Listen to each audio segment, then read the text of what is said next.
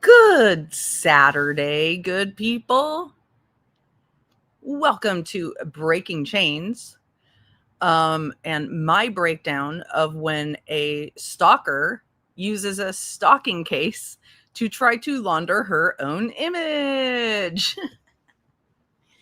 So, for those of you who are here expecting yet another reaction video to Lauren Matthias's from Hidden True Crimes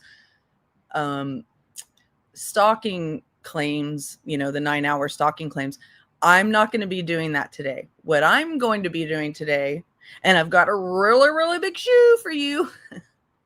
What I'm going to do today is review another person, Lana Oriani from Truth and Transparency, reviewing the 9-hour live. However, because she made very, very, very few comments, if any, about the Lauren situation while she was reviewing Lauren's video, it's not a 9-hour long live that we're reviewing. Her live was around 2 hours, and her live was around 2 hours.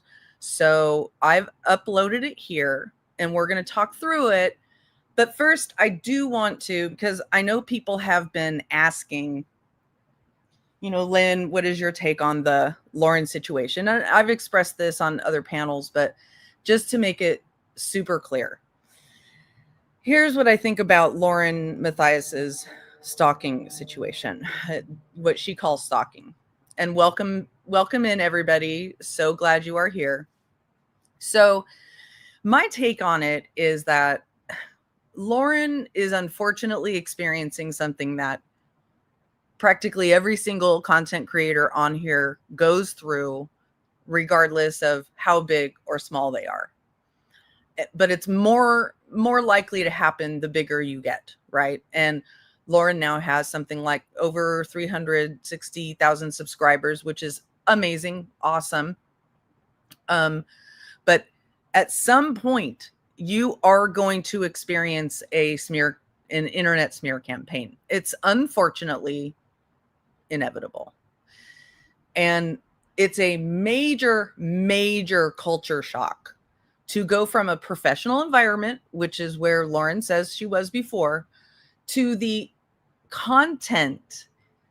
You weren't misinterpreting anything, catering wench. You're fine. I'm just letting you all know.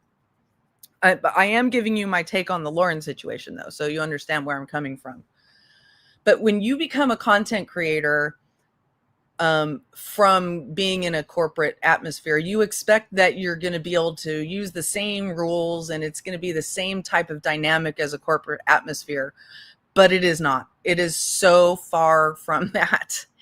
And it looks the same, but it isn't the same. And what you find out on the internet is that there is financial and emotional incentive to use people's information against them, right? Either they get a vendetta and they come out with all the personal messages that they've had with another person, which is very scary for that other person and may seem like stalking. So they're either getting some sort of emotional satisfaction out of that or some financial satisfaction out of bringing drama to the situation and making content out of it. And so I think what Lauren is going through is something we all go through. And I feel for her because I genuinely feel her pain for the things that she's gone through. And I don't think she maliciously went to the courts to try to solve this. In fact, I think she wanted to get the courts to help solve this, but then was spooked by having Law and Crime in there streaming the whole thing. So she decided to make it into content herself. And, there's going through this situation, and then there's how you react to going through the situation. And the way Lauren has reacted to going through the situation is not allowing the courts to adjudicate whether this person is an actual stalker. Her reaction is to come out here and label the person a stalker and make it into content herself. And I do not think that that was a very wise thing to do, because now you've put this entire story out here, and I'm sure she's getting all kinds of support and love for it, which is fine. On the other hand, it's going to make many, many, many more people aware of this situation. And it's more likely for her to get picked apart and feel like she's being stalked. Because let me tell you, people on the internet are fucking vicious. And it's really abnormal to go from a professional atmosphere where this type of stuff doesn't get played out on the internet to a, internet atmosphere where everything is content if somebody wants to make it into that. So again, I don't feel like Lauren went to the courts maliciously, but I do think that she should have allowed the court to adjudicate this fully so that she's really within her right to call this person a stalker. And so she's just brought a lot more attention to it. That's okay, Lala and everybody coming in. I'm just going through my initial thoughts on the Lauren situation, so then we can jump into the other content. But what you have then is there are so many people on the internet who are either being accused of stalking or feel that they're being stalked. And rather than take a situation like Lauren's and interpret it, through the lens of, critical thinking and the real laws of the land and things like that,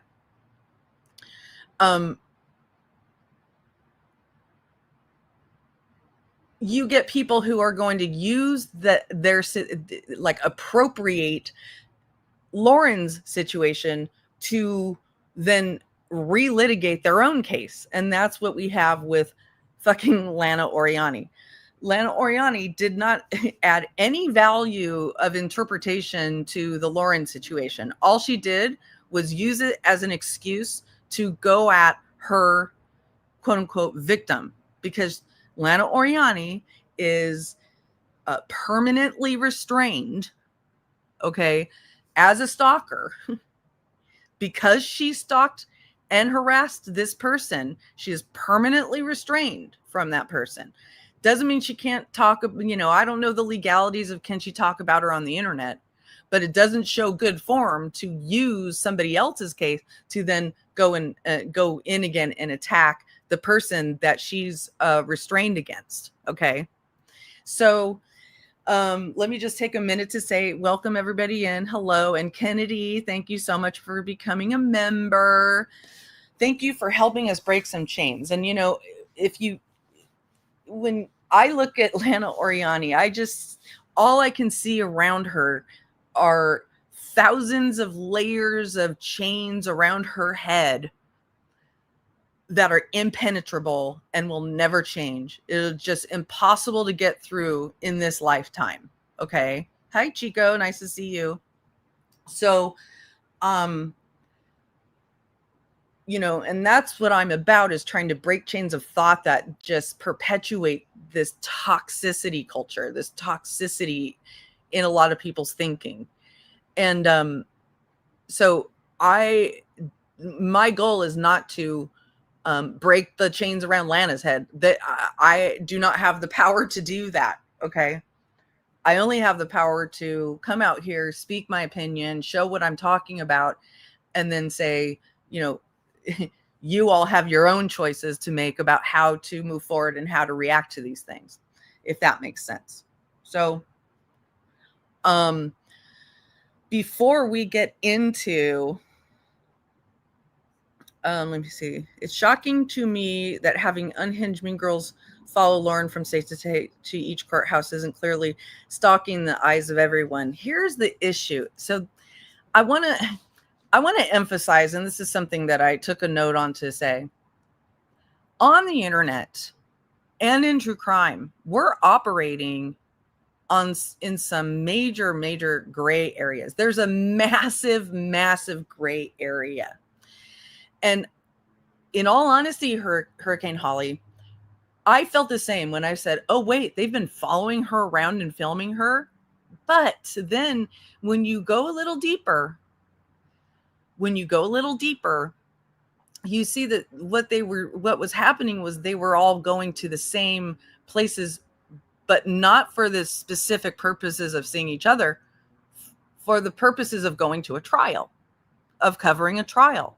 And that's a very, very, gray area. Wait a minute. I can't be you're going to call me a stalker if I'm in the same place as you for a completely different reason and I'm not harassing you. So I get that there's this notion that she was followed around and filmed and all that type of stuff. But when you really, really look at the details of it, it's not that simple. It's not that simple.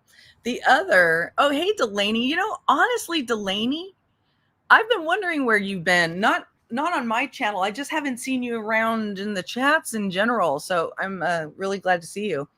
So,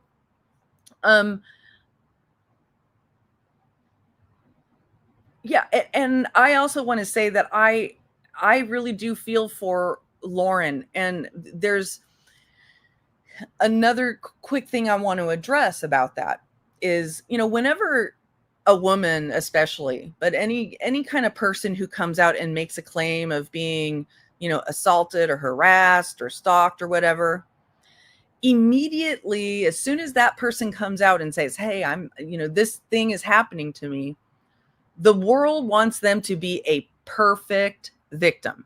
There's this perfect victim myth that we can't believe the person unless they have never, ever, ever done anything wrong, said anything nasty, made a mistake in life. If they have a past criminal record, not a recent criminal history, but a past recent history, or maybe they're addicted. Well, we can't see them as a perfect victim. And that is the way the media looks at it. And it's very wrong. We got to disabuse this notion that the only quote unquote victims that deserve our sympathy and support are ones who are perfect in all ways. Because in most cases, most of the time, it's the most vulnerable people who are getting victimized. They're chosen because they're vulnerable. And why are they vulnerable? Well, they might have a mental illness that has caused them to be be nasty or do really crazy things, right? And that'll come to the surface. Or they're vulnerable because they have a criminal past and now they're trying to make it without being a criminal, but they, people know they're a criminal, so they go at them knowing that, hey, if I prey on this criminal, nobody will believe them. Nobody, it's less likely for the public or the police to believe this victim because she has a criminal past. We got to get past that notion. We got to disabuse ourselves of that and just look at the straight facts. So Lauren, of course, is not a perfect quote unquote victim because there's, information out there about nasty things she said to other people about other people. And it went back and forth. And so I also don't believe that she should be villainized. She had genuine concerns and, tried to get it adjudicated through the courts. I don't think it was the right move to come out on the internet and try to get her comeuppance that way. I just don't think it was a very smart thing to do. I think it was an emotional decision. So that's my thinking on the Lauren situation. Now, the situation I'm going to bring up now is completely different. Okay. So before we get into the actual, Lana's presentation of the Lauren situation and her reaction to it, I want to show you. So what Lana does is she pulls up, she pulls up the Lauren video, and then what she does is start to read this transcript from the ex-parte hearing that her victim had before getting the temporary restraining order. Okay. And so there was an ex parte hearing. The judge in Colorado granted a temporary protection order, and then they set off to set a date for the actual hearing. And then there was an actual hearing. And after this actual hearing, where Lana was deemed a stalker and earned herself a permanent protection order, the judge and the clerk, after gaveling out, after court was over, they got caught in a hot mic moment. And this is their take on the great, the amazing, the big-brained Lana Oriani. Thank God there's like nothing said the rest of the week. Thank God. That's what I told Mark. I said, I don't know if this is just karma, if Nicole has been doing stuff to our schedule. I don't know, but thank God I have the week to get caught up and to kind of orient myself. And then, of course, today happened. I knew today was going to probably be a little bit of a shit show.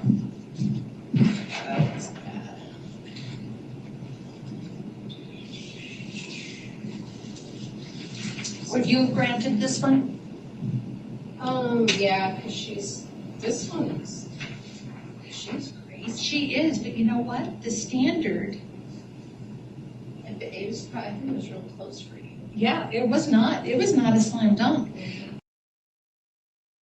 Just so you can differentiate the voices, it's the lady who just said no was just not a slam dunk. That's the judge, and the other woman who's talking to her is the court clerk. Because this one horse feeds off the crazies. Okay, they're in this crazy world. So much of what Ms. Oriani wanted to say, I didn't give a damn about. You know? Yeah. I know, she was just like going on and about this person and that person and this person. Sure, if we had a whole week to have a trial, and she'd actually brought those people in, maybe, but no, she had the ability to subpoena relevant people. Instead, she wants to bring in a husband and child. which I know it's like way back. And then didn't serve them timely, and then the night before thinks that's gonna work to post something on the door. Yeah. No, wasn't service by refusal. That's just harassment. Well, I Googled this crazy. You see, so the judge is saying that's just harassment. What the Lana's conduct in the, attempting to process serve the child of her victim, and sending her friend, the process server, there the night before the hearing to tape a subpoena on the door, or 2 subpoenas on the door, or whatever it was. There's still questions about that. But anyway, to send somebody to the house the night before the hearing to post a subpoena when the the deadline was 48 hours before the court hearing, that's just harassment. That's just harassment, right? So let's continue hearing what the judge and the clerk say. Oh, did you? What did you find? She is like, seriously, I couldn't, obviously her stuff was all sealed because I couldn't find nothing on her. There was a civil case, a personal injury case that she filed. Oh, I think it was 2006. Yeah. So you're going to hear Lana's reaction to this later in her review. She's actually going to read off the transcript of this and react to this. And you're going to hear her say that she considered this judicial misconduct. And yes, she did in fact try to appeal on the basis of what this judge and clerk were saying on the hot mic after gaveling out. I saw that was it. And there was nothing crazy looking about that. No, but like to Google her. And also we find out that there probably wasn't a civil case where there was personal injury civil case. We haven't seen anything to state that that's true. And Lana says she's never been in a civil, she's never sued for personal injury because she's not a pussy, quote unquote. I'm not a pussy. So just so you know, anybody out there who has ever sued for personal injury, you're a pussy in Lana's eyes. Yeah. Oh, yeah. You Okay. can't find anything. But this one, in the obsession that she has over that Chris Watts case, is that's like. Well, and nothing that she posts is credible. I mean, so I watched a video with her drinking a beer and eating a pickle. And she's always doing her hair. I mean, she's just erratic in her behavior. But yeah, I mean, just listening to just all the like postings and stuff that pops up with her is all connected. I can't imagine that the Christopher Watts family ever wanted her to advocate for him. Oh my God. I couldn't. If they did, well, they're just as wackadoos. Right. So did you hear that? Did you hear that? I can't believe the Watts wanted this woman to work with them. They must be wackadoodles too. And nothing she posts is credible. Nothing she posts is credible, which is so correct. So there's one more real quick thing I want to go over because I forgot it before I played that. So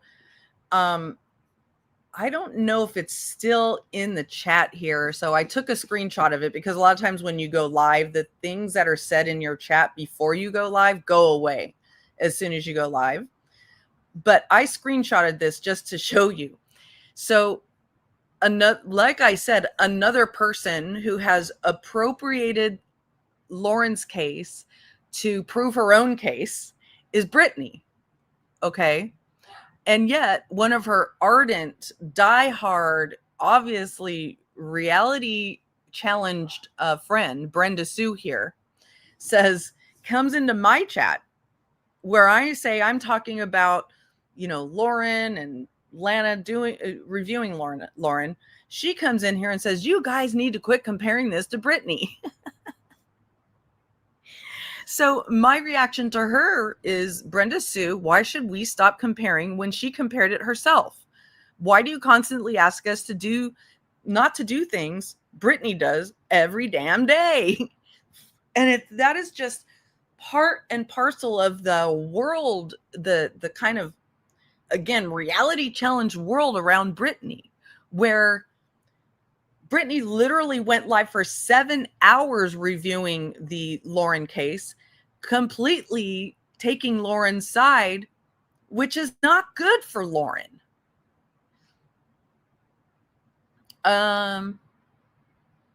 Okay, Gail, now, I'm sorry. I'm not sure if I received it. Is it under the same name, Gail at Night? I'm so sorry. I can't remember it right now. It's hard for my brain to switch over to that, but feel free to send it if you'd like, or I'll look for it. But if tell me whether it's Gail at Night in the emails as well. Okay, thank you. Anyway, getting back to this. So this is part and parcel of this reality challenged world where her flying monkeys go around to other people's chats and say, stop doing this to Brittany, when Brittany's doing it to herself. What the hell? Why are there constantly different standards applied to, and I don't even really go at Brittany. I don't go at her. I do think she's a lolcow. I do think she is creating chaos in this community and has no understanding of the impact that she has when she does the things that she does. Okay. But I don't sit here and talk about her every single day. And the way I talk about things is vastly different from the way a lot of other people. Oh, thank you, Gail, for letting me know. So this is the type of shit that keeps this train of thought going. Brittany went live for 7 hours yesterday talking about Lauren. Once again, not understanding any of the nuances and automatically taking Lauren's side. Well, that's not good for Lauren, okay? Because Brittany has now lost 3 different lawsuits that she frivolously filed, and I'm calling the 2 protection orders that she tried to get on Clue and Cletus as lawsuits, because that's basically what they are, right? Because they were civil protection orders. She lost those efforts, and now she's sitting here justifying everything Lauren is thinking and doing, which does not bode well for Lauren, because Brittany lost. Brittany has been adjudicated that she's not being defamed. Okay, in Pennsylvania, it's been adjudicated that she was not defamed, that there was not criminal RICO and racketeering going on against her with all kinds of other people, right? And in her own state, it's been proven that she filed really a frivolous set of CPOs. So you don't do any good for Lauren or the community to completely misinterpret and put the situation through your warped experiences and your warped brain, especially when you're trying to use it for yourself. You know, when you're trying to use it to launder your own reputation, you have to make so many twists and turns. You have to bend that thing like a, like the world's largest pretzel. Yeah. Yeah. I know, Liberty. That's funny. So I just wanted to bring that up. Like, when are we going to stop passing on these really bad notions of what's going on? All right. Now let's bring up Ms. Oriani. And as we go through this, I will stop and, I will show some evidence of the opposite of what she's saying, because there's so much of it. It's just uncanny. It's just crazy. So, and real quick, before we get to this, thank you so much, Kennedy, for remembering up. I really appreciate you. You are now, once again, helping me break those chains. Corny, goofy, but fun. Breaks things up. TNT tried to make it seem like 4 minutes of the actual court transcript was removed. That exactly, and it wasn't. It wasn't removed. But she was gonna, she knew that it was a completely baseless false claim of judicial misconduct, but she was going to take anything she could to try to appeal, and that was it. Oh, hi, support with Stefa. So just for those of you coming in, I want to make sure I'm not covering the Lauren situation per se. I'm covering Lana, covering the Lauren situation, because on here it can be argued that anybody who goes live or makes videos and earns any sort of income about true crime cases and tragedies is a tragedy pimp. You could, by a very loose definition, call me a tragedy pimp, because I report on true crime cases and the chaos surrounding true crime cases and get a tiny little bit of an income from that sometimes. Okay.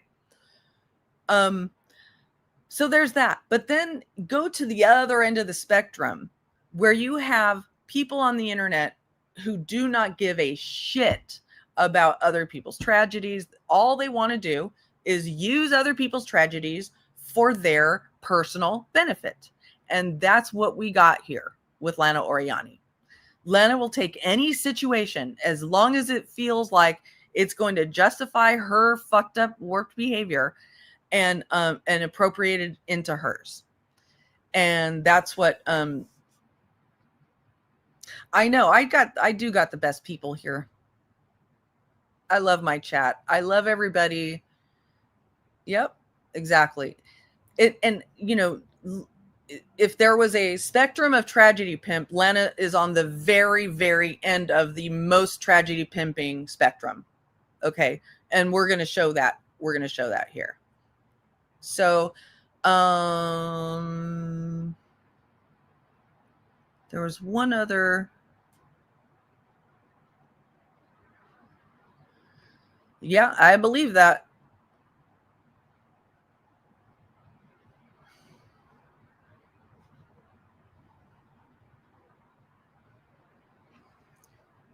I'm looking for. Sorry, one moment. I'm looking for a.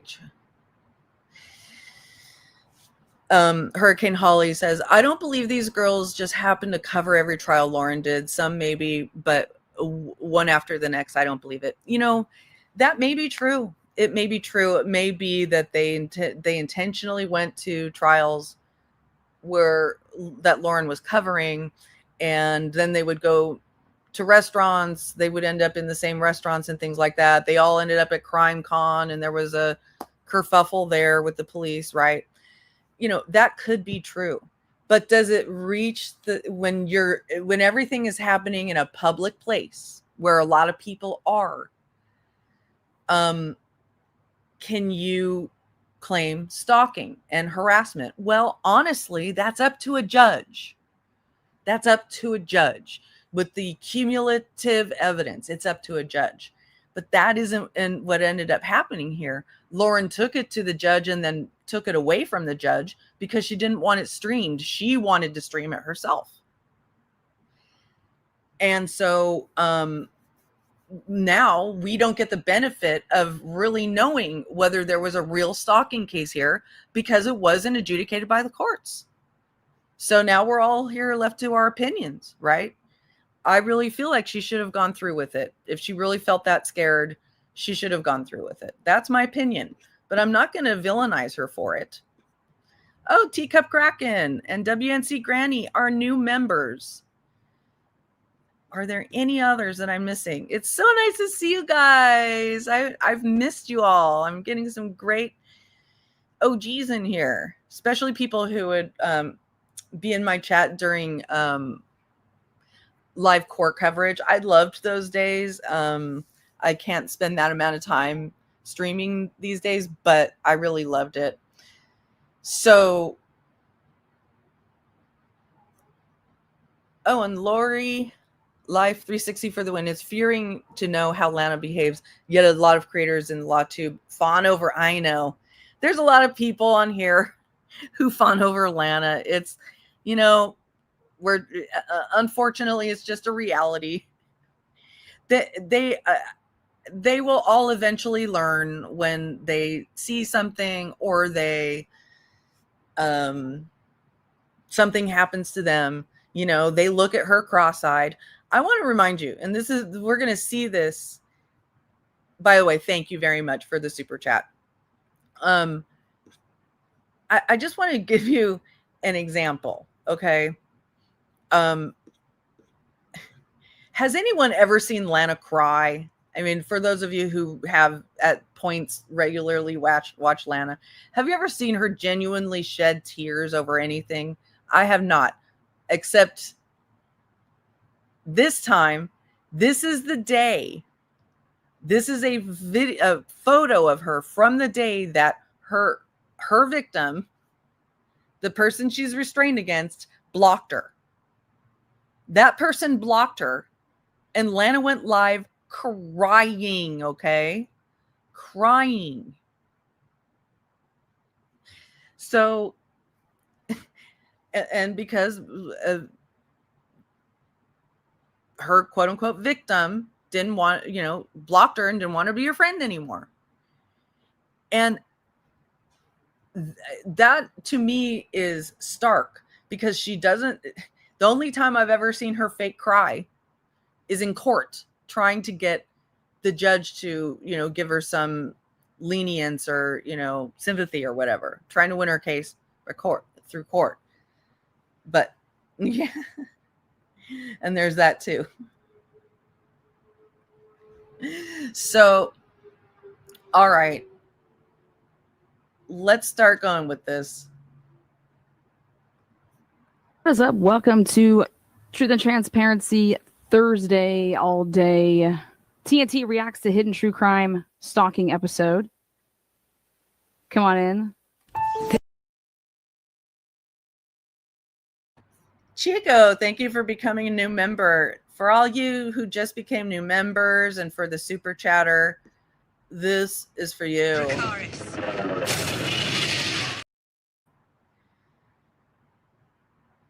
Oh, and here's another cute clip for you from what Lana said to the judge in Colorado, the one that she thinks did judicial misconduct on her. What the fuck are we doing? I object, Your Honor. I don't even know what's behind that picture that's right in that. I don't know what these papers even mean.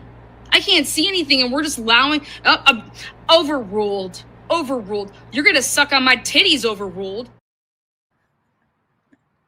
That was to the judge in Colorado, directly.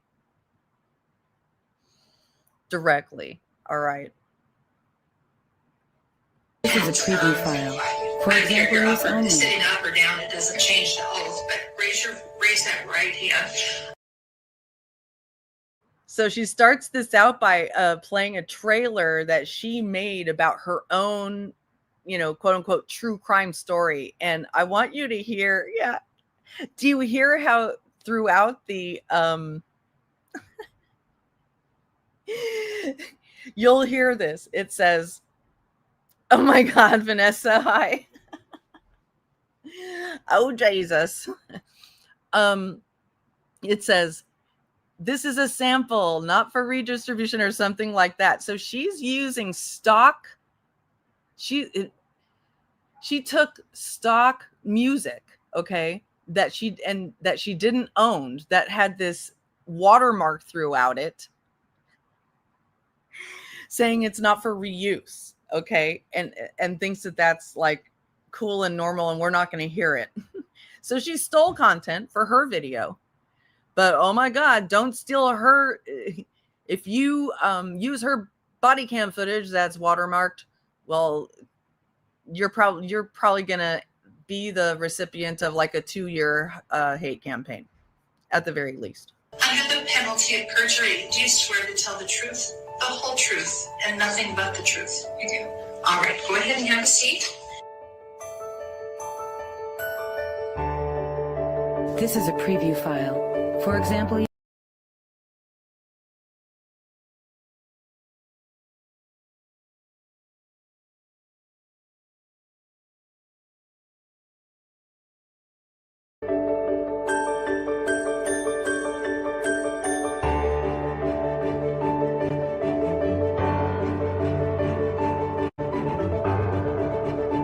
The only credible witness here today. And frankly, is the only credible witness here today regarding her level of emotional distress. I find her testimony at the temporary orders hearing credible, and the testimony at the permanent orders hearing credible. this is a preview. As you can tell, at that point, I sped it up. I'm like, oh my God. For example, use only.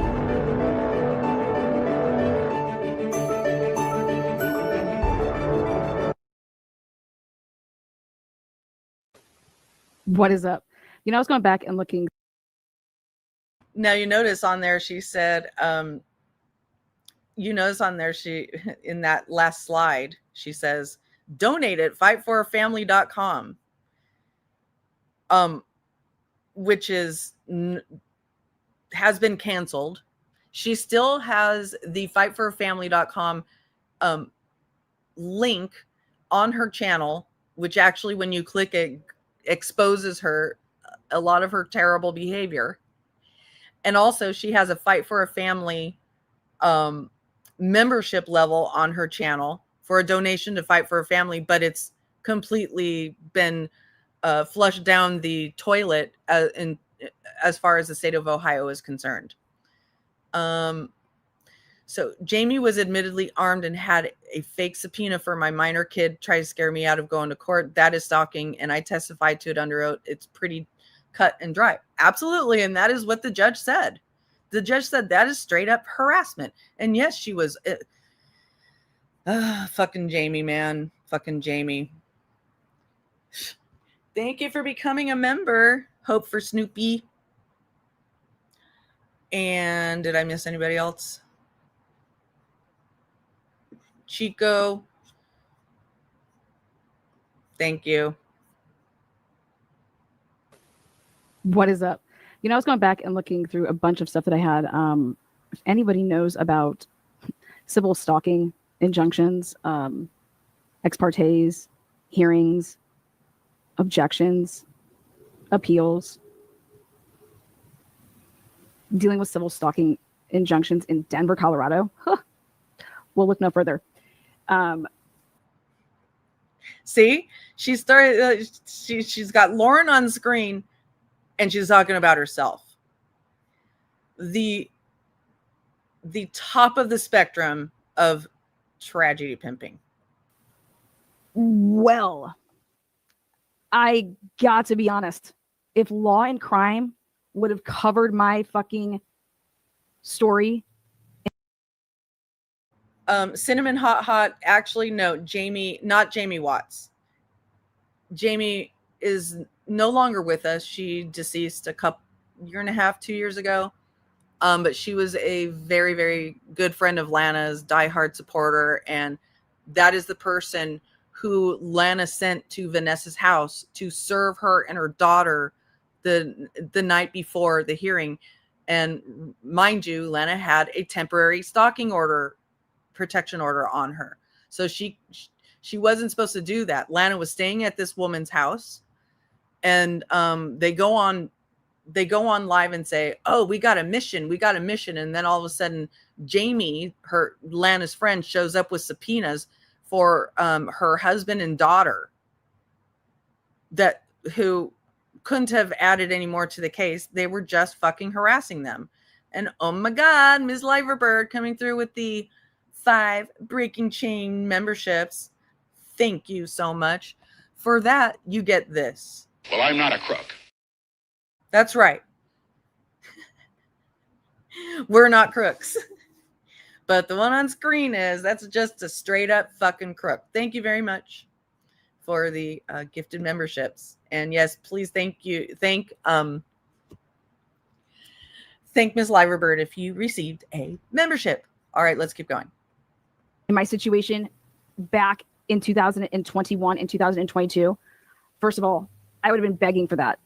Like begging for it. If Law and Crime would have put in a motion to live stream what 16 plus people on a platform systematically did to try to take me down. So I see through after all of that that happened a couple years ago, and after achieving this kind of record right here, is this the one? Yeah. After getting this kind of YouTube court lawsuit record, she's still claiming to be a righteous victim of everybody else, a victim of being called out by victims. She's the victim. But even though the courts have deemed that not to be the case. Okay, let's keep going. Was blown away when I heard this. I've done a lot of lives or a show in my entire life, and this is not a live or a show that I ever wanted to do or ever thought I would have to do. And this has been ongoing for months, what I have been dealing with. This is not drama. Hidden True Crime doesn't get involved in drama. We stay very clear from that, and those of you that know us know that. Yes, ma'am, Tiggy girl. So nice to see you. Yep. I wouldn't call her favorite, though. Favorites, that's a little too generous. I don't really favor her. I just expose her. I expose her, okay? So I hope nobody calls this drama ever again. In fact, it's so real life, what has been going on with my family and with me for months, that I decided to go to where I felt would protect me. And that was the courts and legal. And I filed a civil stalking injunction because what was happening to me and my family met Utah's civil stalking injunction code. The stalker was in Utah. And it was very clear to me that that was the step that I should take. And I was granted a temporary civil stalking injunction after I filed my evidence and my. Let me explain what that means. What that means, okay, is there was an ex parte hearing. An ex parte hearing means when you go to the courts by yourself and you fill out an application and you write in this application why you fear imminent danger. Imminent danger. Imminent danger is why you should be getting an ex parte, an emergency order. Isn't that interesting? Isn't that interesting? Lana knows that you need to be in imminent danger to get a stalking order. And yet she filed for something like 16 of them, and didn't get any one of them except one, because she was able to get somebody to lie for her on the stand, and that person had sent her something in the mail. Okay. And that will stay in place until you have your hearing, where then what you told the judge or the magistrate can then face cross-examination. So, for example, back in 2022, I had a broad. Chico, I'm not sure. 16. Yeah, there's honestly more. If you count people that she sexually harassed and was just a general sex pest too, there's way more than that. But is it correct to adjudicate her as having, that many victims? No, maybe not in the court, but definitely a sex pest. And I've documented that she showed women's vaginas or sex, intimate sex things on her channel at least 3 different times. Okay. At least 3 different times. But she's the victim, right? She's the victim. Oh, I know. This broad, she's saying broad because she does say Vanessa's name in here later, but she starts out with calling her broad. I'm going to share the StreamYard link. If anyone wants to come up and commentate with me, you're welcome to. Within reason. Don't be a troll. We'll screen you out. Yep. Brittany says broad all the time. Broad. I mean, after all, Lana's her role model. So why wouldn't she call women broads? Lived in Denver, filed an ex parte. These are the transcripts right here. And literally says in here, the court says, okay, so it is Lana, not Lana. Okay, to prevent talking. Before we went off the record, I thought it was important because stalking has a particular meaning in Colorado. And I wanted you to see the elements of stalking to this broad. And so, hey, can you sit down? Can you look at this? And she comes back and she's saying stuff like, I have a YouTube channel. I'm a creator. And I started about 2 years ago, about 120,000 followers I have right now. This girl. Okay, so Lana doesn't make this transparent, the truth and transparency channel. She doesn't make this transparent. But what she's reading from is Vanessa's ex-parte hearing with the judge, the transcript. Okay. Peekaboo, there's still good people like me here. I'm a good person. And I covered the Chris Watts case, which is how we came into contact. Okay. The court says, for somebody not at all up on social media, how, I do know what YouTube is, but explain like you're talking to somebody that doesn't understand social media. Yes. Okay. Yes, Your Honor. I have a channel that is a public channel on YouTube. Unmasked. It covers true crime cases. How do I get to it? Well, you just have to go to YouTube. It's called Unmasked, and you would just subscribe to my channel. Does it cost money? No. Okay. It's free. I do have members only on a site called Patreon. Okay. Blah, blah, blah. She asks, okay. What I'm trying to explain here is I covered the Chris Watts case, she says, from the beginning. During the course of covering that case, a lot of times we actually get to meet with the family members or come in contact or have discussions with the actual family members of these crimes. I did meet some of the family members, and they approached me and started speaking to me online in the Watts family. I didn't know who. To answer your question there, who was the nice person? The generous person, it was Ms. Liverbird. You can thank Ms. Liverbird if you got a membership. Let's continue. Anna was. Apparently, she is friends with the Watts. Totally not true. And I was not aware of it. I didn't know until recently when she said it on a video that she had started collecting intel on me a year ago. And, looking into my family members, and she even, oh, sorry. The judge was like, okay, hold on, what? Yeah, she put all this out on a public video. So, I do not have the same transcript in front of me, but I do believe that Lana just skipped over a very big thing that Vanessa said to the judge, okay? Not only was Lana looking into her family, but then she took a photo of Vanessa's husband, all right? And she put it in, and she's done this to many people. She did it to me. She took a photo of Vanessa's husband, put it at the end of a trailer that had nothing to do with Vanessa or her husband. It had to do with the Watts case. She put it at the end of a trailer on her channel, and with a picture of him that said, "Do I have your attention now?" That's fucking creepy, man. To see your husband's face show up in a video that has nothing to do with what the video is about, that says, "Do I have your attention now?" Yeah, I do know. I think that does get covered coming up here, but I also believe that Lana skipped certain things that would make her look bad when she could. The court says, okay, how does she have her own YouTube channel? Yeah, she has a channel that is like newer, very like new, like actually like, I would say maybe like, I don't know, like 6 months old, maybe. I don't know. It's called Truth and Transparency. And it's like, now listen to how she's imitating and mocking Vanessa's voice. She portrays her like, like a valley girl. But all I'm saying is that this mocking and this mimicking and, and overplaying and over dramatizing is completely on brand for Lana, but also completely off brand if you want to be somebody who is just reporting the straight facts, right? I agree. Everything about Lana is creepy. She only has like 3,000 subs. And that does come into play.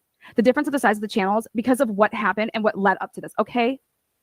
I said I wasn't fully aware of her. I had heard little whisperings, so hearsay, that she was kind of like angry with me like a year ago or something like that. The court says, when you say like little whisperings, you don't mean like actual whispering? No. Well, tell me how you heard, the court says. I guess through like the social media grapevine is the best way I can explain it, through different social media platforms. She had made some like posts tagging me or trying to get my attention, and I ignored them because like that happens like a lot when you have like a channel. People like, try to get your attention and they like tag you, and you are always notified that. So I just can't ignore her. The court says, okay, see, all of this is why I'm not on social media. The court says, okay. So Cuddly Cactus, I knew this question would come up, and the short answer is, I don't know. I don't know. I really don't know. This is another thing that's in a gray area that really, it would have to be taken to the court to determine. But she's just definitely doing it maliciously. She's definitely, she's like this festering boil that was ready to burst. And oh boy, another bigger YouTuber who has a big following, who everybody likes, and this is a trending topic, I'm going to take it and use it for myself. That's very fucking creepy, and actually shows that she hasn't moved on. And as you continue to hear her take on the situation, you will see that she still considers herself a victim. And she has not changed whatsoever. And judges aren't supposed to be. Okay, continue. Okay. So she was trying to get my attention apparently last December of 2020. And I'm like so busy and kind of like ADD person anyway. I didn't notice, and I just totally ignored it. I mean, I noticed it, but like I just ignored it. It wasn't that big of a deal to me because it just happened all the time. And like that was pretty much it. And then as it came to be like last spring, she started sending messages towards my ex-employee, which has become an issue. where I'll get to that. But like my ex-employee kept pushing me to like talk to her, and I wouldn't, because like Lana has made videos mocking people. That is nothing that I want a part of. That is public information, by the way. Those videos are like out there. And we are victims advocates, like, which is why I wanted nothing to do with her. The court says, are you on good terms with this ex-employee? This is an ex parte. No, I am not. And that is where she is getting most of this information. Russo Esquire, are you talking about the one that she just did yet? It was like some sort of call-in, and it wasn't it wasn't just woman's lacy underwear. It was a woman standing in lacy or skimpy underwear with her hand down her pants. She will fucking use anything to get more attention on her channel. And she must be going through a dry spell right now. She must be really fearing for this Idaho 4 stuff to dry up. And so she's just trying to drum up more shit, right? She will use anything, even intense sexuality, to get attention to her channel. Okay, well, let me just stop you right there. Okay. There is nothing about these protection orders that prevents information gathering. Period. Oh, yes. Okay. Yes, Your Honor. And I do understand that, and I respect that. It's the problem of the escalation and the things that she has said publicly on videos towards me and coming to Denver. February. You know what, Lala? I didn't think about that, but you're probably right. That is another thing Lana is famous for. She will take things that only you know come from your personal private messages with her, or in your private other social media, and she'll grab those and then she'll use them in her thumbnails and in her videos. Someone sent her a picture of me from my private Instagram, sent it to her, and then it ended up in a video that had nothing to do with me. Okay. It was a video about sunset secrets or something like that. So she is famous for that. And thank you for becoming a new member, Lacey Ann. Appreciate that. Let's keep going. Of last year, she and a couple other people that are advocates for the Watts, they do not believe Chris Watts is guilty. They came to Denver to film some kind of movie. She publicly acknowledged, and I have other witnesses saying that this is true, that they had my address at the time and they discussed coming to my house to confront me. What? Luckily for me, I had no idea this was going on. They didn't, because they decided they didn't have time to get their video done and come to my house and confront me. That is documented on video and in a message that I have. The court says, how do you believe that this is illegal? Answer, I don't believe that this is illegal. What the fuck you here for, ho? The problem is that maybe you'll see it in this USB I have right here. This fabrication of evidence I have here that I just put together and mashed up.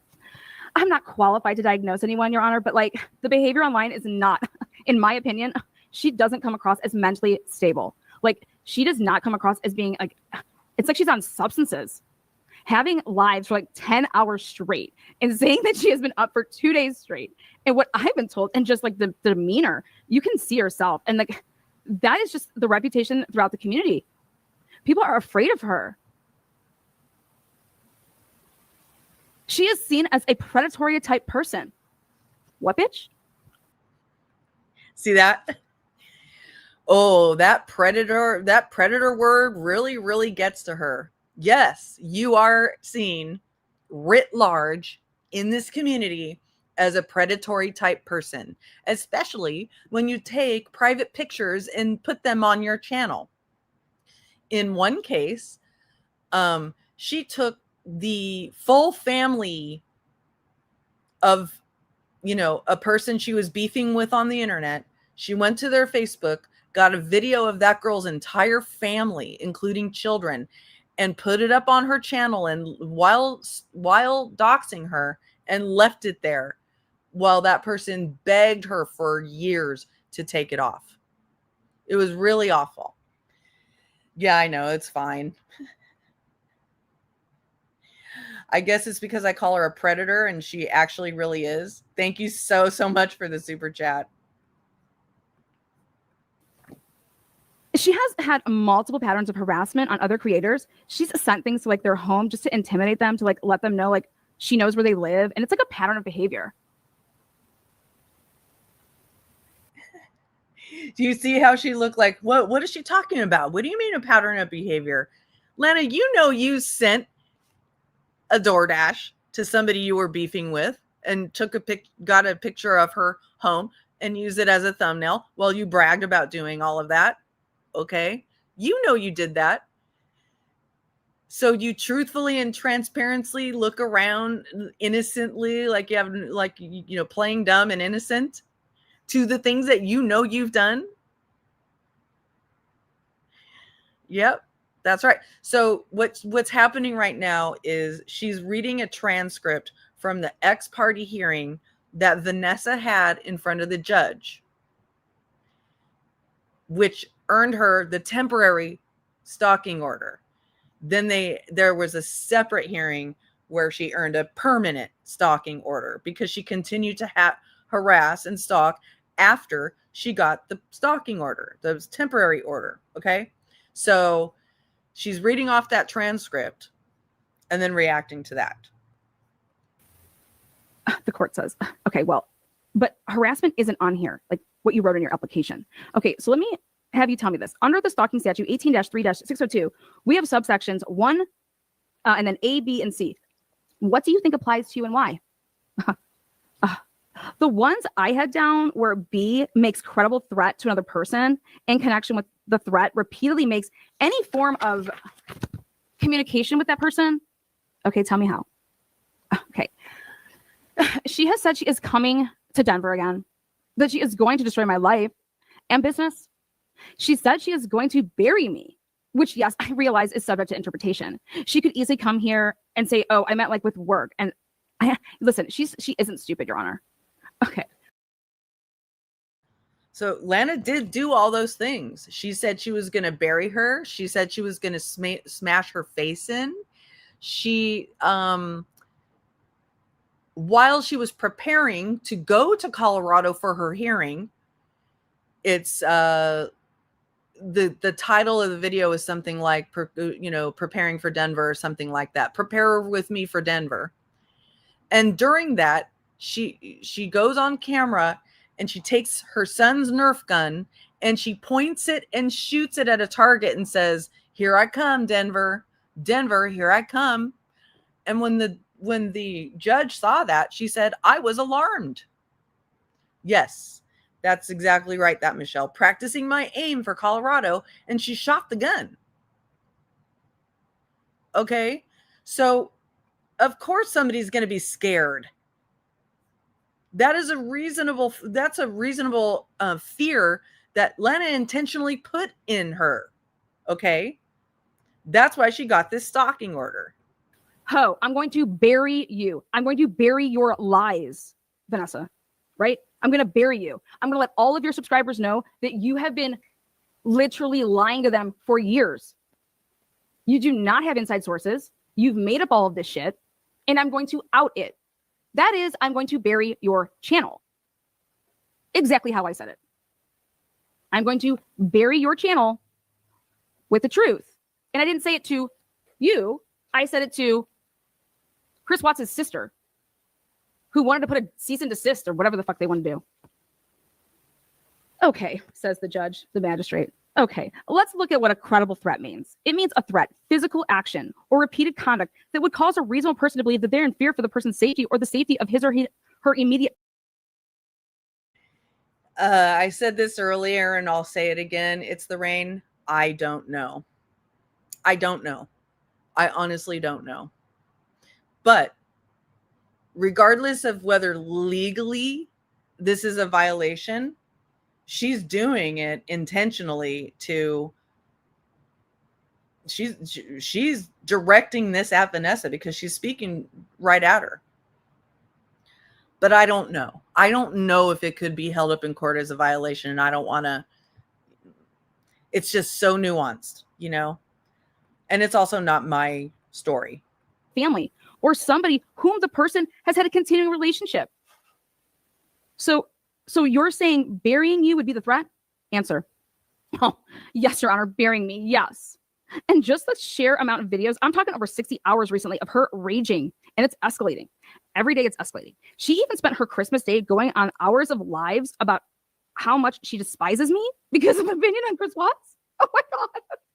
I just read how foolish this was.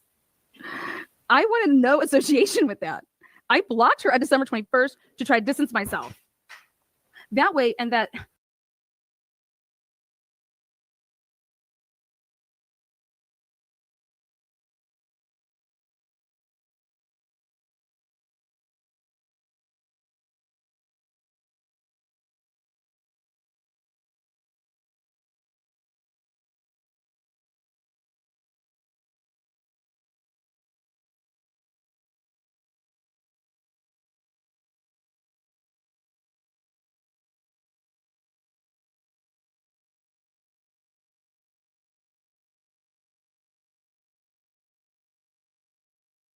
is when everything exploded. The day that I blocked her, oh my God, she just became, I mean, she's coming to Denver and it's just every day. The court says, let me go ahead and see that USB that you got there. Oh, yeah, yes, of course, Your Honor, here you go. Okay, normally the court says, I save these for the actual hearing, but let's just take a look. Where you fabricated a 10-minute video. All right, I think that's the end. Yes, Your Honor, there is just one more fact that is probably important that I should mention for the record. All right. It's extremely important, Your Honor. During my coverage of the Chris Watts case, we came across, that is what she's referencing at the end of the video. I guess you would say like evidence, like that something that was the FBI wanted from us and we did provide it. And I did give a statement to the FBI. And then I was contacted by the DEA about the evidence we received and I gave a statement to the DEA. I could mark it by the month that it happened is when she became fixated on me. And she is close friends with Jamie Watts. I do believe this is retaliation over that. I will add this, regardless of whether I know that this could be an actual violation of her order. If I were Vanessa, I'd at least report it and see what happens. You know, that's all she can do, and maybe it is, but the court would have to decide that.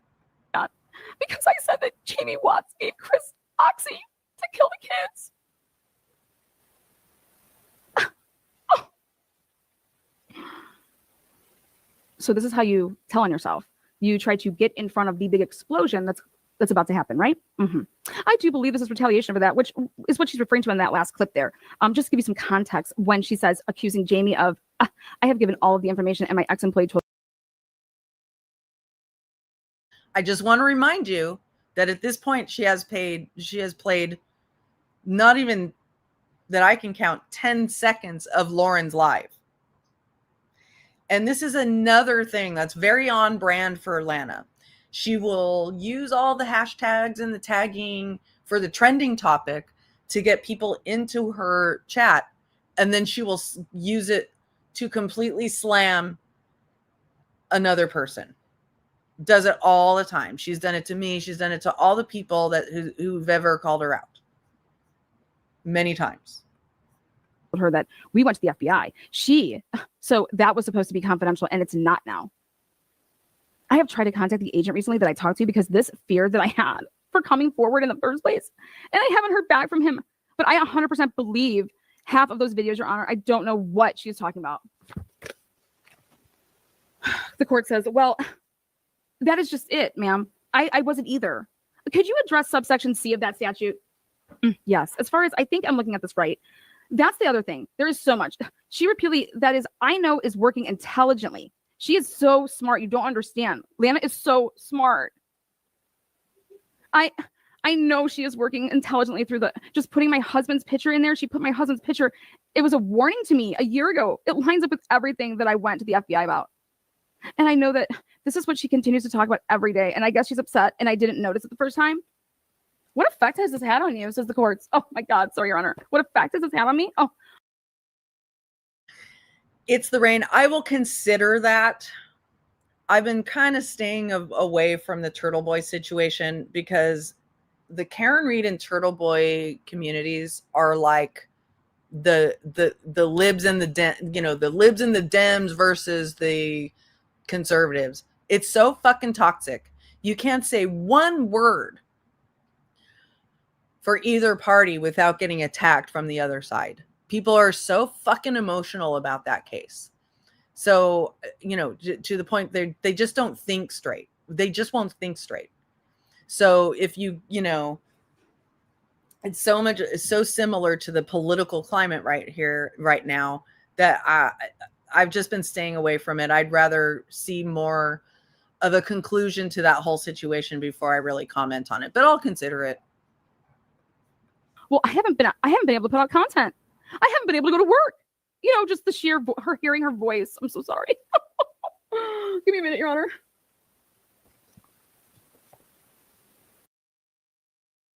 Yes, because this is such a good learning tool. This really helps your audience understand the Lauren situation. Way to plaster a very popular YouTuber's face up there to drag people in for your own attention. You're such a fucking predator user dickhead. Okay, I do. The court says I do. I find by the preponderance of the evidence that seems to apply here, I do find based on the testimony that you've provided, as well as the examples of this YouTube channel, that she is repeatedly placing you under surveillance and making a form of communication. This is a form of communication. All of this on YouTube. She is talking directly to you and wanting you to hear this, and that is a form of communication. And I do find that based I see what you're saying. So she did the same thing. She said she was covering Turtle Boy, but then talked about her own case in her sex panel. Gotcha. Jesus Christ. Of course she did. based on the communication, it would cause a reasonable person to suffer serious emotional distress. And she has caused you some serious emotional distress. So I think that is probably the most applicable section here based on the testimony that you have provided this far. What? What testimony? Your Honor. Oh, thank you so much. Yes, exactly. Oh. Now, these are under the penalty of perjury. Whatever you say here is under the penalty of perjury. So when the judge says, how do you know her? I don't know her. She's a complete stranger. That's right. Then she says, well, what's her address? Where can I find to serve Miss Lana here? Oh, she gives the address, this broad, gives the address of a victim's mother. She's a victim too then. Her address to try to get her evicted from where she was living because it's government housing and you can't have people like living with you and collecting the government paying for you to live. I mean, it's just a mess. But she put down Sheldon Jeter Jr.'s mother as my address and then tried to use that to get Sheldon Jeter Jr.'s mother evicted. Now, so this person is Vanessa Walsh, who used to run the channel Unmasked, which here is Lauren Mathis, who comes out the gate and says, I'm going to go get an ex parte in. I'm going to back this up a little bit because I had to step away and use the restroom real quick. But the thing that she just said is a prime example of why I call her pro-crime and conspiracy. Okay, so let's go back a little bit here. She says, well, what's her address? Where can I find to serve Miss Lana here? Oh, she gives the address, this broad, gives the address of a victim's mother. She calls a convicted murderer a victim. This man, Sheldon Jeter Jr., is a convicted murderer serving life in prison.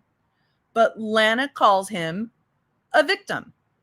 And then she's saying that because Lana was regularly staying at Sheldon's mother's house because she was in a sexual relationship with this woman who was, so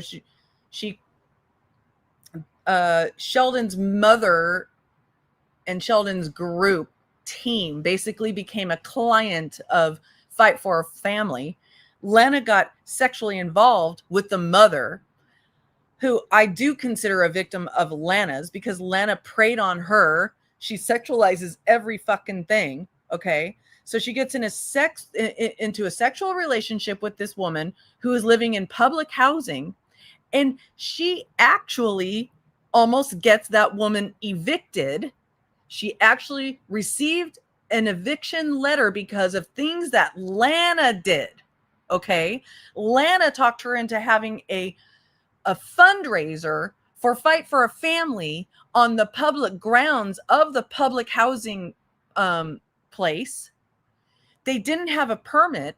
The Delsha, Sheldon's mother, gets an eviction notice, and she had to beg and plead to not get evicted. She ended up not getting evicted because the public housing board said that they felt that Lana was being that Delsha was being exploited by a nonprofit president. Okay. So listen to now how Lana uses just slight changes in words and skips over information to say that Sheldon, this convicted murderer, is a victim, and that Vanessa tried to get her evicted by sending her papers. Okay, so let's listen. She's a victim too then. Her address to try to get her evicted from where she was living, because it's government housing and you can't have people like. No, they were sent there because that's where you were staying, Lana. You were there night after night after night, and they wanted to get you served, right? I don't know all the background information on this, on why that address was put on there, but why would her getting papers for you get her evicted? Oh, because she's not supposed to have another person living with her that's not reported. That's on her, not on Vanessa for trying to get you served there. Okay. So Jesus Christ, look how you twist things. Look how you turn things into your favor. Well past after it's all been adjudicated. You're trying to relitigate this, just like you try to relitigate Brian Kohberger's guilty plea. He's guilty. He said in front of a court, "I'm guilty," and you're still taking up for him, saying that that the courts are corrupt.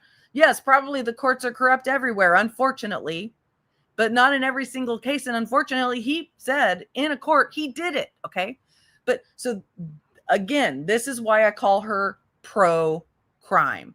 Oh, probably more than 6 times that, Michelle. Probably way more than that. Living with you and collecting the government paying for you to live. I mean, it's just a mess. But she put down Sheldon Jeter Jr.'s mother as my address, and then tried to use that to get Sheldon Jeter Jr.'s mother evicted. Now, so. And yet you're the only person who actually caused eviction papers to be served on that house. You fucking lunatic. You know, that's just an unnecessary comment in here. I'm going to delete it. Coming in here, calling people's names. You don't know any of that. And actually, we're not talking about Lauren, okay? So don't come in here with your, anti-Lauren campaign. It's not going to play here. It's also not going to play as an anti, mean girl campaign, because I'm not taking that position. I'm here reviewing how Lana, a real adjudicated stalker with a permanent protection order,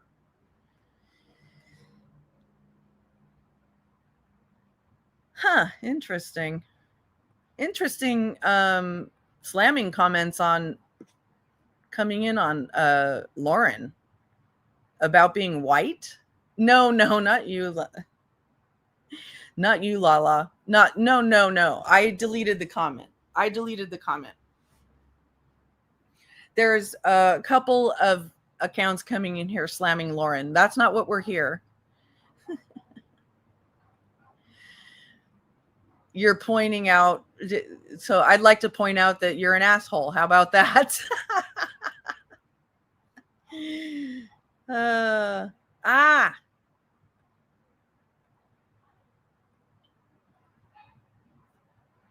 Goodbye.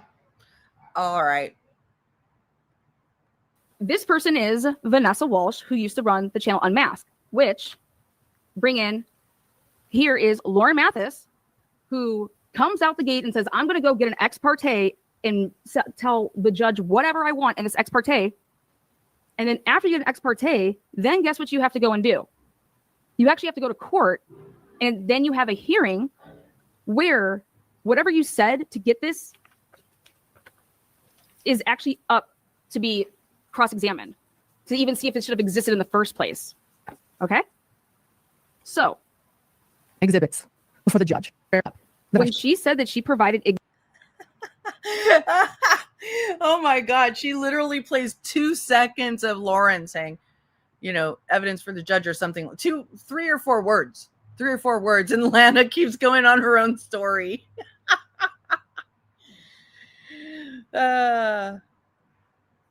Exhibits like that.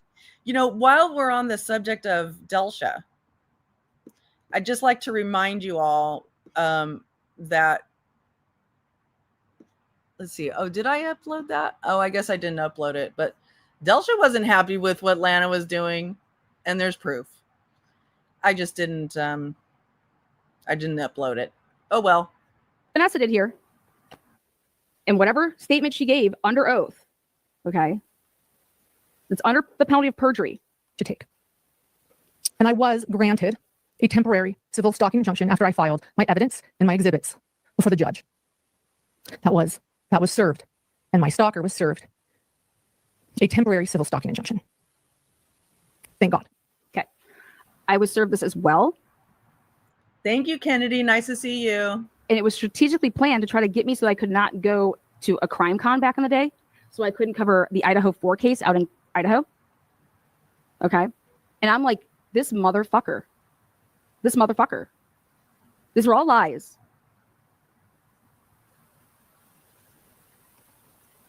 And there's one big kicker here. And the next step to that, after filing a civil stalking injunction, is to hope to make it permanent. That's exactly what happens. Or you can just go for like a 1 year. And that was going to be on Thursday. That's not true. That is not true. Listen, that's not true. This is what happened. The first part of their hearing already took place 2 weeks ago. Okay. Just like in mine. Okay. Just like in mine. I was not properly served. You guys can go back and check and see how I was served. I was not properly served. Colorado had no personal jurisdiction over me. Nothing. But I was damned if I was going to let this person say this shit. So like an idiot, I went out to Colorado to fight it. It looks like there's a few people coming in who are a little confused about what I'm doing here. I'm not covering Lauren's case, okay? I'm covering Lana, who is a real stalker, but not the stalker of Lauren, okay? She is not the stalker of Lauren. Lana has a permanent protection order on her for a lifetime against... It was put on her again by Vanessa, okay? And it was proven in court after a hearing, okay? So, no, Lana is not the stalker of Lauren, but Lana is a stalker, okay? And because she's a stalker and because she's known as a stalker, she took this trending case and tried to relitigate her case against, her case from 2 years ago, because nobody's ever going to believe her because she's wrong. Okay. So anyway, that's the background here.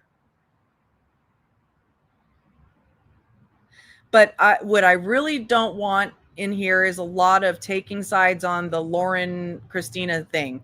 We're not reporting on that.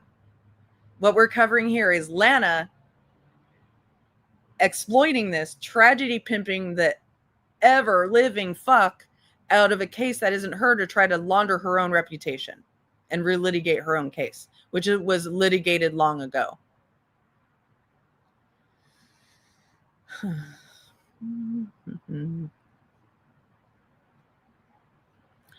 All right, let's keep going. When I should have just never fucking went. Okay. So what happened in this case is a couple weeks ago was actually the first hearing date and was supposed to be the only hearing date. The person that Lauren went out and put this out against was there with an attorney and with 2 witnesses who lived out of state. These people had all filled out declarations. Lauren had people filling out declarations. Okay.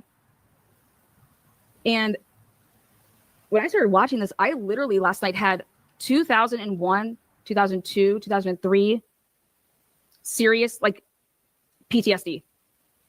I was like, what the fuck? I really hate it when people use the term PTSD so liberally. You have no fucking idea what it's like to have PTSD. You have no fucking clue, Lana, or you wouldn't be saying that. And anybody else who says because they felt some anxiety around a situation and whenever that situation comes up again, it's PTSD. No, that PTSD comes from actually fearing your life, being in extreme situations where your life is at risk or you are being exceptionally exploited. Okay. So, you, Lana, you exceptionally exploit people. You attempt what you really want to do is to crawl into people's brains so that they will feel triggered and traumatized. And sometimes it does result in PTSD as a result of you. But you have no idea what PTSD is until you have been on the other end of you for 2 years.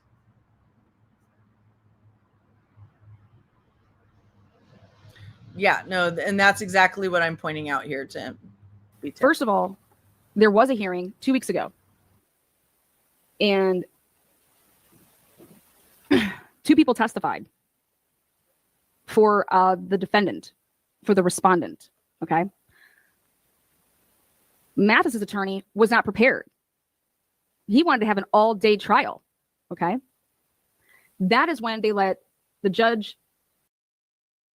She cares so little about this situation that she can't even take the time to say her name correctly. It's Matthias. Matthias, not Mathis. Do you have Tony Mathis on the brain there, Lana? You've been interacting with Tony Mathis? And yes, please make sure to hit the like button. Thank you all for being here. I really appreciate it. Is letting the 2 people testify that were out of, they had a proffer, and then they just gave a basic, declaration plus like, how do you know these people? Have you ever seen this person threaten this person? That type of stuff. No. And all those answers are no. Obviously, no one's been threatened here. And so to hear when I heard this about that she was supposed to have a hearing today, I'm like, no, that was actually the second day. And why didn't they have it? I went out and sued the shit out of Vanessa Walsh. I put a whole RICO, a civil RICO together myself against all of these people that faked a sexual predator scandal against me.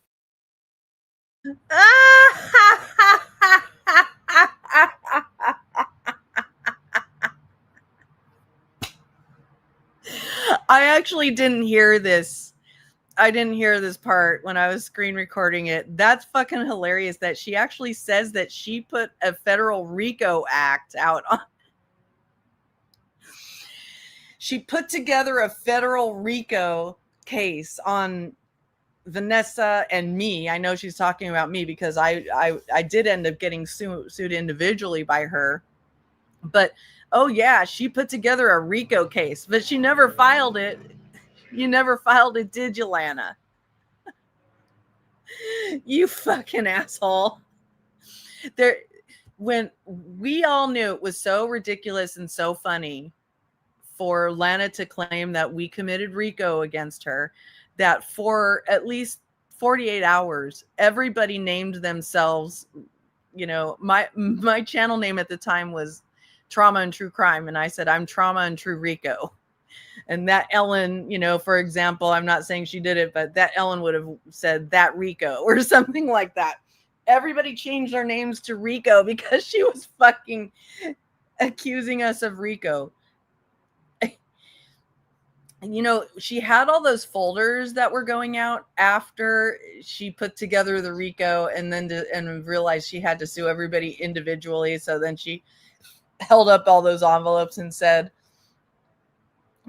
here come your envelopes, everybody. And then only 2 people got envelopes, because obviously she was actively working on compromising the other people in one way, shape, or form so they'd go onto her side. Because that happens a lot. That happens a lot around here. People get compromised to go from one side to the other through either extortion or blackmail or money or some other trade-off that they get. And sometimes people switch sides 15 different times that way. And you never know exactly why, because they just all of a sudden they're going die hard against one person, and then you wake up the next day and they're their biggest friend and fan. Crafton and Kim. And had 16 fake victims come forward and say that I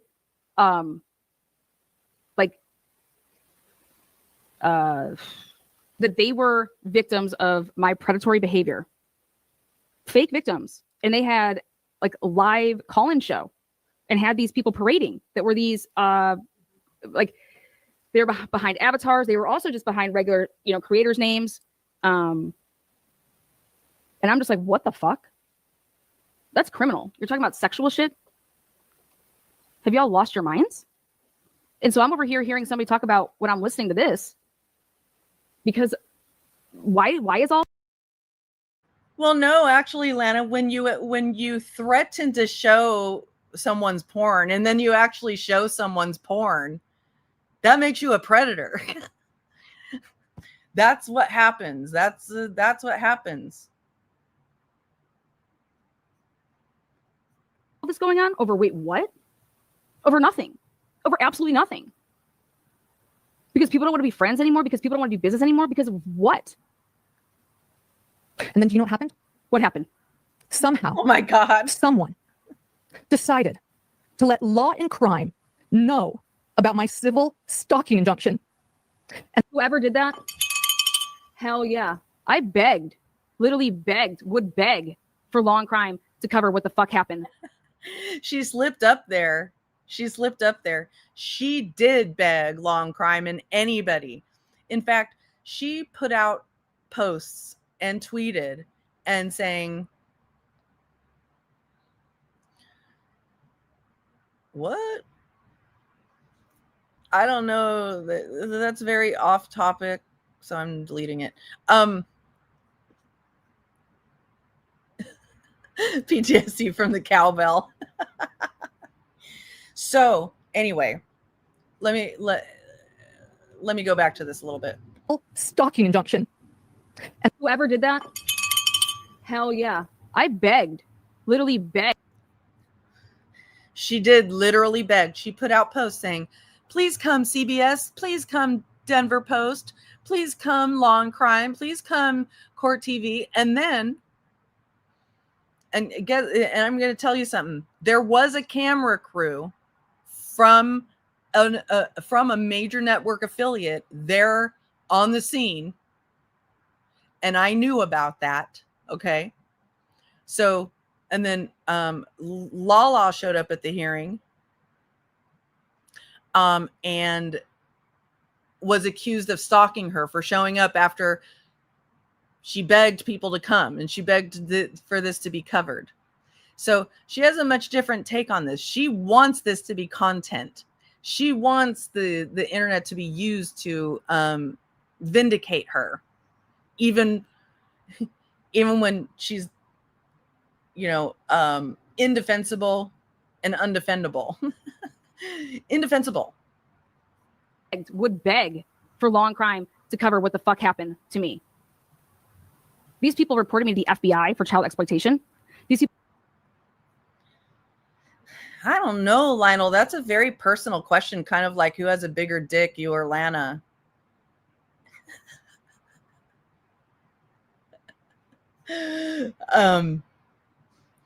That's a very easy answer for you. That, there's actually a website called Try Google This or something like that. Go ahead, Google it. You'll find out. It's very easy to find out.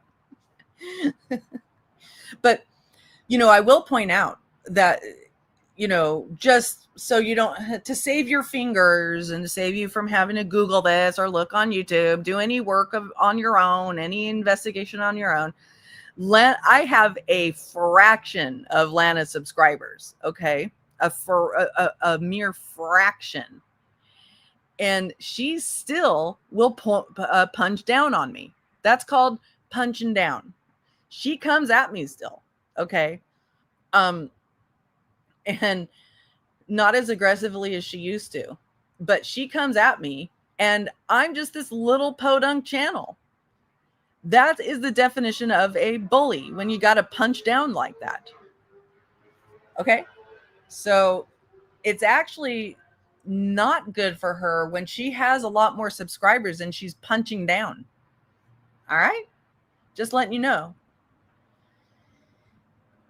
People came for my livelihood, my nonprofit, and most importantly, my child, you fucking pieces of shit. And this broad has the opportunity to have law and crime actually want to live stream this to show to the world what has happened to her. And she said, and she bails? What's wrong with you? We'll get into that. What's wrong with you? Well, support with Steffa. I think you know how I would answer that question. But I don't know. Here's an example of how classy Lana is. I don't think any of my subscribers would do this. Do you guys think Shanann Watts waxed her Gina and her Davis, aka Butt and Hoo-Ha? This is one of several times that she asked about the status of Shanann Watts, a murder victim's vagina. Okay. So that's a short answer to who's classier.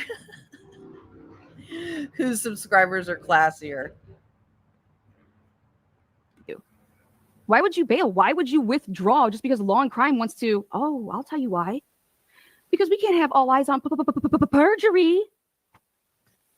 Law and crime clearly had an interest in this. And what it looks like to me is exactly what Vanessa Walsh did to me. Somebody is trying to get in front of something. And this is pathetic.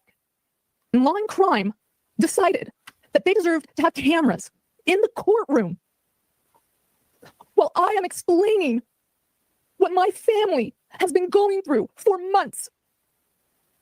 The law and crime, I don't know, is it a slow true crime month? They thought that my family's pain should be live streamed on their trial channel. Wow, if that is some gaslighting right there. Wait, what?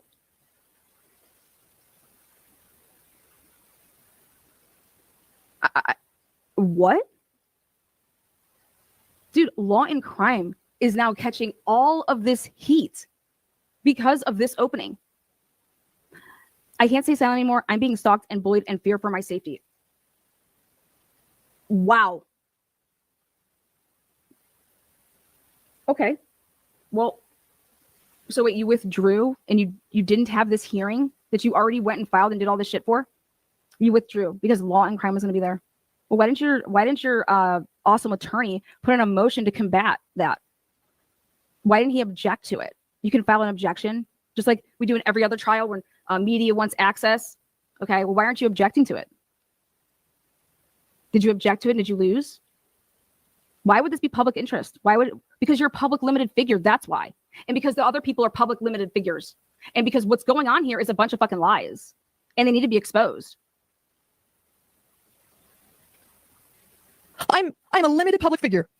I'm just a mom who has a YouTube channel. And yes, I've become a limited public figure. I'm not Johnny Depp. I'm not Amber Heard. I'm not Gwyneth Paltrow. I am a mother trying to protect my family and my little boy. I didn't hear one thing last night about how this affected a child. In fact, let me show you something. Well, I'll show it here in a minute. And I am a journalist who has never, ever in my life heard of anyone streaming a civil stalking injunction. Ever. It is not something you do. And so let's think about that. Why would they? Why would they? What? Hey, Louise. I don't know. Thank you. So yeah, I speak the truth. And when I see it, I say it. And when I think someone's a bully, I say they're a bully. Yeah, I guess that means the bully comes and bullies you. What they learn. Exactly. Say whatever you want. I don't understand this. I say whatever the fuck I want. I tell people all the time, there's a couple things you never want to do. You don't want to get in group chats. You don't want to be in Facebook groups. You don't want to be in the Facebook DMs with people. And if you don't want to get in group chats, huh, Lana? But damn, were you the queen of being in and then going out and collecting everybody else's group chats? Don't you remember being in this group chat, Lana? It's a little blurry to see there, but it's called Debris Murder Friends. Who's Debris? Oh, that's me. That's me. Why would there be a chat called Debris Murder Friends that you are in? Because you showed this on your screen on your channel. What were y'all doing in Debris Murder Friends? Don't go into chats. Oh, and here's another example of how classy Lana and her family, her family on her channel is. Lana made this. Coburger Pimpin'. This was Lana's really cute little, depiction of Coburger as an awesome, cool dude. Incel my ass, Coburger Pimpin'. She got so much fucking backlash for this that she ended up deleting it off her channel. Okay? So I can confidently say that myself and no one on my channel would ever glamorize a fucking quadruple murderer, or even if he's not convicted yet. I'm not going to glamorize him before he's convicted either. Asshole. know people, you don't know people. Why are you fucking hanging out with them and telling them all this fucking shit about your life? You don't owe anybody dick. Okay? As a professional, you owe your professionalism and whatever it is that you're producing. But personally, you don't owe anything to anybody. I have no idea what. That you think they're a bully. This is freedom of speech. Everything she's saying here. And that people, I just learned that people like public shaming. I don't know. I just worry about this. I'm going to show, I have that video, Lala, pulled up to show at the, at an opportune moment. World. That's cool. Yeah. And I am human. I'm human. So she plays this video. Why I didn't care for her. Complex person. And that she's very, I don't want anyone to go and bully her if you know her alone, but people think her fit. That I thought she was a bully and that she was insensitive to victims. It was my personal opinion that I'm allowed to have. And then Janice and I officially met in person. Okay. She's sharing. So this is so similar to Vanessa Walsh having an issue with me and how I would be however I would behave. Okay. Because I believe in innocent until proven guilty. That makes me insensitive to the victims. Okay. No. Let's get this straight. You don't believe in innocence until proven guilty. You believe in protecting the suspect at all costs. And you believe in the guilt of all the other innocent people before they, even though there's a suspect. So you engage in what I've seen termed as innocence fraud. You take the side of the accused and then engage in innocence fraud, like, setting up a nonprofit for Chris Watts and Sheldon Jeter Jr. to collect money to get them out of prison for the murders that we know they did. Okay. So anyway, that's you. Okay. That's your opinion. Is it right? Absolutely not. Absolutely not. Because we're about to make another victim if they're actually innocent. So why can't I represent my information that's factual in a way that does not, burn somebody down to the ground before they have their day in court? So Here, when I saw this stuff, a video titled "Let's Talk About Kay Woodcock" and Kay. This I'm like, what does this have anything to do with anything? There was a girl that was on the stand being asked, have you seen a video made of my client? And is it positive or negative? What? That person made a video, right? You know, they made a video? That defendant right there? This is what they're being asked in this 2 weeks ago. This person's like, yeah, I saw the video. Well, is it positive or negative? I don't understand your question. What do you mean, is it positive or negative of your client? What kind of question is that? Who cares if it's the most negative thing they've ever heard in their fucking life? Then they ask the broad, well, did you comment under it? Who cares? How are we here for a civil stalking injunction based on a TikTok with 163 people that follow this fucking TikTok? 163 people? You're a 320,000 person platform. How do you even know what 163 person TikTok is even doing and saying? Who is sending you that shit? Because you got somebody close to you that's saying that stuff to you, Lauren, on purpose to make your blood boil. So she's describing the dynamic of Lauren's situation in the context that only she knows. And it may be true. It may be a fact. It may be an accurate analysis, but she doesn't care whether it's an accurate analysis or not. She only cares whether she can use this situation to vindicate herself and what she does. Okay. They are trolling you from the inside. Then video, who was complicit victim in this case. Then again, you pay for. Then this. So those are just a couple of a dear friend of mine and another victim who lost his entire family. Again, you saw the other one where she's making fun of a dear friend of mine and another victim who lost his entire family. Christmas ideas for Janice: a mug with her family members' mugshots. Dude, what the fuck? I'm sorry, but that's somebody's satire humor. Okay, look at what Loophole Lawyer is doing right now. He's just shredding everybody. Okay, all right. Do you think that Loophole Lawyer is he a bully? But this, okay, so this is Lauren saying, I'm not going to be associating with somebody that does stuff like this. Okay, great, awesome. Don't talk to the broad. Awesome. How would any of this lead to a civil stalking injunction? Okay, so that's good. So those are just a couple examples of why. Here we go. Mace Windu, it's been a while. So nice to see you. Thanks for stopping in. Words written on your public account with a request you don't publicly defame me, and sharing that it hurts me in no way rewrites history or disregards what I have apologized for and owned. And I have owned it here today, tonight, too. I want to point out I called her annoying.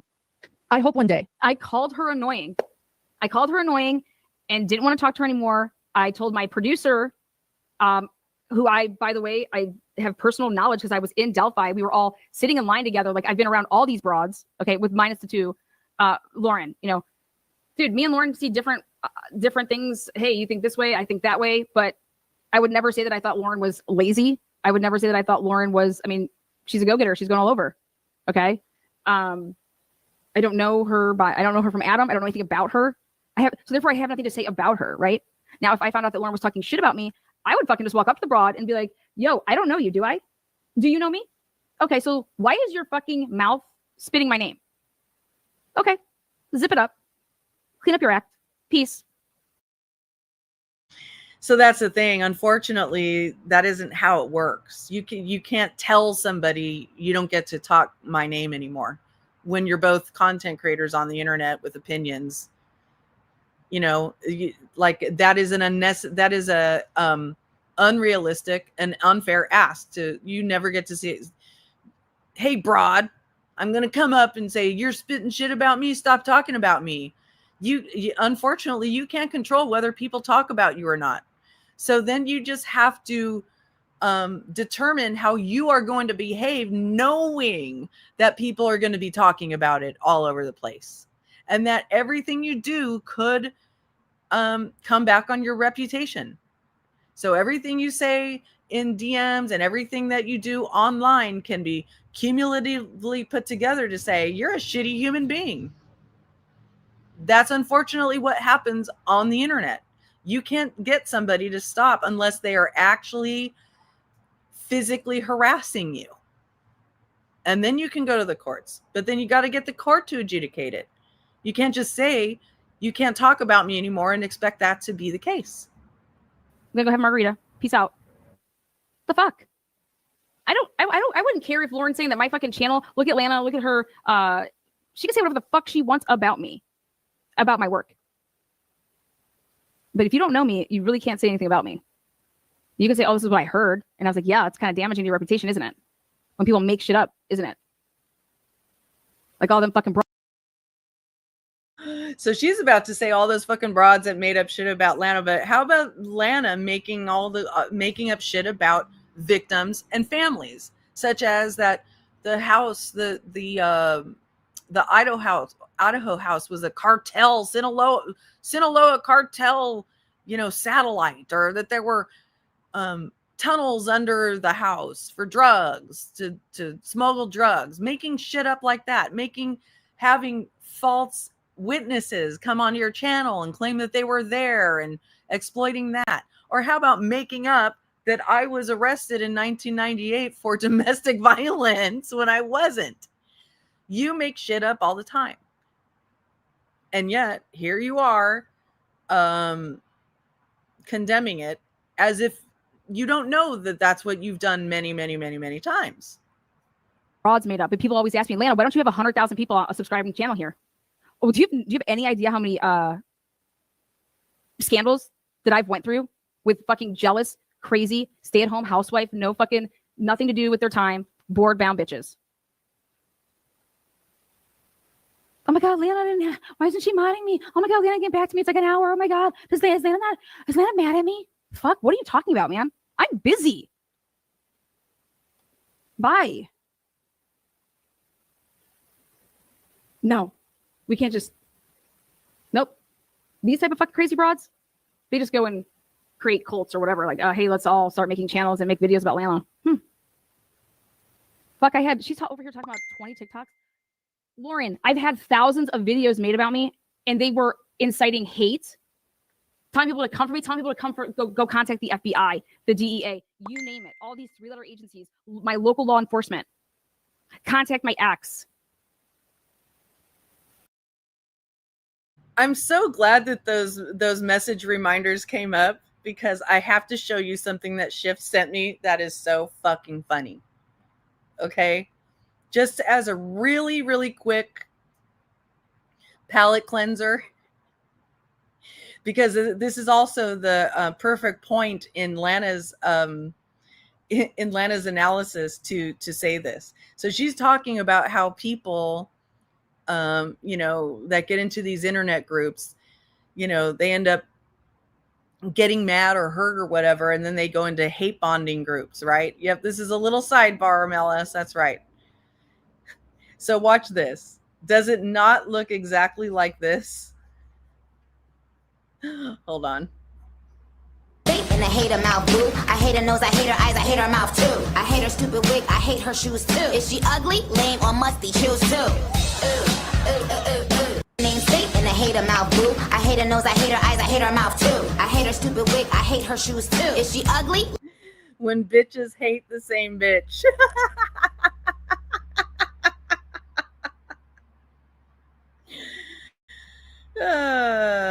Who's Pumpkin? Who's Pumpkin? We pause for a cause. Who's Pumpkin?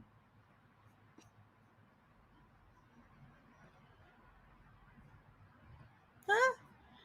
All right, let's keep going.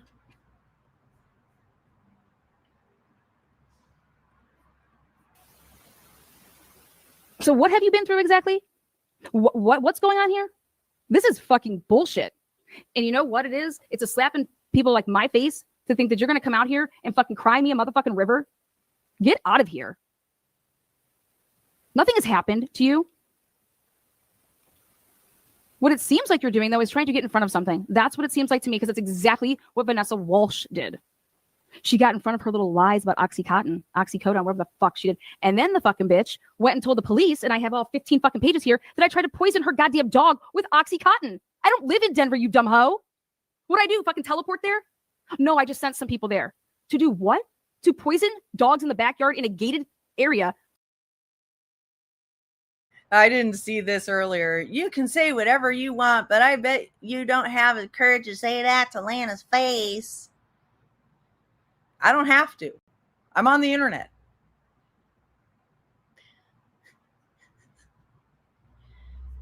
I mean, I wouldn't go anywhere near that bitch. I have, personal boundaries. I wouldn't go anywhere near her to say anything in her face.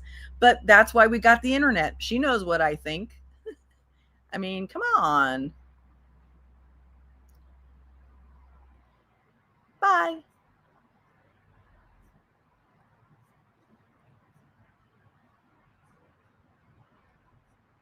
With Oxy? Bitch, you think I've ever touched Oxy? I don't need to touch Oxy. Vanessa, you fucking cake bitch. I can say this all that I want. Fuck you, Vanessa. Fuck you. Interesting. So, she's got a permanent stalking order against her by Vanessa, and she's sitting here on the internet saying fuck you to that person. Interesting. Wise? I don't know. Not very wise. Yep. She's so obsessed that she took this situation to relitigate her case. She will never, ever win. You'll never win, Lana. In this case, you will never, ever win. Ever. So give it up. Give it up. How's your channel doing now? That's what I thought. I buried it, didn't I? I buried your lying fucking channel, didn't I? 2,000 subscriber channel. Buried your ass with the truth I put out. Buried her channel? Her channel is still going. Your channel's still going. What is this about burying channels? Burying. And did you hear that punch in that? Burying. I don't know, Mary fucking Poppin. That would be up for a judge to decide, but I don't know. Comes close. Receipt after receipt after receipt showing everybody who the fuck you were. And that's exactly what the fuck I believe is about to happen to Lauren. And I'm coming out here and I'm letting everybody know that is what's happening. And somebody tried to get in front of it. But the truth chain, there's no, this is my truth. Fuck my truths. There is no such thing as my truth. There is the truth, period. And I stand by law and crime for it. I stand by Lindsay, been in Lindsay's presence. I enjoyed her company. I enjoyed her professionalism. I enjoyed the work that she's done on the Drop Dead Serious podcast. We can disagree all day on what we think in a case. Man, I could still be best friends with you, man.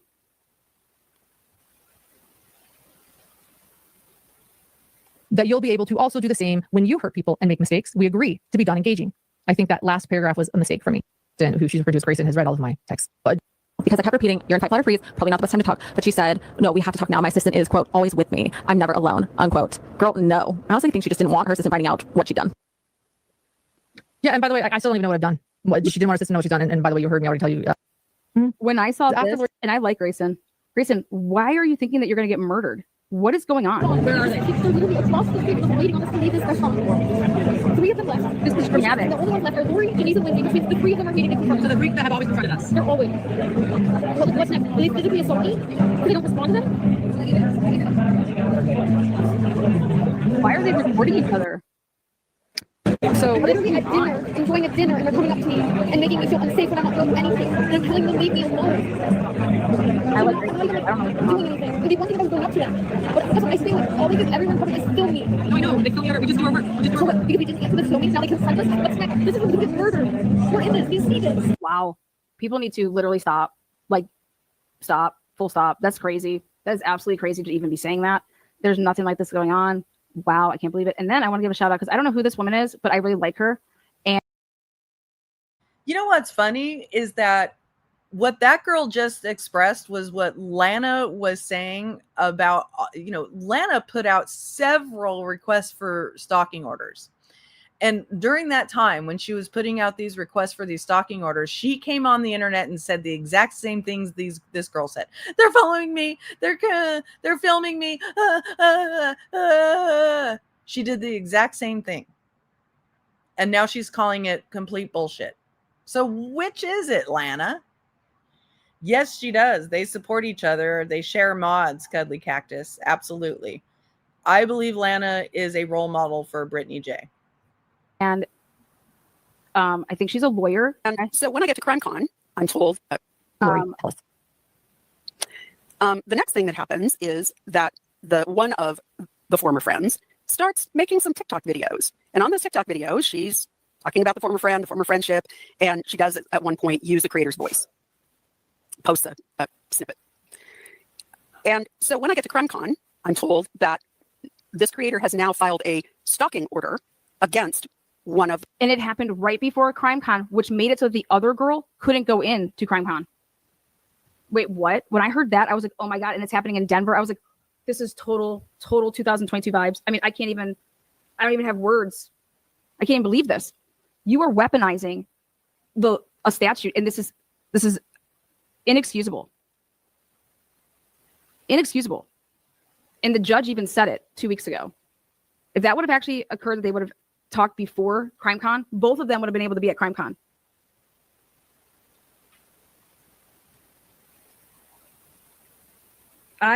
Whoever this lady is, I like her, this lawyer. So if she's looking for a channel to come talk about some legal-ass stuff, I would love to shoot. We knew this pandering was going to happen. Oh, you're on the other side. You are you somebody that can? You're a lawyer who can validate my case, vindicate me through this other and completely different situation, which are apples and bananas. I mean, come on. The shit with this woman. I think she's got a really good head on her shoulders, and I was listening to part of it, and something about like she no longer was on Lauren's channel, and I'm like, why? Like, why wouldn't you have this brought on here? I mean, like, come on. The women in her former friend group. And on Friday morning, when everybody is just launching into, or I guess it started at noon, I think, on Friday, this group is met by local police who tell this person that you can stop she can't go to CrimeCon because there's a stalking order and Lauren is attending. Sorry, the creator is attending. So she gets 86th out of CrimeCon, even though she bought a ticket just like everybody else and just like the creator did. Now, this creator does not have a booth, is not presenting, is not a speaker, is in no way associated with CrimeCon. She's just there as an attendee the same way as everybody else. But she manages to get a stalking order. And the stalking order not only keeps... Oh my God. I can't believe that she highlighted that. That pisses me off. She has 8,000 subs. Is she trying to get clicks? Are you fucking kidding me? Why would you even highlight that shit? Listen to what she's saying. Everybody in that chat, absolutely off the... But didn't one of your supporters come in here and ask how many more subscribers you had?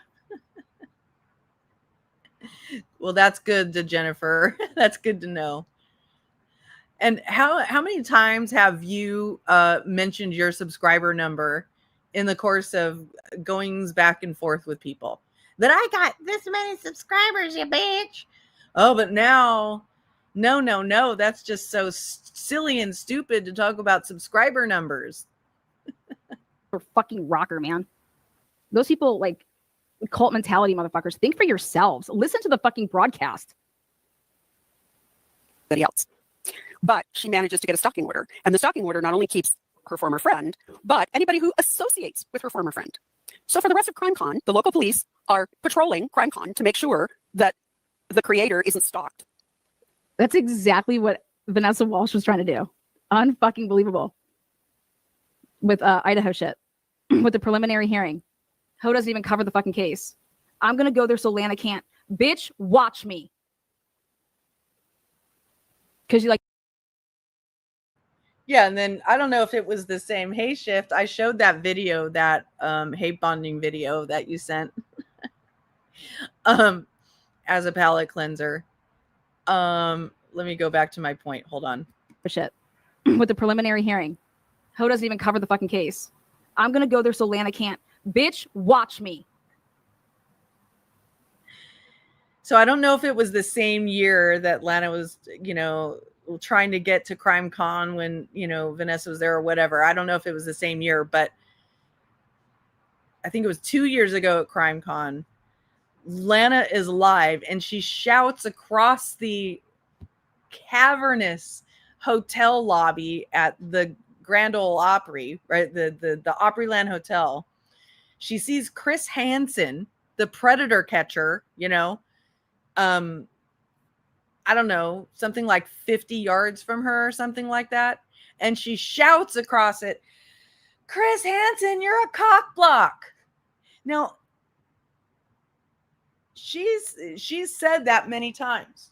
Chris Hansen is a cock block. In fact, she said that was her favorite trivia game handle, was Chris Hansen is a cock block. Do you understand the implications of that?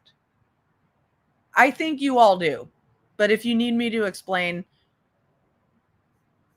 I will explain it. Because like you said, Vanessa, I'm the smartest motherfucker you've ever met. But she's just so intelligent and she knows how to do. Girl, keep going to put that makeup on. And everybody else in the place is looking over their shoulder thinking, oh my gosh, are the police going to think that I have to be thrown out because I was friendly to this other person? So on Saturday night, we're all sitting around in the bar and the police come up and say to this person, you have to leave the bar because the creator's associate, not the creator, her minion, walked through the bar. Unbelievable. And you can't be in the same room with her. Unbelievable. So no, she got not the creator, not the minion. None of this should be going on. Absolutely none of this. But the former friend had to leave. And this is it's just getting out of hand. It is. Now she's using the police to harass other people. Yeah, you're using it as a sword, not a shield. And it's fucking bullshit. And she's using the legal system in a way it was never intended. Exactly. To harass. Lana, you are just bitter that only one of your protection orders went through for you to try to use as a sword or a shield. Either way, you will use it however you can because that's how you are. You will use anything, any way to get your own personal gain. We know that. Ask people. She's using the fact that her brother is a lawyer and having him do a bunch of work for her. And the bottom line is it's just wrong. Mm-hmm. I haven't talked to Lori Hellis in years. She hasn't reached out to me. I don't know what she's been told. I don't know why she did that. I'm already afraid for my safety. Very, very afraid. What? She hasn't been dealing with what I've been dealing with last month. Dude, Lauren, people were sending stuff in the mail to me that exploded when I opened it. Are you getting calls to the FBI? You got one thing in the mail that exploded when you opened it. You also sent something in the mail by DoorDash to somebody else, got a picture of their house and use it as a thumbnail on YouTube to brag about it. Okay. So you're clearly okay with it. You're clearly okay with it. Death threats? What's up, girl? Tell me about it. How are you? Like literally. Oh, these people thought it was great. She says she was getting death threats. I never saw any death threats. None whatsoever. No death threats were ever provided as evidence in any trial. In any of her hearings. To send like, what was it? Like exploding dicks or some shit like that. That's how like trash these people are. Contacting. So it's more trashy to send a glitter dick bomb to you when you're constantly talking about dicks and pussies on your channel. That's more problematic than you sending a fillet of fish and a Coke to somebody's house, taking a picture of the house, and then using it as a thumbnail. And we know is that more menacing, sending a glitter dick bomb to your house, more menacing than you being under a temporary stalking order and still sending a person with a gun to your victim's house and trying to serve her child, her minor child, and her husband? Are you kidding me? That's what you did, Lana. That's what earned you the lifetime PPO. So all these things that you're saying were done to you, you did 1,000 times over. To try to, so I can't, I lose my custody. Faking faking and splicing up videos.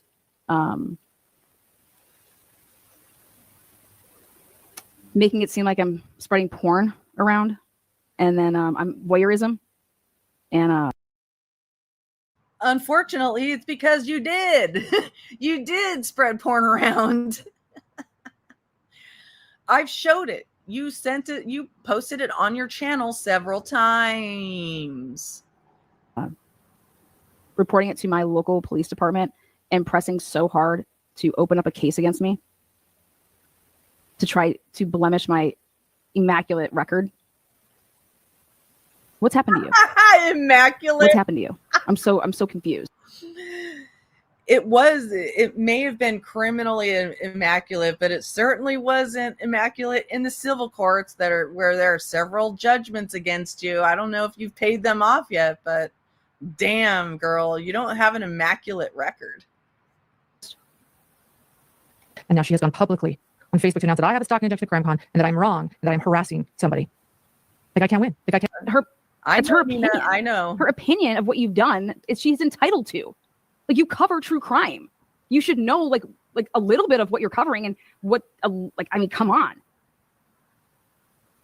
Do you not understand that you're not allowed to have an opinion of that? She has an opinion of your behavior. She's allowed to. She doesn't have to call you and talk to you about anything. Just like people had opinions of your behavior, they blocked you, and you went like that, right? Exactly the same thing. And then you went out and tried to get stalking orders on those people, right? You wanted to sue everybody for RICO, right? Come the fuck on, girl. And I'm trying to solve this the right way. I'm trying to do the right thing. And no one will let me. That's not true. That's not true at all. Before the hearing 2 weeks ago, the two lawyers stepped outside because the judge said, hey, do you guys want a man to see that you guys can clear this up? And you guys couldn't stipulate to anything. Right there is a lie. And I'm telling you how, the proof that I have on that lie is that the two lawyers, the lawyer of her lawyer, and they both have hilarious names, by the way. And the lawyer of the other girl. And by the way, I believe that the other girl's lawyer is far 10 times better of an attorney, of a litigator. Oh my God. He was just handing her. Isn't it interesting that Lana knows the names of the lawyers and what happened in court? How did she find that out? Her lawyer, just the fucking business. So they go back and to talk. And if you're trying to handle something, then you guys would be stipulating and figuring out how this could be resolved. Just don't talk to each other. But what Lauren wants, you can't make videos about me. You can't talk about me.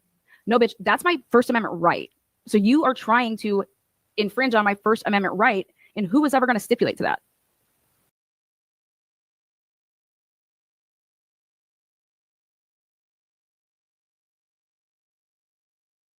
All I did was make a video about how your nonprofit was a fraud, and I proved it, and you sued me for defamation. So you either do believe in First Amendment rights or you don't. You don't believe in First Amendment rights. Which is it? Because I was using my First Amendment. I did not defame you. It was a fraud. It got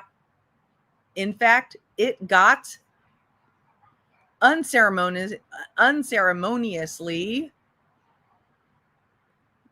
canceled by the state of Ohio, right? Right? So that was me using my freedom of speech. And then you came after me for 2 years, including suing me for defamation. Hey, Adrian, nice to see you. Okay. Especially now. How many people have seen that video? I think it's upwards over, it's pushing 200,000. I think these people probably have something to say. But what it seems like to me is that this is a narrative, 9-hour narrative. But what tells me everything, I should tell everybody everything, is that Law and Crime was willing to cover this. And if what Lauren is saying is all true, why wouldn't you want to put it out there and make a statement and say, nobody fucks with me. Don't fuck with cats. Don't fuck with Lauren Mathis. Okay? This is what happens. Matthias, you idiot. Right? Well, God, I mean, that's what I would have done, especially if I have the truth on my side, right? Hey, Sirius Black, really good to see you. I haven't seen you for a while. If I'm spitting nothing but facts and I went to the court and I didn't lie to get my ex parte, right? I'm like, hell yeah, law and crime. Roll tape, let's go. I got Susan Hendricks filling out a declaration. Susan Hendricks, why are you involved? Are you a moron? Are you you met her at Delphi for the first time and you're declaring under the penalty of perjury everything that you're doing? Wow. It must be slow season.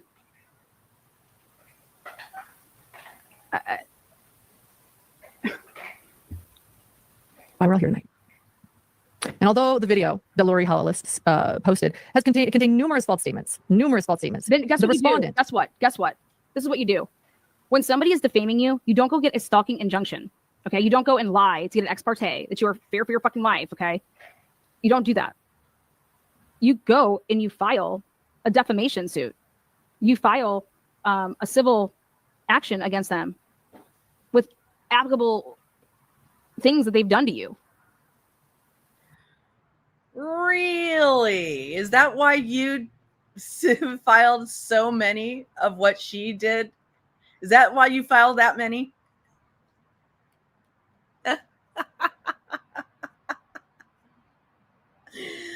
Oh, you're your own contradictor. You could sit here and argue against yourself every fucking day. That's what I had to go do. You don't go and file and use the stalking statutes of these states, okay? Now, this should be the big. You see, according to Lana, you don't do that, but I can do that. I can do that times 19.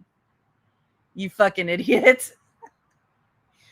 There are around 7 people, and 5 of them got several different attempts at stalking orders from Lana for the same type of shit that was being done to Lauren. Same shit, okay?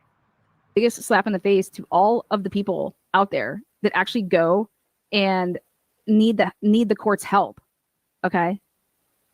How the fuck do you go to a courtroom and literally fill out a piece of paper and swear under oath that you are in fear for your life when you don't even live in the same area as this person? They live in a different state.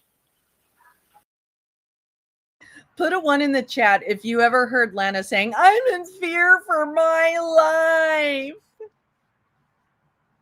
against people that she never met in person.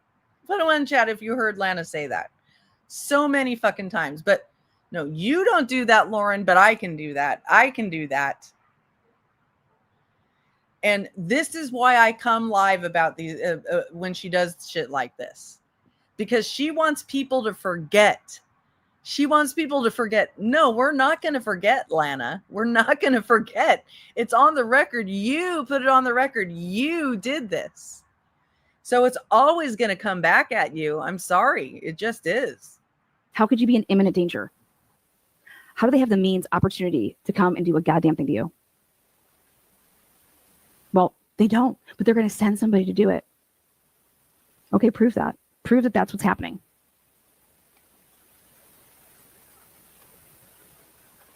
Publicly commented on Lori Ellis's video, and it's a small channel. Not a lot of people watch it. The respondent publicly commented on it, writing, "Thank you, Lori, thank you," followed by 4 crying face emojis. Do you have that? We're going to pull that up. I want you guys to see that. Are you kidding me? So she goes live, and what happens? My stalker is thanking her for doing her dirty work. Yes, this is called triangulation by abusers using coercive control, triangulation, and intimidation. What do you consider this? This is all hypocritical then. What is this? You have a 320,000 person channel. What is this? This is a public comment of somebody saying thank you. Thank you for what? Speaking of what she saw when she was there or whatever, her opinion. Oh, thank you. Finally, somebody seeing and speaking out on truly who this person is. Thank you. She got somebody to do her dirty work. What dirty work? Do you understand what type of videos are being made about me? Like people having like guns and then being like shot, like bang, bang. This shit, this is what the fuck y'all made about me. Like people having. Wow. Wow. Did you hear that? So Lana is saying that guns were pulled out and shot for, in videos about her when she's the one that did that. So now you are acknowledging that that is fucking fucked up to pull out a gun and shoot it and say, practicing my aim for Colorado.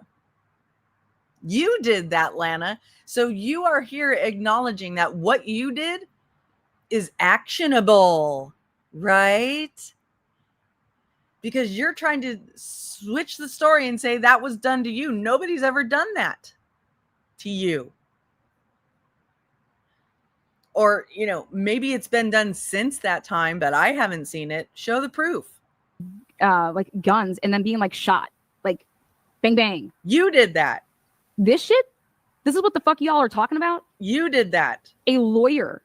You think a lawyer is doing the dirty work for some fucking Christina Broad? Are you fucking high? That is absolutely mind-blowing that you are able to even get your subscribers to think that that's even possible. Why would a lawyer do that? Okay, we have it. Then sue her ass if she fucking defamed you. And while we pull that up, there it is. Thank you, Lori. Thank you, Lori. Thank you. Oh my God. Do you want to know what people were writing on comments that I was like, dude, this has to stop? They were telling people to go and false report me to the Attorney General's office. Go and make a report. Here's my number. Use my FBI number that I filed for child exploitation. And go make false police reports against me. You did that, Lana. You did that. But also, when you talk about the Attorney General's office and filing reports, I filed a report with your Attorney General's office. One-time report, never, like I got one AI response, never any follow-up whatsoever, reporting your nonprofit because factually, you were saying that it was a 501c3 when it wasn't. And you said that the Watts were your board members when they weren't. Okay. When they never signed up for it. So that's what I reported. I didn't report the Watts thing, but I did report that you're saying it's a 501c3 when it's not, and collecting donations on it and harassing people with it. Yep. I made those reports. But I didn't compel other people to do it. I posted where you can report if you want to, but I never compelled people to do it. And the title of what they did was called Operation Takedown Lana Oriani. We didn't make up the name, okay? Yep, they did. And they sent out a memorandum about it. It was in a memo. It is gang stalking. You need to get smarter. That's what I'm saying. If y'all want to know about all this stuff and how you can combat all of this stuff, I'd be happy to help. I did it all pro se. This broad of mine. You're telling people with this fucking track record, this is your scoreboard, Lana. And you're telling people I'll help you. No wonder Brittany J is asking for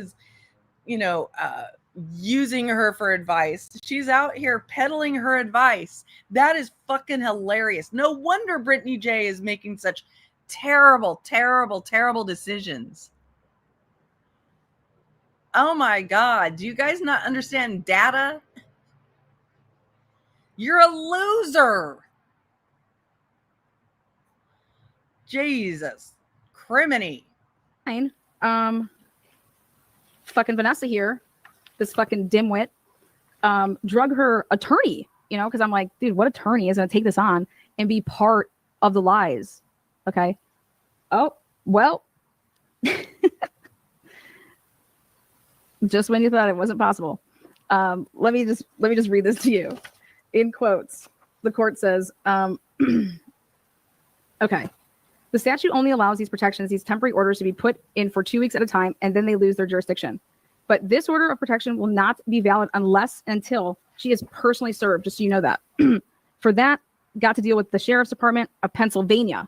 Or are you going to have to hire a private process server in the area? I don't live in Pennsylvania. Why would the... So here she is back to reading the transcript from the ex-party hearing that earned her the temporary stalking order. Okay. Back to that. Comparing it to Lana's case to Lauren's case when they are vastly different. Judge be thinking that she's got to hire the sheriff in Beaver, Pennsylvania? Oh, because if you go back, the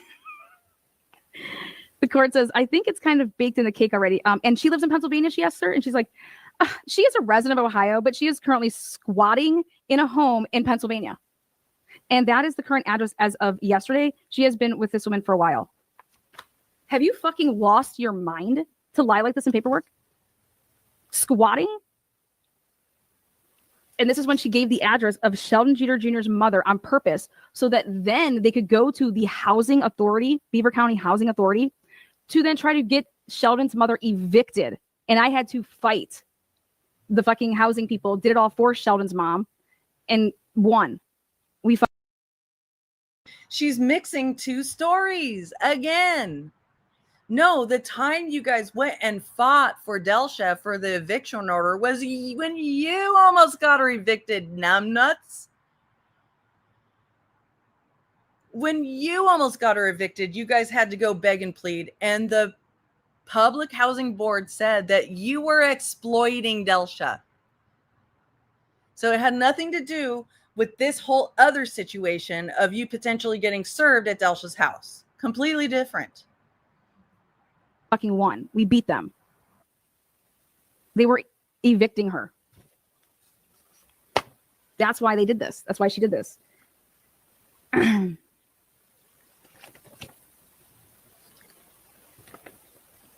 Living fuck out of here.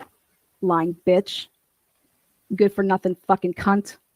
Thank you. We covered the fucking whore with a little fucking midget 5'4" fat fuck. If you guys had babies, fuck. Shit, little elves. Christmas would be so fun. You guys can all dress up.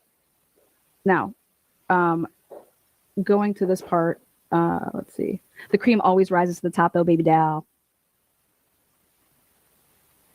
Nobody puts Lana in a corner. Can I have one of those waters? The water. Where is it where this woman talks? She has a really good statement, and I was just like, I was really fond.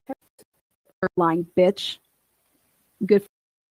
To then try to get Sheldon's mother evicted, and I had to. I went back again because she had to, because I had to step away for a moment to use the restroom again. I drink a lot of coffee, so then I end up having to key. But anyway, so I just heard her rail off a bunch of insults and name calling to her victim, right? Fight. The fucking housing people did it all for Sheldon's mom and won. We fucking won. We beat them. They were evicting her.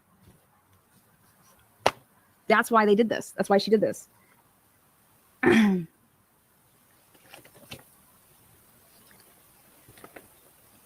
Living fuck out of here. Lying bitch. Good for nothing fucking cunt. Thank you. We covered. And that's why she went live about this, so that she can sit here and call her names and get all of her bottled up emotions out about being a loser who lost and is permanently protected against this person. That's why she came live. Not because she's going to add anything good to this dialogue whatsoever. This fucking whore with a little fucking midget 5'4" fat fuck. If you guys had babies, fuck. Shit, little elves. Christmas would be so fun. You guys can all dress up. Now, going to this part, let's see. The cream always rises to the top though, baby doll. Nobody puts Lana in a corner. That's hilarious because you know what? Lana has been effectively shoved into the internet corner, the YouTube true crime corner, ever since all this shit happened, and when she showed herself to be such a vile, litigious, predatory, disgusting, exploitative human being. Okay? She does think she is attractive. Can I have one of those waters? The water. Where is it where this woman talks? She has a really good statement, and I was just like, I was really fond of this. You know, oh, here it is. Like I said, I have no idea what has gone on, Lauren, but I'm telling you, God, whoever your PR person is in this 9-hour live. PKC coming in clutch with 10 memberships. Please thank PKC if you get a membership. Let's show a little bit of court. Let's show a little bit of court action love. Actually, let's see. Let's show how what a great job Lana did in court. I don't understand, since both of you do true crime and you follow court, how either of you think this is proper. Doing this, right, because it's mentally stressful, right? So then I would have to shut down the internet. I'm sorry, I can't go back. It's not my fault that you forgot half your case. It's not my fault you forgot half your case. So this is the woman who's going to be giving advice to people who want to get PPOs or defend themselves against PPOs. Come to me. Come for my advice. Look like an absolute ass doing it. Fuck, man. I'd fire their ass. And that's what I do. And if you're seeing some of my private message and text message, you're going to see it.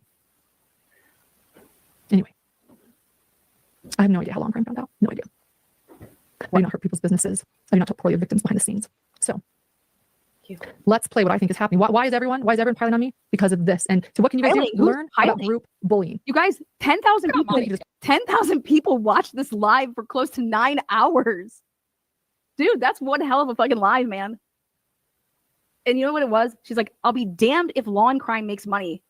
I'm just going to not have the hearing, and I'm going to do basically the hearing myself on my channel for 9 hours. That's because that's how long they take. Dude, I was in one of these for fucking 19 hours. It was like a 3-day ordeal, okay? When you guys see...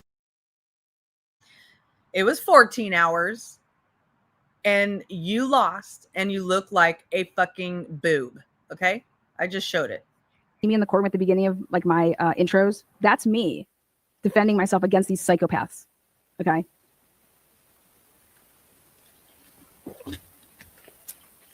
Thank you for becoming a member, Mona Lisa. The courts got all caught up in the shit. Like the court got caught on a hot mic. And when I asked for the transcripts and shit, these idiots all realized, oh my God, there's a hot mic, because the judge and her clerk, whoever the fuck it was, they were Googling me prior to the hearing, to my hearing. You can't do that shit. It was just the clerk. It was only the clerk who Googled her. That's not a problem. There's nothing wrong with that. And they're talking about it. They're like, yeah, I tried looking her up. I couldn't find anything on her. And I'm like, what? Wait, run that last 4 minutes back. So what they did is they heard it first. They contacted the courts, in my case, told the courts, hey, you have a hot mic. Then the last 4 minutes need to be deleted. In the Colorado fucking courts, this fucking bitch, they did it. But then guess how smart Lana is? The same girls who trolled me, who were mad that I wasn't their best friends anymore, they were the ones that I got to give me the fucking material, okay? Because they were able to get the audio before I did. They then give me the audio with the 4 minutes on it, okay? And I fucking sent it to the woman, the transcript lady, and I was like, I want my transcripts when you are typing these all out for my $1,600 I have to pay for this. I want my transcripts to come from the first CD that was given to the petitioner, not the respondent. And I want the complete transcripts. And I said in parentheses, the extra 4 minutes. She sends me the first copy of her typed up $1,600 with, maybe it was even more. Fuck, I think it was even probably more, it was like $2,000. And I get it, and I go right to the end. And I'm looking, and I'm like, what the fuck? Then I call her up, and I said, hey, what's going on? Like, she's like, what do you mean? I was like, you're missing the last 4 minutes. I said, I need you to use the audio recording from the CD that the petitioner got, not the one that I got. was like, there's 2 different records. And I said, and this is illegal. I was like, they deleted the final 4 minutes and I need that. And she's like, oh, I see what you're saying. I found it. Okay. Let me fix this. Let me correct this. Oh, yes. Okay. I'm going to get this right on over to you. What do I do? 30 minutes. She writes me an email. She's like, yes, I see why you wanted this. I said, yes, thank you. And then immediately when I got my hands on that, Vanessa's lawyer, they're like, fuck, we have to file something so that we're going to try to go with contempt that she violated the order. I was like, you guys gotta be fucking kidding me, man. And I said, are you sure you want to do this? I was like, you do know I'm going for the bar. I'm going to the bar with your shit. You do know that, right? I'm reporting you to the motherfucking bar. And I have all the evidence. I can prove that you are violating your professional codes of ethics, and I could just list them off, and I have all the examples. And you're actually, I think, almost committing a crime now because you're actually knowing that what she's doing, because I provided evidence to you that shows that she manipulated a piece of paper that was put into her door handle from the police, or not the police, from like somebody that she said drove by her house. See, she's trying to relitigate her appeal, which she also lost. Give it up. You know, her friends, she's got about 5, 6, at most 6 friends that still come around to my channel and say, you're obsessed, Lynn. You're so obsessed. But obsession is being preoccupied about a person or a situation or something, right? Something. Lana is preoccupied with changing the entire story around her case to where she did all these great things and won. No, she lost. She lost. And then she brings attention to it again by doing stupid shit like this. The people that actually drove by the house took a picture of what they did. And here, this dumb hoe, she waits 2 hours to call the cops because she has to stage all this shit. Well, what she did is she took the fucking paper out of the door. And when she did that and she goes to put it back in, the ear flip of the piece of paper wasn't the right way. So here I have the piece of paper of a timestamp of right after it was dropped off.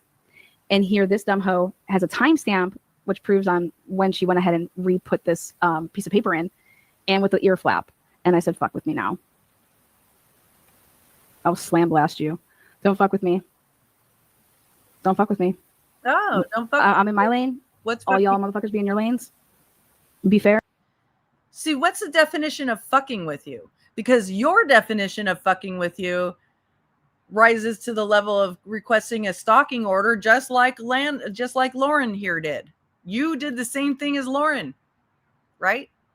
You got fucked with and you issued a stalking order, but against a bunch of other people. But when the stalking order was issued against you, you lost because you did many times attempt to physically contact this person.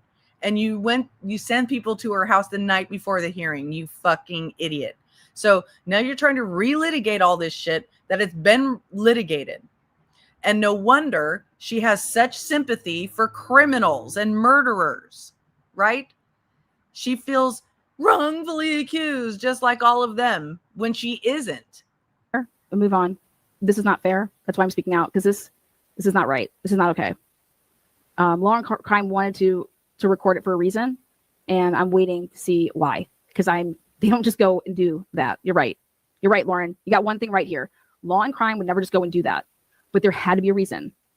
And I know what the reason is. I want to know why you didn't tell your audience the reason. Okay. Let's talk about mobbing today. Mobbing is actually a form of group bullying where multiple people gang up on one target. The tactics look like gossip, exclusion, coordinated hostility, and psychological harassment. The term mobbing actually became popular in the workplace from a psychologist in the 1980s, Heinz Lyman. But here's the truth. Yes, mobbing, it's not just a workplace issue. Girl, yeah. Mobbing can actually happen in schools when a group of students decide to turn on one kid, or in neighborhoods when neighbors decide to spread rumors and gossip just to push someone out, or even in families when relatives decide to scapegoat one member of the family and the rest decide to pile on. For me, it was all of the above. It was my mother, my sister, my godmother, an anesthesiologist, a group of nurses, church members, former friends, my former manager and coworkers. What is this? All of them. Being betrayed by one person, a friend, my mother, scapegoat one member of the family, and the rest decide to pile on. For me, it was... What is she doing? Throwing her fist and making a noise? I feel threatened. I feel threatened. All of the above. It was my mother, my sister, my godmother, an anesthesiologist, a group of nurses, church members, former friends, my former manager and coworkers. What is this? All of them. Being betrayed by one person, that's painful enough. But when an entire group, an entire community joins in, all because of the rumors and gossip being spread by one toxic person, that shit is deep. Here's the key. All mobbing is bullying. All bullying is not mobbing. Mobbing is the group version of the same old bullying tactics. Humiliation, isolation, gossip, rumors, triangulation. So let's make an echo that says mobbing is not just drama, and it's not just organized bullying. It's actually organized crime, and it can happen anywhere. Interesting. All right, was it last week? Okay. Can you guys see? This is the one I liked. I'm telling you, I'm reaching out to her. Children of darkness and light, chasing justice. Whoever this woman is, I would love to have you on the channel. I'm sorry that things didn't work out between you and Lauren, but what one person's, Lori, don't do it. lays into the ground Lori, is regret another it. person's, TNT dynamite. So we'll take you over here because I like where your head's at. Yeah, can I see it? Oh, We can have a little segment called And if you want to see, the sharing of your private messages, be sure to go to Lana, because there's no question your messages will be made public. If you have an aversion to that, run, exactly like jump flip. Run from the demon. Run. ask. do not go bully this woman, please, or just do anything to her. Do not. Hi, everybody. I want to talk today on this recording Why do you even have to say that? about a little true crime community drama. Air out our dirty laundry, so to speak. Wait, when was this again? We can have go. There is a particular YouTube creator who is stirring up lots of drama by weaponizing the law and law enforcement to target her competition. Yeah. I don't know what you're talking about. She can't do that. Do you understand when I first saw this? I said, oh my God, it sounds like Amber Heard. Okay.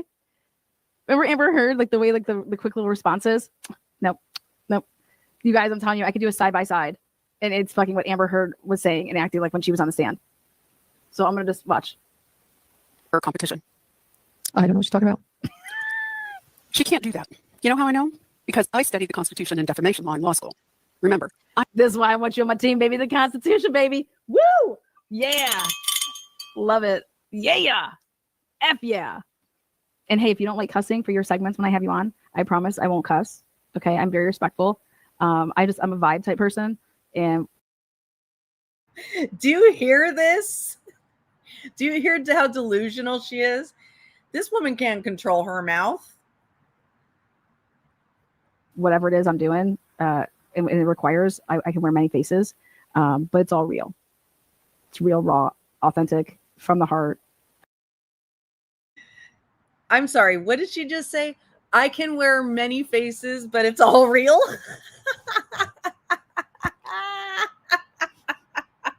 Okay. So what you see is what you get. I'm a lawyer. Wait. So let's talk about defamation and free speech. Wait a minute. What you see is what you get. I can wear many faces, but they're all real. Do you yeah. I'm starting to worry a little bit. And what you see is what you get. The U.S. Are you still practicing? Because I really could use an attorney. I think I could probably make a ton of money right now. Oh my God. Let's just start suing people. Constitution and all. You see, she's like, oh my gosh, a lawyer who might have the same sensibilities as me. I'm going to use this lawyer to go sue more people because it worked out so well the first time. It worked out. Here, Lori Hellis, here's my track record suing people on YouTube. Let's go do some more winning.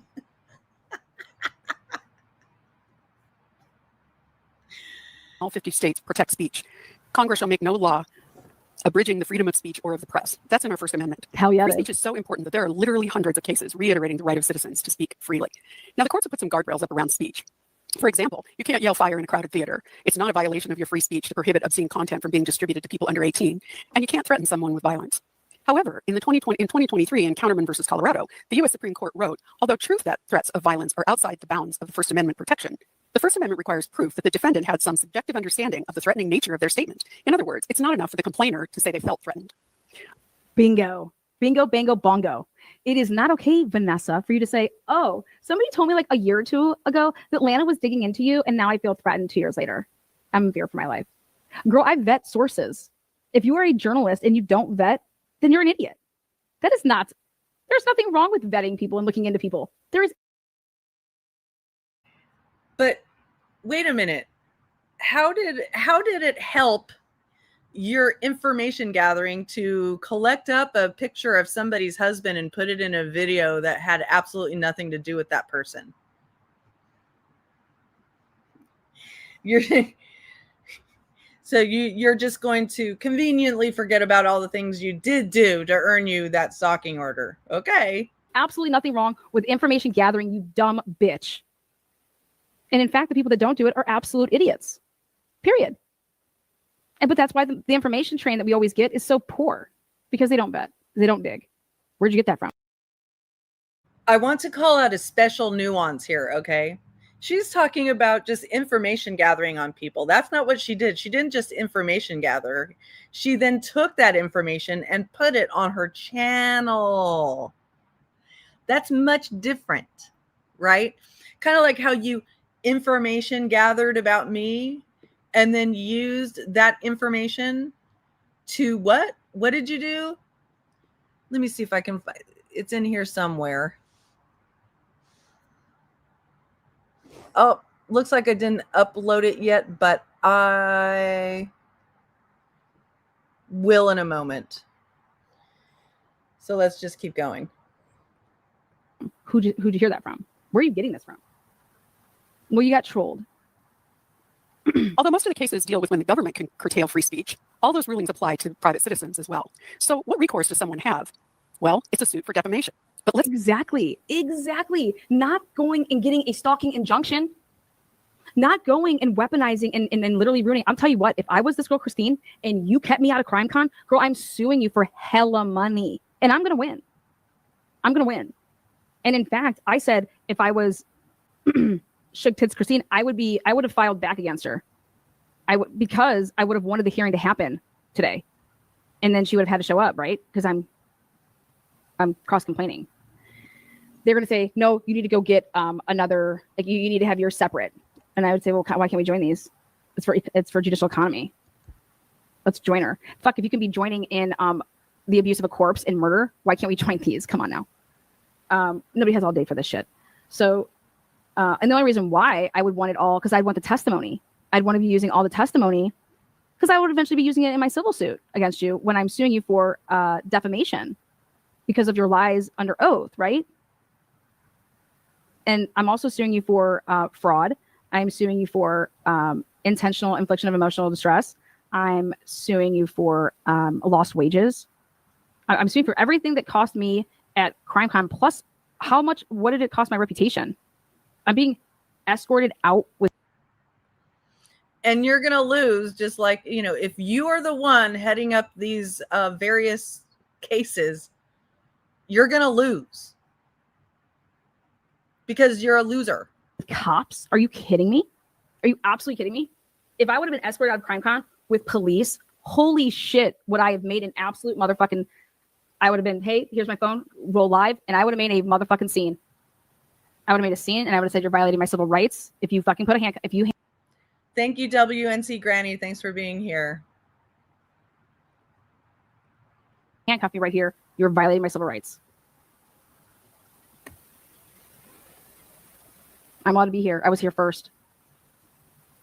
I'd be arguing that. I'd be saying I'm here first. To be clear, it's a high bar to jump because of our reverence for freedom of speech. I'm here for work. You can't tell me I can't be here. I'm working. And that's exactly what the judge said when they all met up after CrimeCon. The judge is absolutely pissed at good old Mathis over here. Proof defamation. First of all, it's Matthias. But second of all, how do you know that the judge is pissed? How do you know that? Have you been creeping and stalking around to try to get information that you can use for your benefit that offers absolutely no value to your audience whatsoever, because you're a loser? And in fact, could potentially be violating your own stalking order? Jesus. Plaintiff has to prove that the content was untrue and the defendant knew or should have known that it was a lie. What? Even at that, if the person is a public figure, say a person with 317,000 YouTube followers, 320 now, thank you. that plaintiff has Who says that? 320,000 now, not 317. to prove actual malice. So here's a factual story. There's a YouTube creator who's a mean girl. When she's feeling threatened by someone else's success, she goes on the attack, just like some of your old middle school friends used to do. I appeared on this creator's show for nearly a year as her legal expert. I liked doing it, and I thought we had become friends. So did I. However, when What some of her early happened? followers started saying that they only tuned in to hear my legal analysis, she decided to end our association. That's not why I decided. If everybody was tuning in for her legal analysis, why would I end our association? I would keep her because I care about hate crime. So then why don't you tell us? Why did you get rid of her? What was the problem? I generally want to know. Like, you have somebody for a year. What's like? The channel's just moving in a different direction. So sorry. Like, how did it split? Ugh, my philosophy's just changed. It's her right, and I said nothing about it. When people asked me why I was no longer on her channel, I either didn't answer or I suggested that they ask her directly. For 3 years, I stayed quiet, took the high road, and kept keeping on. There really wasn't a big reason. There really wasn't. Well, what is it? I'm just shocked that she's not telling. Because she's telling her story. Why isn't she telling this portion of it?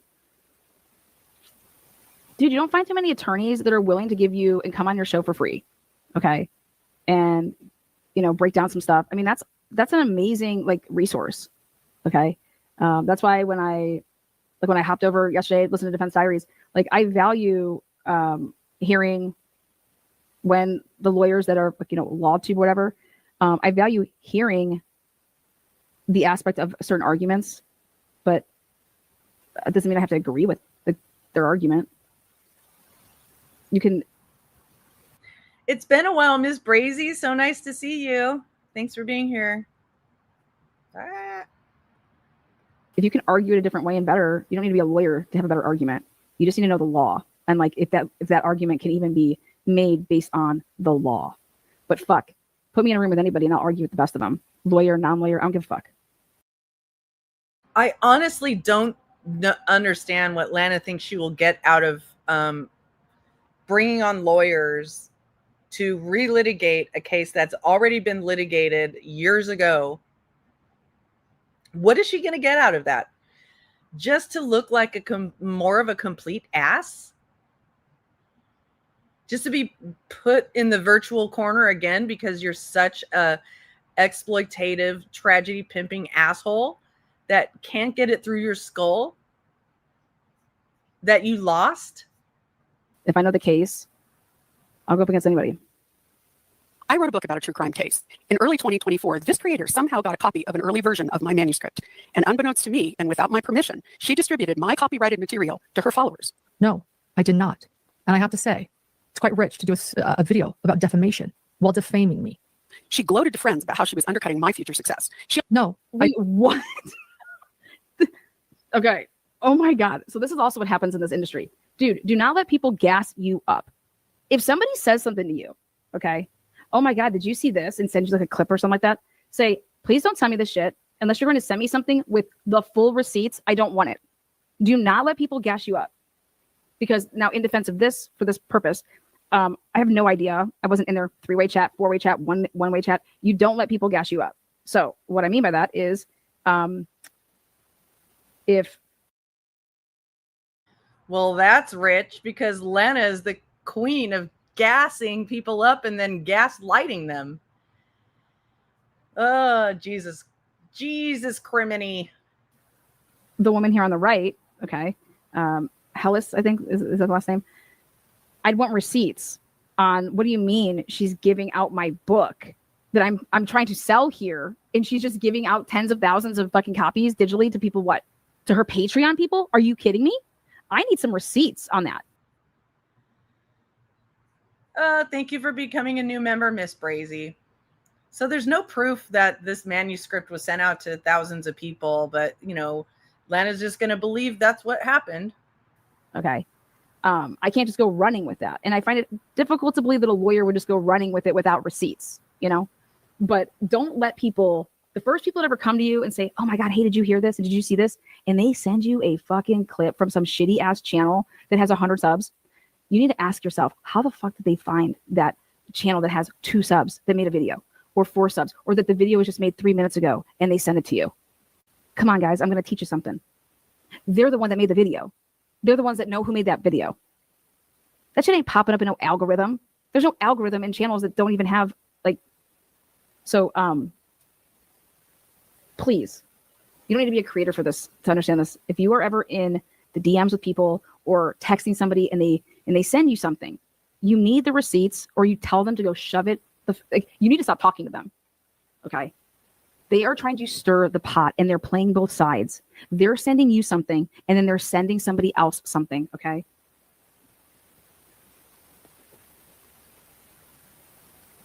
That's you know all about that. That's your game. Look at that duper's delight right there. Look at that duper's delight. You know all about that game, right? Because because you were able to get many people onto your side after playing 2 sides, weren't you? No, Ms. Brazy, she's not up against Matthias. Lauren Matthias is talking about her own stalking situation, and Lana used it as a way to relitigate her own stalking order. like, I can spot this shit a mile away, and I let all opinions talk in my chat. Say whatever you want, whoever you support. I don't give a shit. But the moment that you attack and what you're saying is not like about the material, you're gone. You're gone.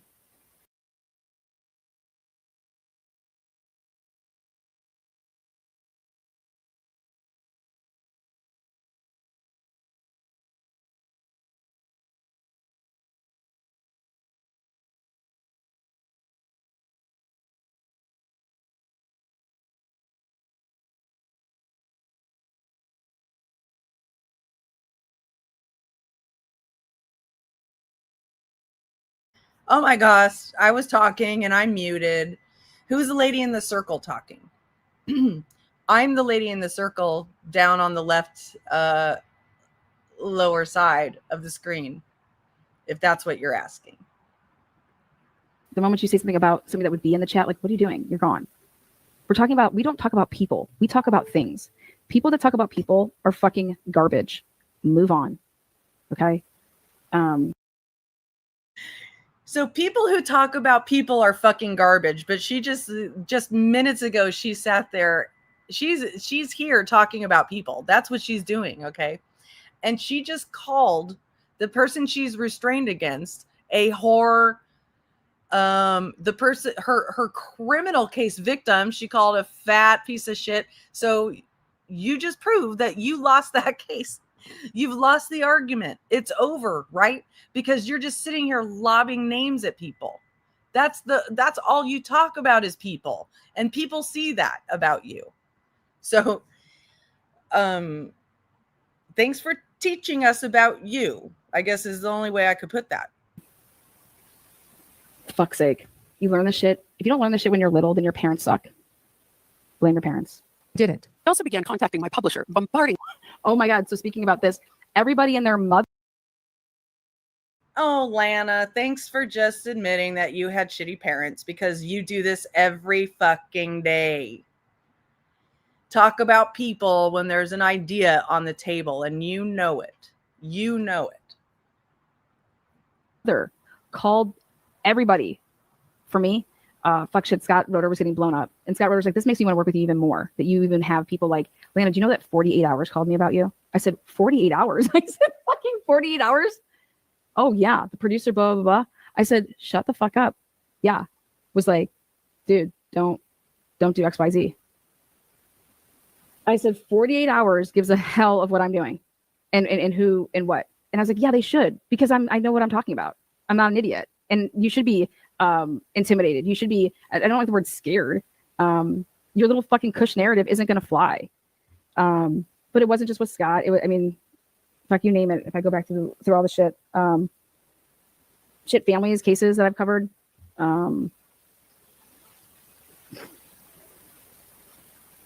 They were, I know why 48 Hours contacted somebody about Lana. It's obvious. Lana's been begging for this shit. 48 Hours has been reporting on the Sheldon Jeter Jr. case for years, the Rachel Del Tondo case. And Sheldon Jeter Jr. is a suspect in Rachel Del Tondo's murder. And Lana, in order to get some vindication for Sheldon Jeter Jr., buddied up with the defense team, was able to get sealed discovery and then started sharing it. And also almost got Sheldon's mother evicted from her home. So she became a person of interest to 48 Hours, you guys. That's what happened. When you are potentially changing the course of an investigation with your own fuckery as a private, for content, putting out sealed discovery without permission. Yeah. Lana's crazy. Don't work with her. Blah, blah, blah. Oh, you drinking that tea? Well, then you're an idiot. You're an idiot if you believe that. Look me up. With demands and claiming that I had plagiarized. I went to the #1 criminal justice school in the country. Sit the fuck down. Her materials, trying to interfere with my business relationship. Yes, Betty Davis. She that's how she started here on YouTube, was with the Chris Watts case, and she defrauded the ever loving fuck out of it. That's what happened. Relationship with my publisher. I did not bombard them. I did write them once.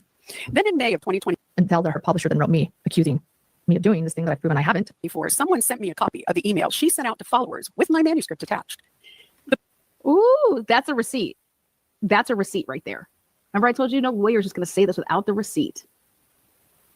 Right, Christina? Christina's over here like, Christina, yeah, like, I can only imagine you, Lana, being dragged out of CrimeCon. Yeah, that fucking shit ain't happening. Violate my rights. Let me see you do it. Right there. Can you believe this? Listen to this big fat receipt right here. And tell her publisher then wrote me, accusing didn't. I also began contacting my publisher, bombarding them with demands and claiming that I had plagiarized her materials, trying to interfere with my business relationship with my publisher. I did not bombard them. I did write them once. Why would you write them? First one says, I did not bombard them. I did write them. Holy shit, she wrote her publisher? For what purpose? That is a contractual relationship. That is interference with contractual relationships. That is against you. That's how you can sue people. I could sue these. You can sue people like so many different ways. You just have to know if somebody's, lawsuit proof or not. Like, I'm sorry, but Lauren, you have a lot to lose here, honey. You and your man are married, right? Yeah. You're not lawsuit proof, babe. Wow. What? See, that's the lens through which Lana looks. Oh, do you have something to lose? I'm going to try to take it from you. That's what she did with me. She did a background on me, found out that I had once had ownership in a big house, that I had lots of good jobs. She saw me as a financial mark. It didn't work. What a moron. An absolute idiot. Do you own your home, Lauren? Be careful. Put liens on that bitch right away. Girl, you need to get smarter. Talk to Lana. She'll help you out. Now, this woman right here, God love her if she is out there. Bless your heart. I love it. Okay. I love the headset as well. I feel like you could be coaching the Browns right now and do a better job with that headset on. I agree, Vanessa. You are another financial mark. Abso-fucking-lutely. I'm a big sportster over here. I cannot believe that somebody called your publisher, babe. I would never call your publisher. And in fact, if we were friends and I knew that she called your publisher, I'd have fucking called her. And I would have said, what the fuck are you doing? How goddamn dare you do that? This woman's like a mother. Who the fuck do you think you are? I'm serious. I would have ate her ass for you. Literally. And she probably would have liked it, but that's another story. Then in May of 2020, and tell her publisher then wrote me, accusing me of doing this thing that I've proven I haven't. Before someone sent me a copy of the email she sent out to followers with my manuscript attached. The person said they want. If that's my fact checker that did that, then okay. Wait, if that's my fact checker, well, then you better fire your fact checker. What are you talking about? What email? Who has emails? Nobody has my email address that can here. Yes, send emails like your Lana. What? Who's your fact checker? They need to be fired. Send emails like your Lana. Oh, you mean like how you got a hold of your friend's phone and used it to send a text to one of her friends to try to find out what they were talking about? You mean kind of like that? Okay. She can't believe that she admits this. Well, that may be my fact checker. Who's your... Oh my God. Who is your fact checker? Hi. Oh, she's gonna put it on somebody. So it did happen. She is not denying that this email sent out the frick. Oh my God.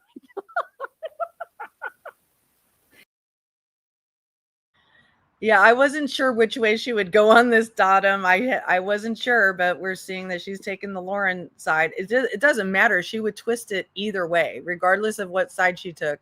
She would twist it either way to her advantage. Because this isn't about Lauren's case. This is about Lana's case. Let's, make no mistake, get it right.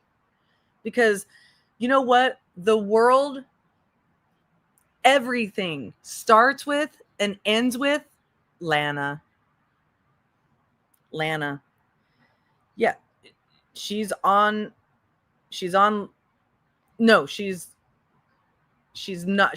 on Lauren's side. She is not on Lauren's side. She's against Lauren in this.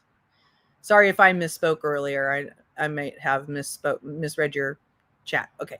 I don't think she listened to all of this before she played it on the live. I really don't.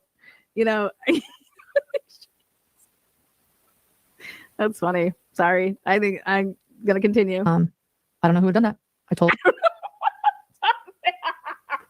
She's not saying that it's not her email. I don't know who had done that. It wasn't me. Shaggy. It wasn't me. I mean, wow, you guys, this is amazing.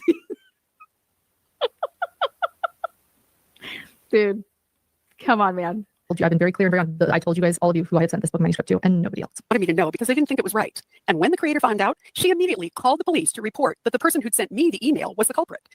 I have no idea.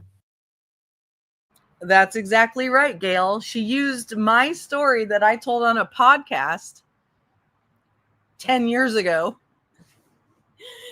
I told my story on a podcast about mental illness, right? And she takes that and uses it to make me a horrible person.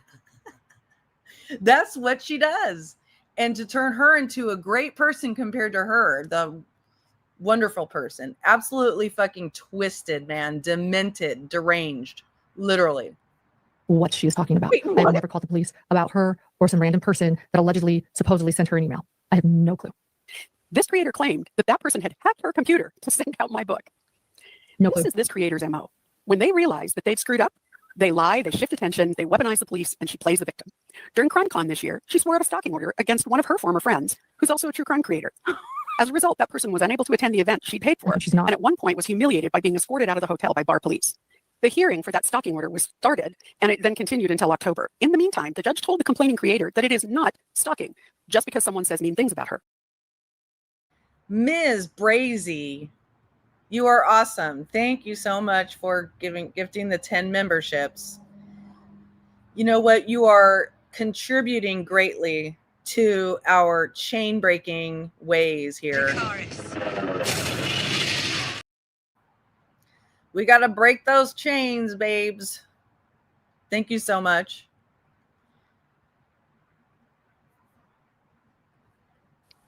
Exactly. I can say whatever I want. I can say, hey, I was at the Delphi trial. Oh my God. And I sat next to so-and-so and they were just coloring the whole time. Then they were like copying off of my girlfriend's paper. Like we were in a test. They wanted all of our notes. And then they would just run out to their car and just say basically all of our notes, but twist it and make it seem like that the prosecution's amazing every time. That's what I saw. You cannot go and get a stalking injunction against me. Just God, this is so 2022. This is a total scare tactic. This is trying to get someone to shut up. And I told Vanessa Wall she could not shut me up, and you're not going to shut me up. And she said, "Oh, watch, hold my beer." And then she came for my baby boy, and I handled that shit. Creator is not a victim. Her followers. Nobody, I repeat, nobody went for her baby boy.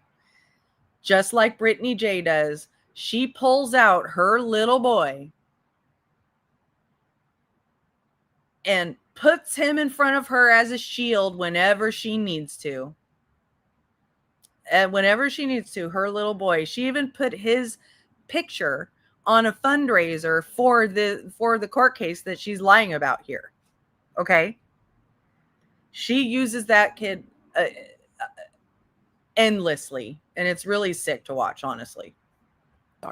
The people who believe she is a lovely person with a heart for crime victims are the real victims. The real victims are the victims of the crime victims who trusted her while she said vile things about them behind their back. Not true. Stop with this narrative. This is a smear campaign. A campaign? People you who are on fixed do you incomes guys understand a smear campaign? You need people. I thought she had nobody. Smear campaign. I'm sorry, but I don't think Miss like Mama Law here is out to set a smear campaign against anybody. Okay, she is just calling it as she sees it. Way to send her a few. Which what I see that she sees is that this is complete trash. Like you are abusing the legal system that I think Mama Lori Hallis loves and that she's dedicated her whole life to. So she's gonna have a problem with that. You know what I mean? I have a problem with it, and I'm not a lawyer.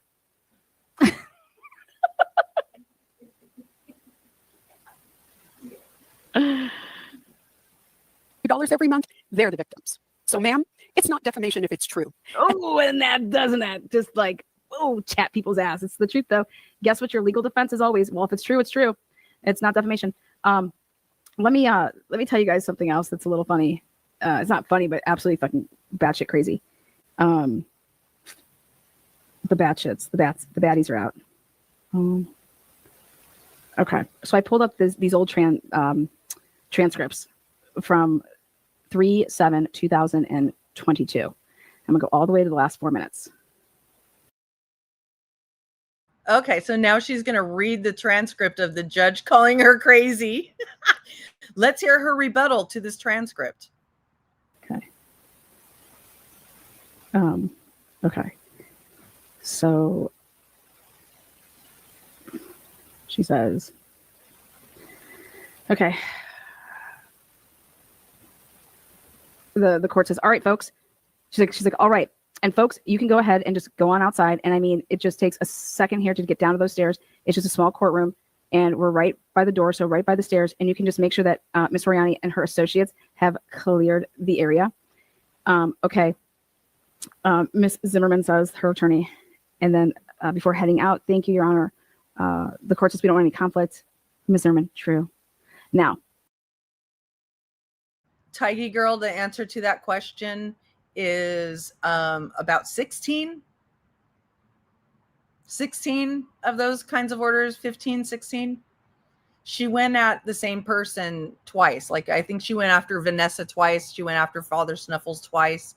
She went after MJ. She went off after some people in Pennsylvania twice. So, yeah. Abuse of the legal system much? You lost. You fucking idiot. You tool. Oh, here I go with the name calling. I guess I'm losing the argument. Better get back on task.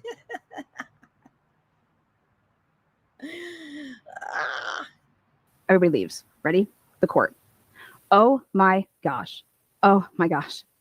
Thank God there is nothing set the rest of the week. Thank God. This is the judge, magistrate, whatever.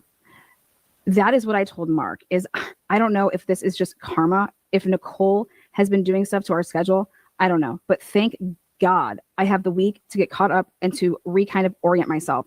And then, of course, today happened.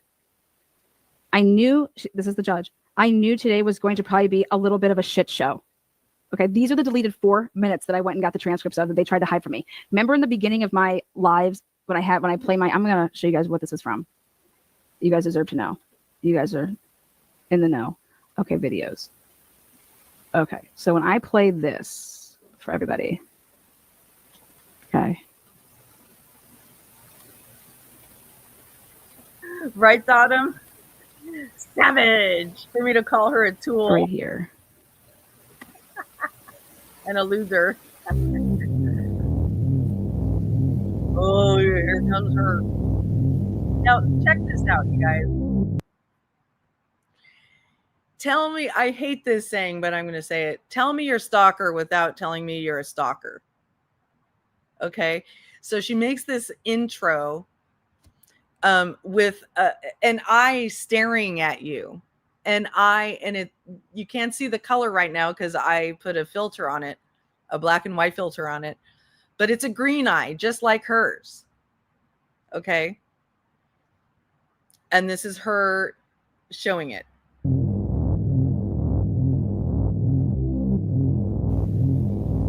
Okay, check this out.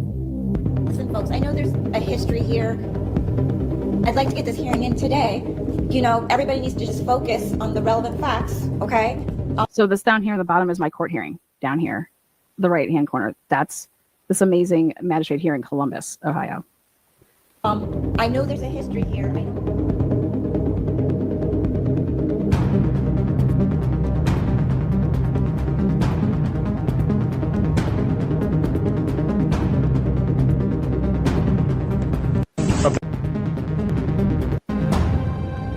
Lawyer.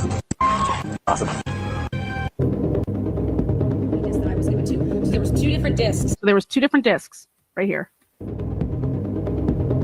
I was given to. So there was two different discs. Okay. They all knew about it. They all knew there was two different discs. Okay, that's what this is from. Okay, so now hang tight. I'll go back to put this up. So there's two different discs because one of the discs was given to the petitioner and the other one was given to me. And you can't do that. There's only one official record, bitches. One. You cannot go deleting the official record. Okay.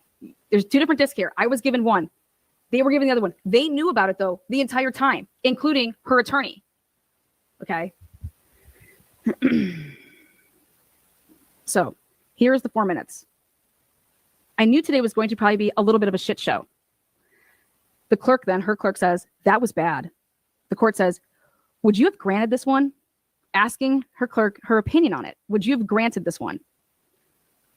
The clerk says, yeah, because she's crazy. Period. The court says, she is. But you know what? The standard. Yeah, bitch, let's talk about the motherfucking standard that you didn't fucking use.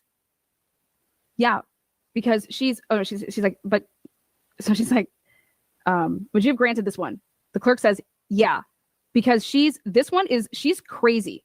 And then the court says, she is, but you know what? The standard, ... The clerk says, I think it was really close for you. The court says, yeah, it was not a slam dunk because this one, of course, feeds off of crazies. Okay. I mean, they're in this crazy, crazy world.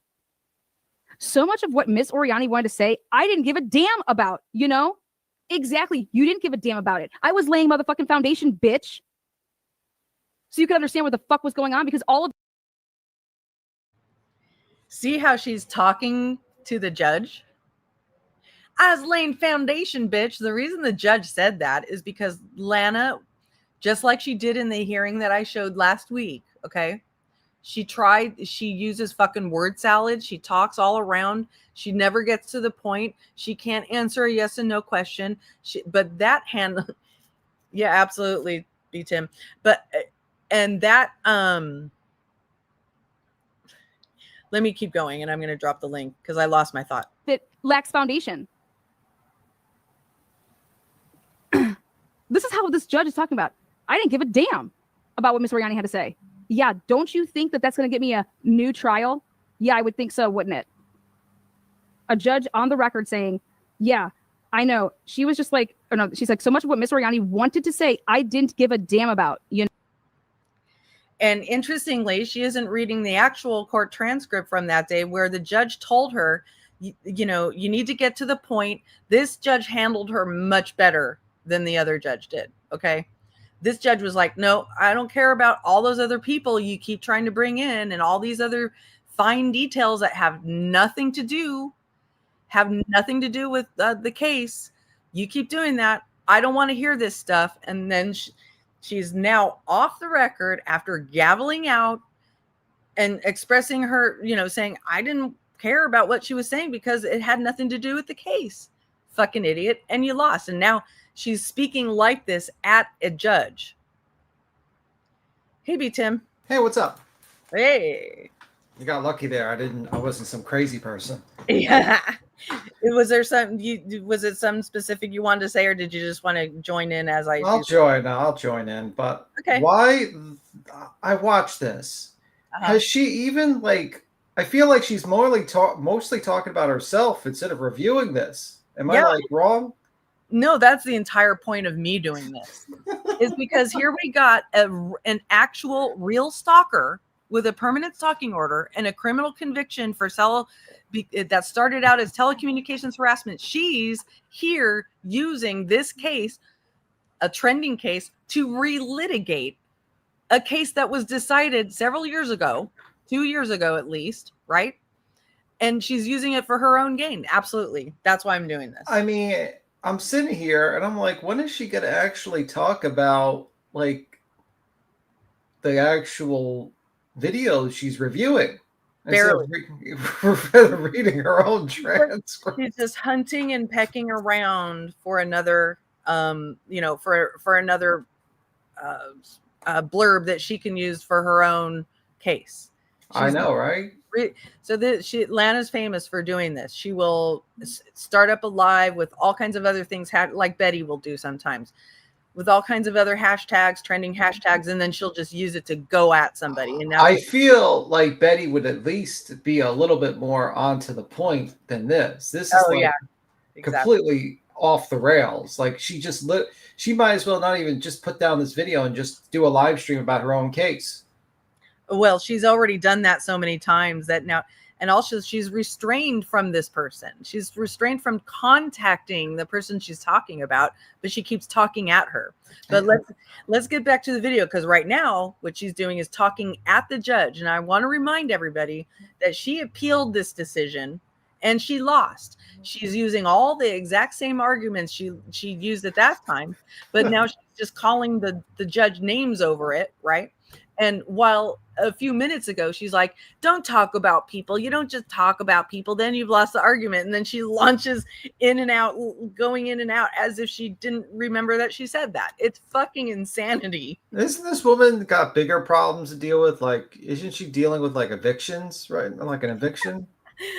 I don't know if she's still dealing with that, but what I showed was that she was sued for eviction while she's grifting for a documentary fundraiser. So yeah. She plays all the same shit that people like Nick the Hat do, right? Okay. Oh, I remember I saw her during the Karen Reed. She actually drove there and brought a barbecue. Oh yeah, and she sent an ice cream truck.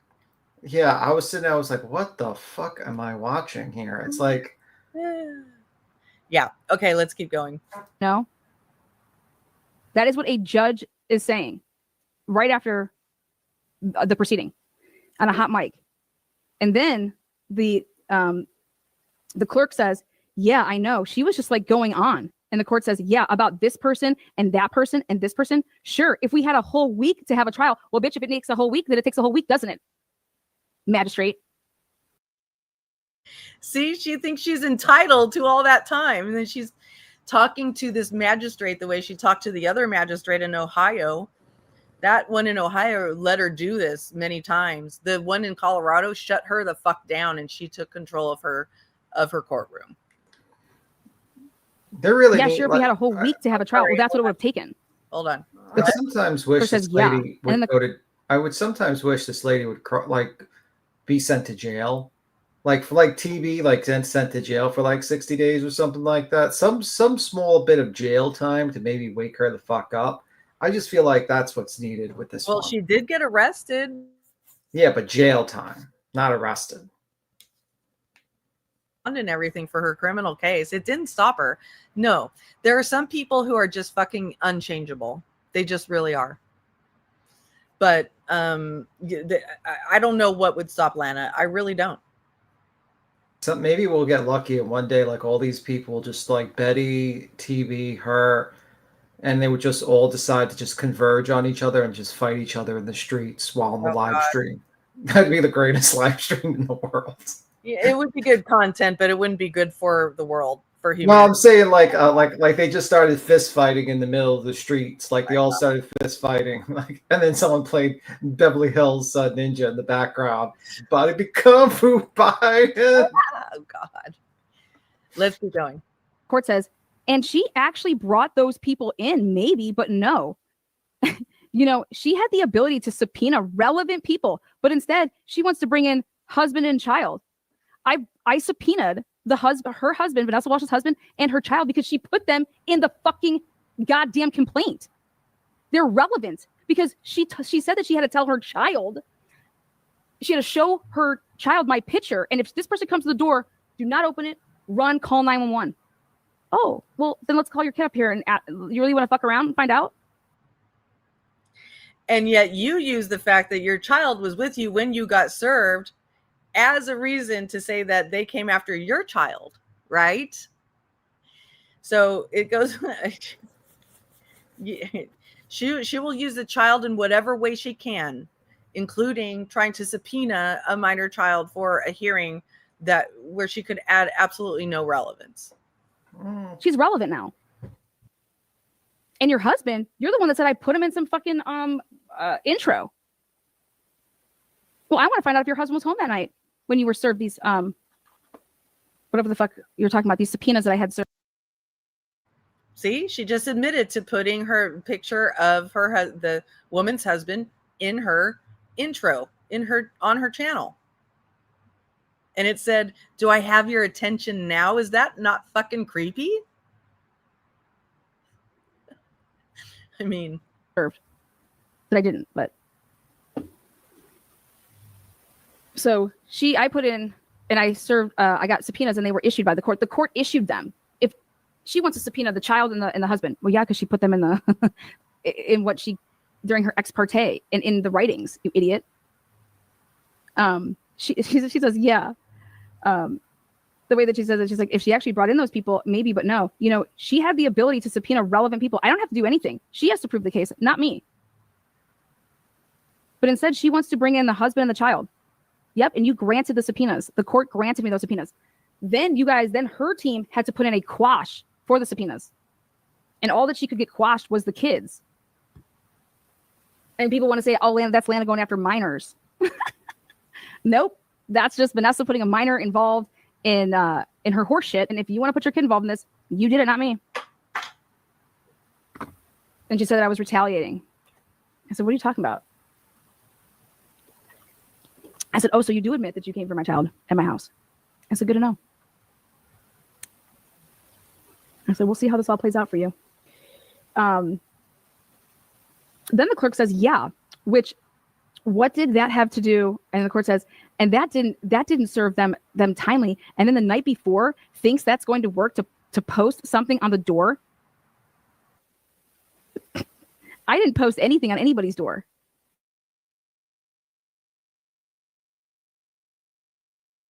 That's just harassment. I said, really? Mary F. and Poppin, I think you might be asking, is this still active? No, it's not. It's not. That's why it's weird for Lana to bring it. This has all been litigated. It's all been adjudicated. She's a stalker. She has a permanent stalking order, and she's just trying to using Lauren's case as an excuse to relitigate her own case. That is the absolute height of tragedy pimping. Okay. I mean, the absolute height of it. Can I ask a question? Has there been a person that has that she advocated for who wasn't like pretty guilty? I mean, I know Karen Reed got acquitted, but I think she's pretty guilty. But besides that, like, has there been a person that she has like advocated that wasn't like 100% guilty? Not that I know of. Like, I feel like this is like, no, she's a pro-crime murder sympathizer. Yeah. I mean, like, she thinks the Adelphi killer's innocent. She thinks Kohlberger's innocent. I think she's Chris Watts. Karen Reed. Like, basically, like, I feel like she just picks the person she thinks is like the killer I mean, maybe we should like use her to help for investigations, because whoever she thinks is innocent is actually 100% guilty. Exactly. We can use her for good. Just have her point around the crowd and says, "Do you think this person killed someone?" And she says, "No, I don't." I'll be like, "Arrest that man." Arrest that man completely. Yep. That's scientifically proven. We should go ahead and do that. 9 out of 10 times she's correct. Okay, keep going. So this is all on this hot mic. If somebody is home and we have video and they're refusing just to come to the door, that is service by refusal. Yes, it is every day of the week. But regardless, then she says on a hot mic, the clerk says, yeah. And the court says, no, it wasn't service by refusal. That's just harassment. And the clerk says, I Googled Miss Crazy, talking about me. Did you hear her glossing over the judge saying that's just harassment? She just launches into, and then the clerk says that she Googled me. Oh my God. Oh my God. I Googled Miss Crazy. I said, are you fucking kidding me? I got the clerk calling me crazy. I got the judge calling me crazy. And I have them calling me, then they're telling me that what was this other shit? Oh, that she didn't, I didn't give a damn about, what she had to say. Yeah. All of this. This is who was deciding this PPO. This is unbiased. The fuck it is. Then the magistrate says, after the clerk says, I Googled Miss Crazy. Then the court says, oh, did ya? What'd you find? Oh, did ya? What'd you find? Who the fuck? Ooh, that's how she sounds on the mic. Ooh, did ya? What'd you find? Okay, then the clerk says, she is like, seriously, obviously her stuff was all sealed because I couldn't find nothing on her. You couldn't find anything on me because there's nothing to find, honey. And you had the power of the courts and you couldn't find anything. Good job, Miss Clerk. Well, you would find something now. You would find a criminal conviction right now. It might have been true at that time of that hearing, but not true now. Then the court says, there was a civil case, a personal injury case that she filed. And I realized I now have you by the nutsack, because she made it seem like to the clerk that she didn't Google me, right? Well, then the magistrate is just a fucking idiot and says, well, there was a civil case, a personal injury case that she filed. But guess what, magistrate? I don't even know what the hell her name is anymore. It's been so. Magistrate Griffin. And guess what? Do you see how Lana is still living in a world where she had them all by the balls and she won this in her head? She won this. And that's what she's trying to convince her audience. Bro, we need to play the background song from that candy commercial whenever you review her. Sometimes I feel like a nut. Sometimes I don't. Dun, dun, dun, yeah, dun. Exactly. Long. You must have got to the wrong person. I've never filed a personal injury case. I am not a pussy. Sorry. Sorry. Maybe you grew. So if you've ever filed a workplace injury case, you're a pussy. Just in case you weren't aware, according to Lana, you're a pussy. Maybe you were Googling Vanessa. Okay. But right there, she's basically saying that she's admitting to looking me up prior to my fucking hearing. And I said, oh my God, I'm going to own you people.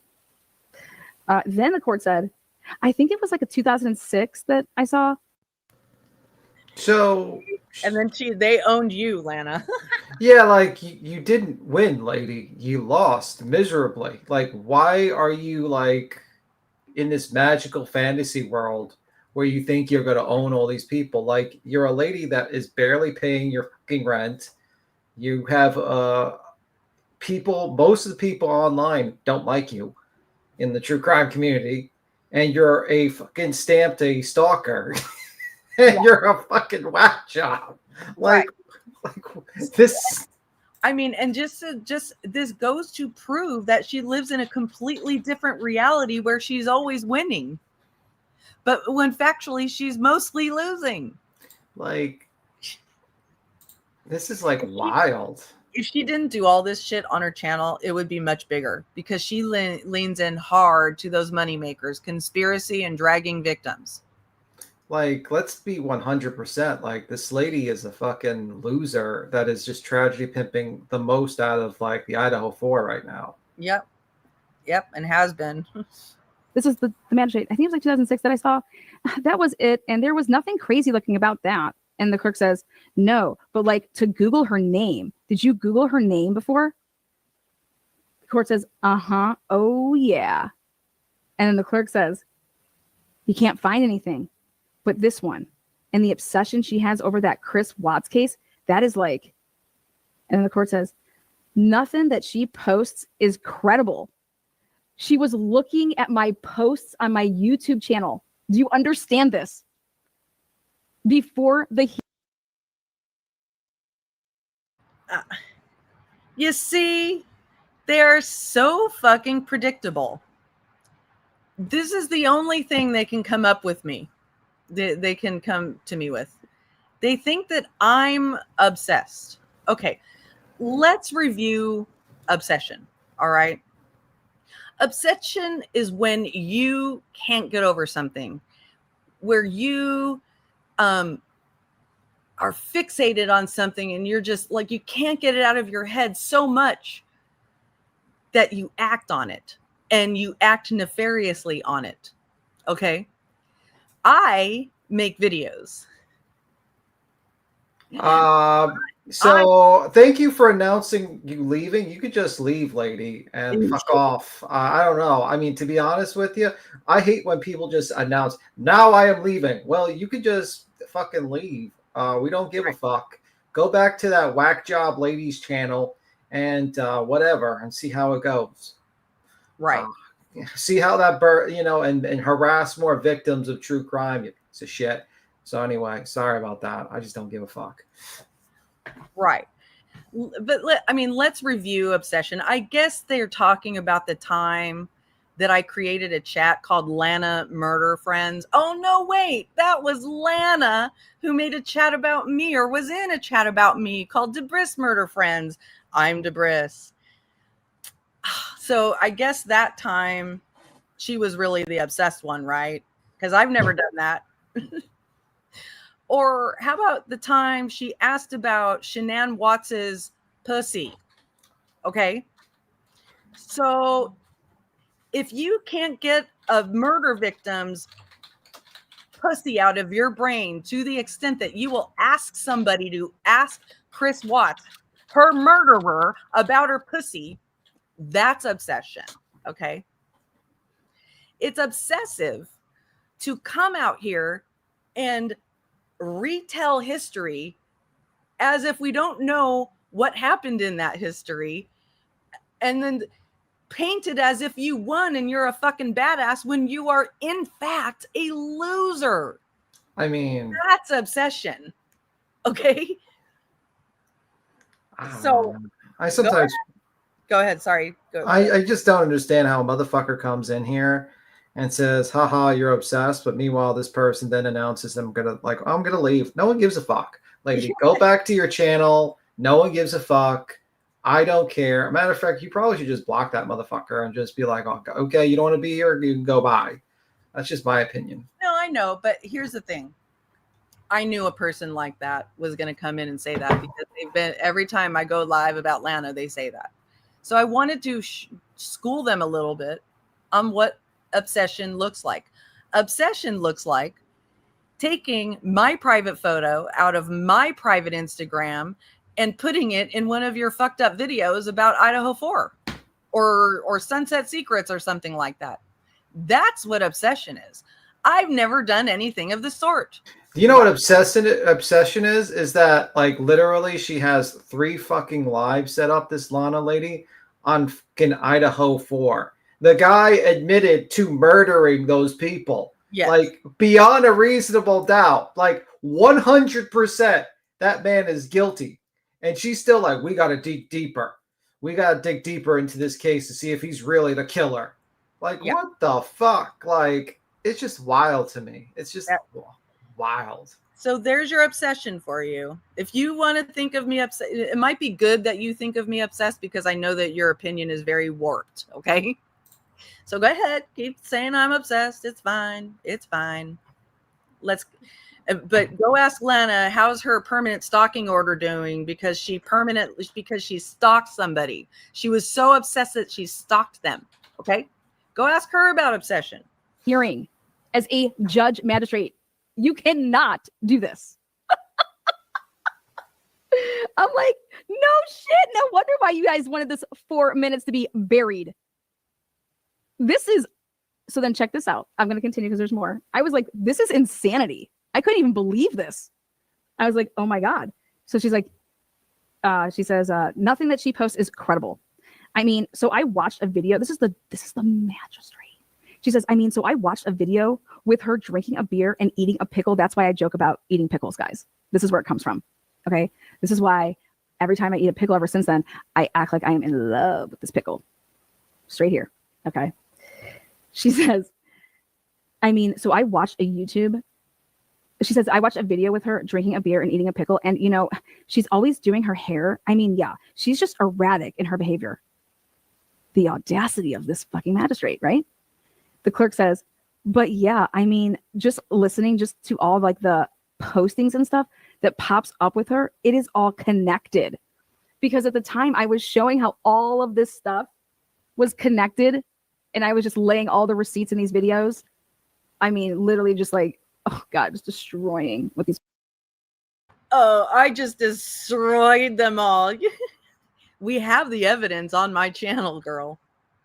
You were destroyed. You were destroyed. And I think that's one of the reasons you keep trying to come out and re-litigate and retell that story as if it all came out in your favor. You fucking idiot. Oh, I'm so savage. I called her an idiot. Well, okay. What were you going to say, V-Tim? I'm just saying, like, that's like the least I call people. I think I call a person an idiot almost every single stream. Yeah, I know. But, I'm silly.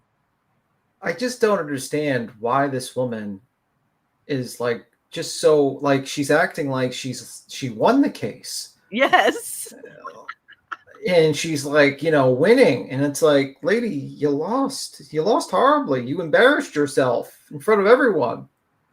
And now you're down to just simping for fucking murderers and killers. I mean, I'd rather be a homeless person than simp for murderers and killers, to be completely honest with you, because I feel like there's way more honor in asking people for change on the corner than fucking simping for known killers and attacking victims and witnesses of a case. It's just fucked up. Yep. Truly. People were doing. And it's like, it's totally gonna, I mean, you're never gonna be a member of somebody's channel when somebody shows you what the fuck they've done in a bad way. For example, Vanessa had a literal streetwalker hooker prostitute who she had pretend to be Nicole Kessinger's like relative. You know how fucked up that is? Now she's talking about Ludovica Bibiani, who became friends with Lana. And then Lana shared her porn and her open wide vagina on her channel. Okay. All right. That's what Lana did. That's obsession. And obsession is continuing to bring that girl up and her own case up to try to relitigate it when she lost so badly. Yeah. Wild shit. You know, it's like, wild. I promise I could just never reveal my sources. And like the source is like, you don't understand. You know, it's wild. This lady still has a YouTube channel, to be completely honest with you. That's the most wildest thing ever, actually. She has gamed the system. You know, she leaned into conspiracy and trashing true crime victims and, you know, making drama into victims, into victims' families. Drama cells. Yeah. Drama cells. And conspiracy. Her channel would be much bigger if she didn't keep digging into her personal shit. Yeah, she'd be like that clown guy. Yes, exactly. Absolutely. You know, she'd be like that guy. She would grow, and you know, make all this money, and that's pretty much it. But she's her own worst enemy. Actually, what's keeping her smaller is her own stupidity. Yep, 100%. Hi, Detroit Dahlia. Sorry to assault your ears with that as you're first coming in. What? Bitch, you are cray cray. So I found that all out and I outed it. So then she says, oh yeah, I'm just always doing my hair. Okay. I mean, yeah, she's just erratic in her behavior. Then the clerk says, yeah, but I just mean, okay, so I said that part. Then the court says, I can't imagine that Christopher Watts family ever wanted her to advocate for him. Girl, you don't understand my skill set. I can find anything. And it wasn't him, it was the parents. Get it right, shug tits. Ever wanted him to advocate for him. The clerk says, oh my God, if they did, they're just a wackadoo too. Then the judge says, right? And then the clerk says, yeah. And then the court says, and I think she's actually an intelligent person. Is that right? Feed the beast, baby. No. What a dumbass. I actually think she's intelligent. What gives you that impression? I'm just curious. It isn't made up. She actually she is correctly reading from the transcript, Autumn. I know it's funny, but it's true. I think she's actually an intelligent person. Then the clerk says, then the court says, yeah, everything she knew, she had the gist of what she needed to do in here. And, her motion for a directed verdict was good. Yeah, bitch. How did I know how to do that? Oh my God. This is my first time I ever was in a courtroom repping myself. And you lost. You fucking idiot. Sorry. You lost. Ever. She had the gist. She knew what she needed to do. Yeah, and you knew that what you did was wrong. And now I have your 4 minutes and 19 seconds. And when do I want to pop this? Then, if it just couldn't get any better, here's the cherry on top. The clerk says, the court says, yeah, why don't you just go ahead and lock us up? Then, because the bailiff came in, the deputy, and he's like, that was a long day. And she's like, OMG. The clerk says, you have no idea. That was the judge. OMG. The clerk, you have no idea. And the court says, we were just talking about how this, and then she realized that the mic was still on and it was still taping everything. And then she hits it. Then the one side gets the version of it, right? And then this crazy fucking mashed potato mouth bitch, Lynn Fox, is literally, these people drove from like Texas, drove from California to go to Denver to literally be in the same room as me for this hearing. And I'm like, oh my God, what are these people doing? Well, this broad over here, well, let me go to this. This Lynn broad, never met her in my life. She wanted a fake account, wanted to have fake donations given to a nonprofit for, Fight for a Family. And I still saved one of my favorite videos. Let me see. This will be a short video. Who's that, y'all? Who's that? I don't know. I don't know who that lady is. Who is this lady? Who is it? I don't know. Let's listen. Wait a minute. Aren't you the one obsessed with her? Yeah. Oh, wait. Where is that Donna person? Is she like at the, simping for another killer? Maybe she's too busy simping for another killer. I don't know. Maybe she'll think that, David, that David guy is completely innocent, has nothing to do with that Celeste Rivera's case. All right. So you'll see in a moment why this is her favorite video of me. In this video, I say by far the most vulgar, disgusting thing I've ever said, ever, including her name. Yeah. No, you'll hear it. It is vulgar and disgusting. And so Lana loves to pull it out. But you'll see the other stuff that I say as well. But okay, here, let's take another trip down memory lane. I've always said that I'm willing to admit when I'm wrong. Well, here's one of those times. I was wrong about something. Cheers. I did say Lana's son's name in chat. So I had forgotten that I typed her son's name in chat. And I had denied it because I thought, and then somebody proved it to me. So I was like, oh, well, I better admit this, that I did this, and then I'm sorry. But then I also use it as an opportunity to talk about all this shit Lana had done. Right? Of course, because if that's the worst thing you can do is be caught saying the kid's name in the chat. Yes, I shouldn't have done it, and I'm sorry I did. I've never ever done it again. But Lana repeats all the same shit she did to me over and over and over and over and over. But that's why this is her most favorite video. Let's keep going. And I shouldn't have done that. When I was accused of mentioning him by name, I thought people were talking about on a broadcast during a live stream.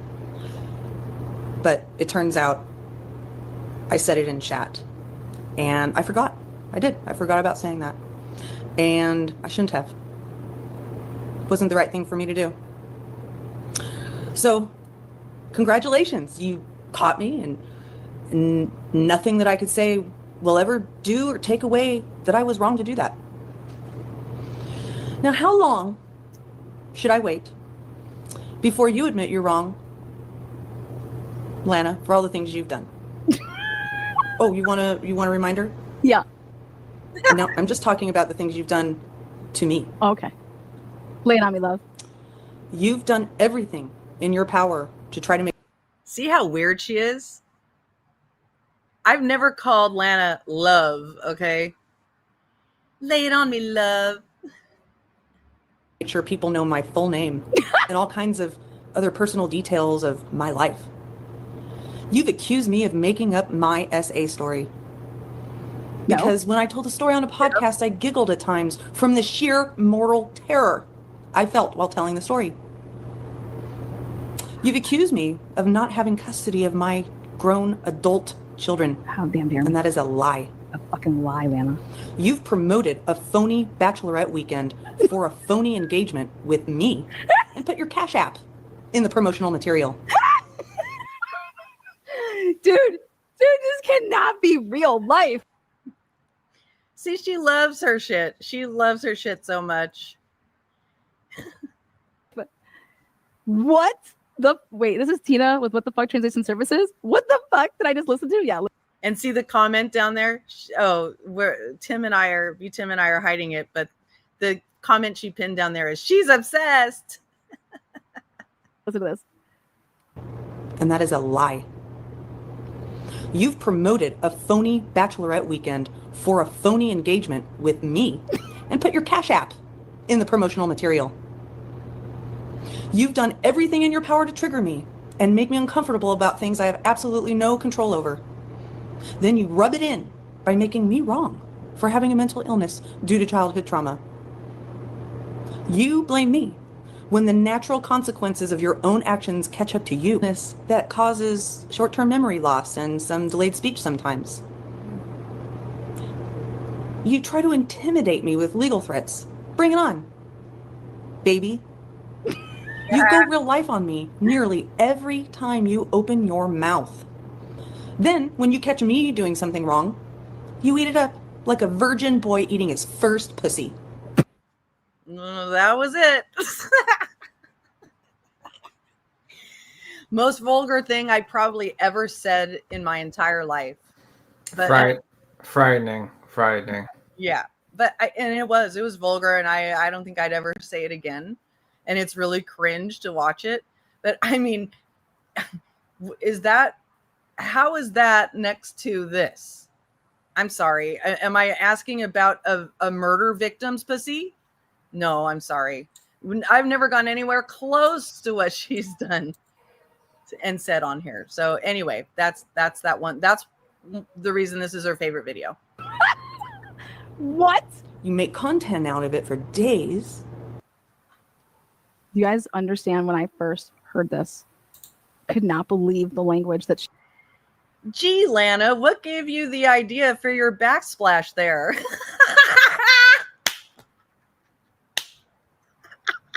Where did you get that idea? Oh my God, I didn't even notice that. Holy fuck. Right? Where'd you get that idea? Remember, my video is like 3-4 years ago. and this is now for her. This is wild. This lady's batshit crazy. Oh, thanks for being here, to Jennifer. Appreciate it. She used. This woman has the audacity to get fake. Literally, this is what she did. I had a nonprofit, right? She created fake accounts to buy into the nonprofit. Okay. Then she was in lives like me. It's like pick me. Tell like I'm like introducing people, saying like thank you for being like part of the nonprofit.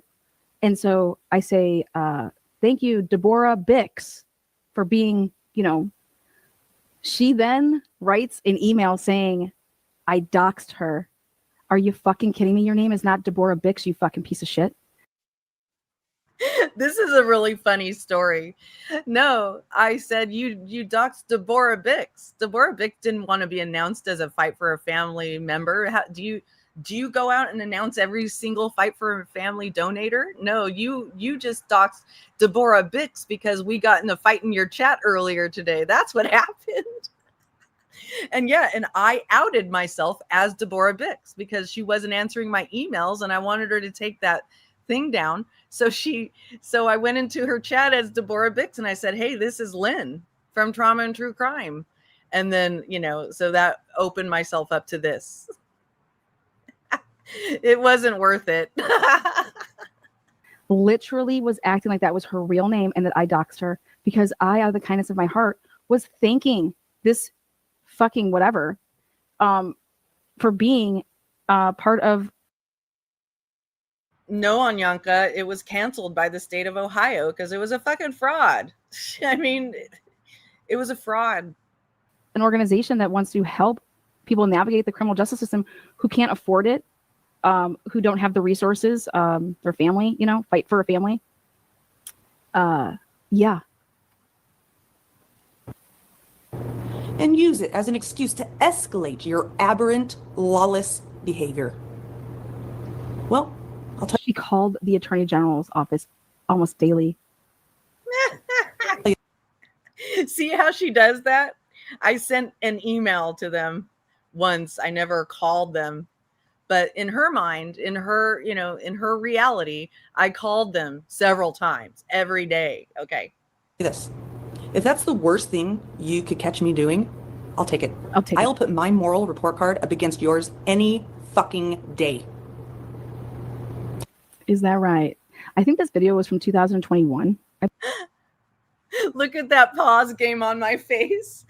This was just for context sake, this was a very intense back and forth time. Okay. Very intense. One video. So anyway, look at that. That's pretty funny. I'm sorry. Did you want to say something, B-Tim? No, I'm just like still fucking mesmerized. This lady's so obsessed with you. She has your fucking same background. I know. I'm like sitting here like, and then she's playing videos from fucking 3 years ago or some shit like that. Yeah. Wild to me. Because she gets off from hearing me talk about say the word pussy. That's why. I mean, I'm convinced of it. I think she's like regretful that she never got with you. That's the thing. Like, I think that's the key. Oh, for an entire month, she went around saying that we're getting married and that there's going to be a bachelorette party. An entire month, and she did raise funds off of it. And because she was using sex constantly at me to go at me, because she knew that I have a history of childhood trauma, she did that specifically. She targeted me in sex specifically for that reason. Okay, which is disgusting. And I was mad about it, and it hurt. It fucking hurt, right? But I'm past it now. We're done. It's over. I still report on when she is scamming the true crime community. Yeah, I'm absolutely going to do that. And also when she's going to completely retell history in the most warped and deranged and demented ways. When we know the truth. Is when she made this 2021? I think it could be 2022. I don't fucking know. But I've never seen tragedy pimping the way that I saw this broad and Natasha Cooper tragedy pimp, the Gabby Tito case. You've done everything in your power to trigger me and make me uncomfortable about. Because I say panties, moist, motherfucking panties. You see? You see what she did right there? I made the Brittany J mistake of saying somewhere, you know, the word panties is triggering to me because of my child essay history. So she does this every time she talks about me, every single time. So that's what I mean by using people's trauma. And she knows that is saying the word panties in a sexual way toward me will trigger a flashback. I have no control over that. You know, it's not something I have control over, the fact that happens, that I get a reaction to my childhood trauma when she says shit like that. But she goes overboard because she knows that. I know how to deal with it. You're not, but it's disgusting. I'm showing your fucking disgusting behavior. What you think of look at that pause on me. Okay, let's hear this again. Is that right? I think this video was from 2021, I believe. Is when she made this, 2021. I think it could be 2022. I don't fucking know.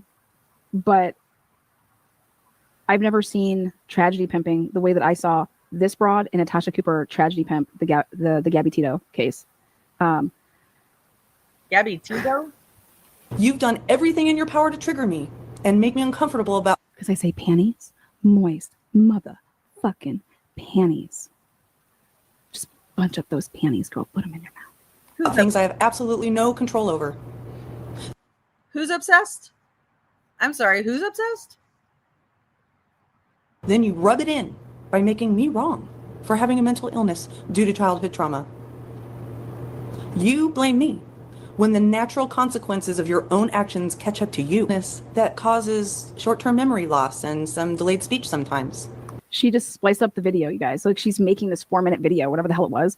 And she couldn't even get through the 4-minute video. She had to stop it and pick it up. You try to intimidate me with legal threats. Bring it on, baby. You go real life on me nearly every time you open your mouth. Then, when you catch me doing something wrong, you eat it up like a virgin boy eating his first pussy.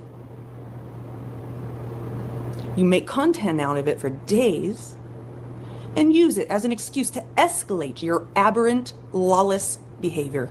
Oh my God. Well, I'll tell you this. If that's the worst thing.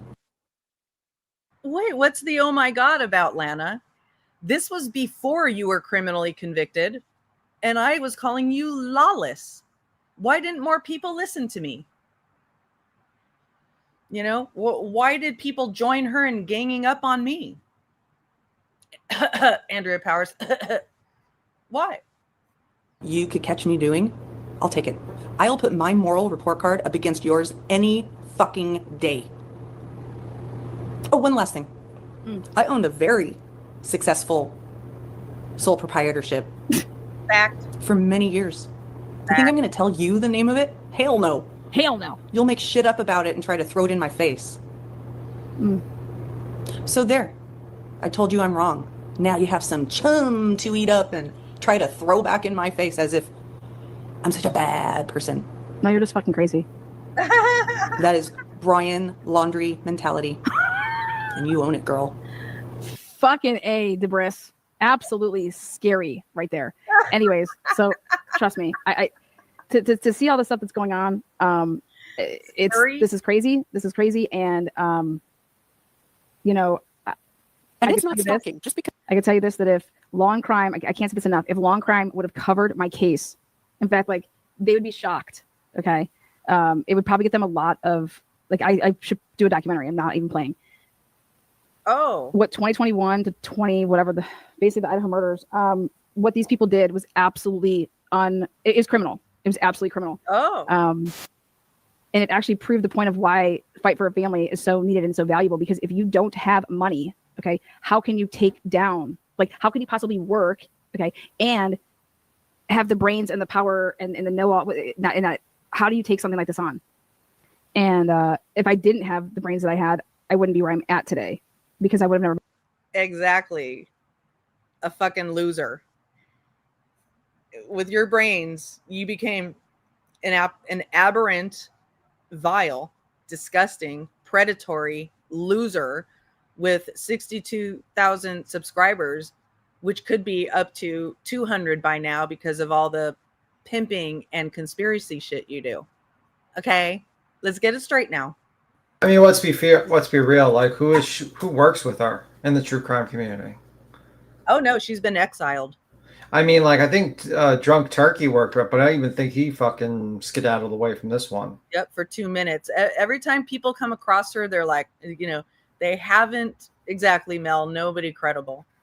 Once they get into her orbit, they see how fucking crazy she is.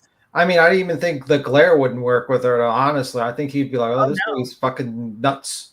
In fact, she played a clip of him in court from 2021 saying she's crazy. Yeah, like. So even the glare, yeah. So anyway. Yeah, like the glare knows, like, this lady's fucking batshit crazy. I can't work with this lady. Yep, even the glare knew. I'm able to sustain what the fuck was being thrown at me. If I wasn't mentally tough enough, so everything, all my sports, everything that I've ever went through in my life, literally built me to be able to take and overcome what the fuck these people did. But she hasn't taken and overcome. She's still harping on it, trying to relive history, relitigate history. It's in the books, girl. So I see this shit and it triggers me in a way to say, stop. No fucking way am I going to let you talk like this, Lauren, about somebody. Oh my God, they said I was annoying. And oh my God, look at what this person wrote about me. Stop. You're getting in front of what's coming. I know what's coming. This was your way of, I guess, doing it. A 9-hour live. Awesome. I believe it's going to horribly backfire. I would have never withdrew my lawsuits ever with these people that did this to me. If Law and Crime would have come and said they wanted to film this and live stream it, I would have been like the most incredibly thankful person in the world. Like, holy shit, thank you so much. Like, this is what I need. Please help me. Please show what the fuck is going on. Okay. Like, they're trying to literally ruin my life at every aspect. And here, Lauren runs. Lauren runs.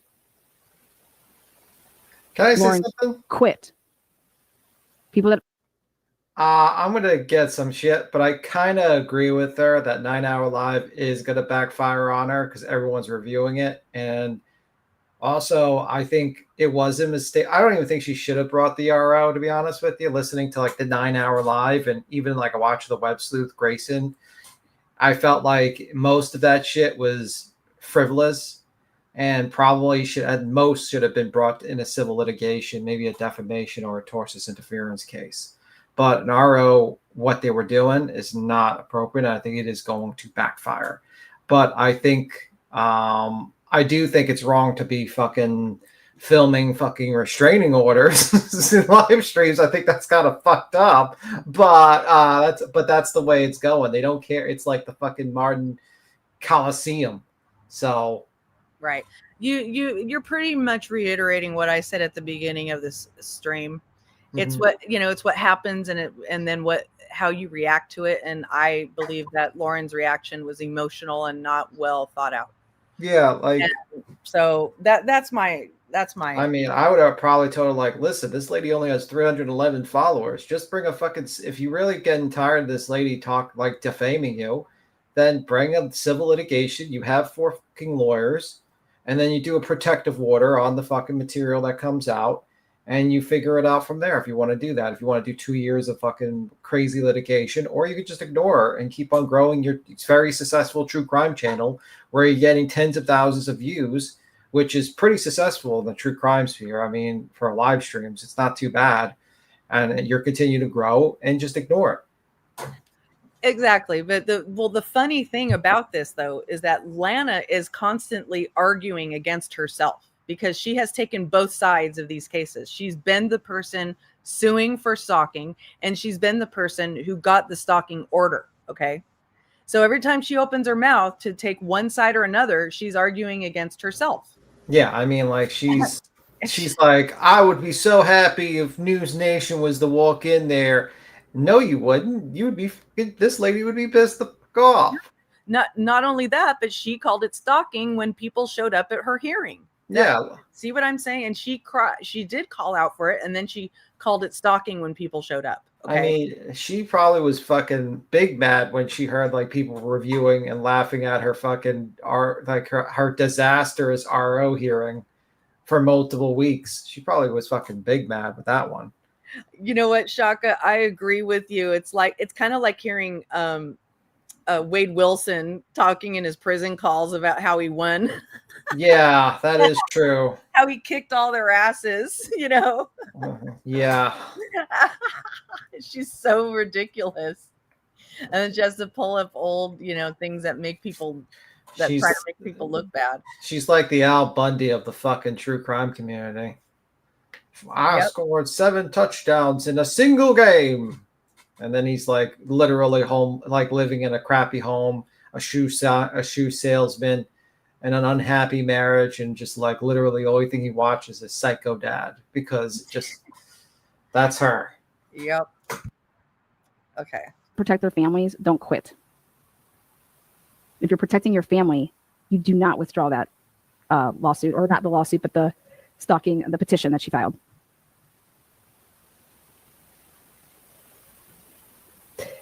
Nobody's going to be broadcasting your trauma. Okay. That's not how that, like every trial, think about it. Think about how damn dare you, like that's basically, Lauren, you should never cover another motherfucking case ever again. What about all the days that we sat through Delphi and had to see horrible fucking pictures of those girls, or all the other cases that you've done? Are you kidding me? That beginning of this video is absolutely disgusting to me. God, it's so sick. You literally make a living. And I made a living. If there was no more murder, Lauren, we wouldn't have jobs, would we? Isn't that crazy to think? You know how much that fucks with my head? Like, wow. If people started becoming good people, like, holy shit, what are we going to cover? There's no true crime.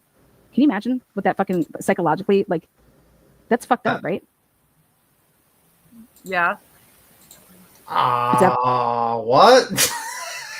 This is like, it's like, if there's no more people being murdered, I don't have a job. Yeah, exactly. I think I would just cover other things. I would just cover like drama, or I would just cover like, fucking Pokemon cards drama or something. I don't know. I'd cover something else. I wouldn't really give a fuck. I'll move on. And I love the irony of her talking about pimping out cases when she literally pimps out a murderer. Yeah, that's wild. Like this. Absolutely sick. Okay. So to hear, God, that beginning part of her video bothered me so much.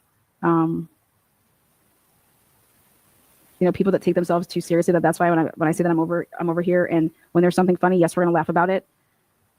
Because true crime is depressing enough that you don't have to be living in that, I don't know, that mental state of like, when something's funny. When is what it is. That's not me or the people that watch me being insensitive. It's just not. It's actually you clutching your fucking pearls is what it is. So think about it, people. Lauren had what I wanted and what I needed. Oh, I hear the Cooters are coming in. Thank you very much. Cooters. Welcome. And yes, Jays for Justice was one of Lana's targets for a while as well. I heard. At the same time as me. So yeah. I heard. I needed Lana. Sorry, what? No, I'm just saying, like, she's burned a lot of bridges, Lana, with a lot of people. Now she exiled herself. And now she's exiled to the conspiracy side, the crazy people. The pro-burgers, the pro-crimers. Yep. Yeah. Yep. Crime in 2021 and 2022 so fucking bad. I needed somebody like them to show what these fucking people did. expose the truth, and it would have changed like so much for me. Not saying that I would want like, oh, go like her channel, give her, petty likes, or like, oh, out of pity, I'm liking and subscribing to this channel. Fuck no. I want you to see, if you think that you know me, you don't know me, but watch all of this shit and then come back and tell me who's who. Who's who? Because I wanted to put all these motherfuckers on blast. Because it's so funny to me, and I can say funny because I've been there, I've done all this, I know what all this shit's about. Okay, these people couldn't break me, and trust me, when I say that fucking, it wasn't just one person, it was an empire coming for me with lawyers, with a fucking judge who deleted. She had her clerk delete the last 4 minutes.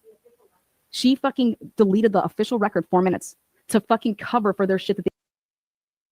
But that's the thing, Lana. It wasn't the official record. That's why it was deleted.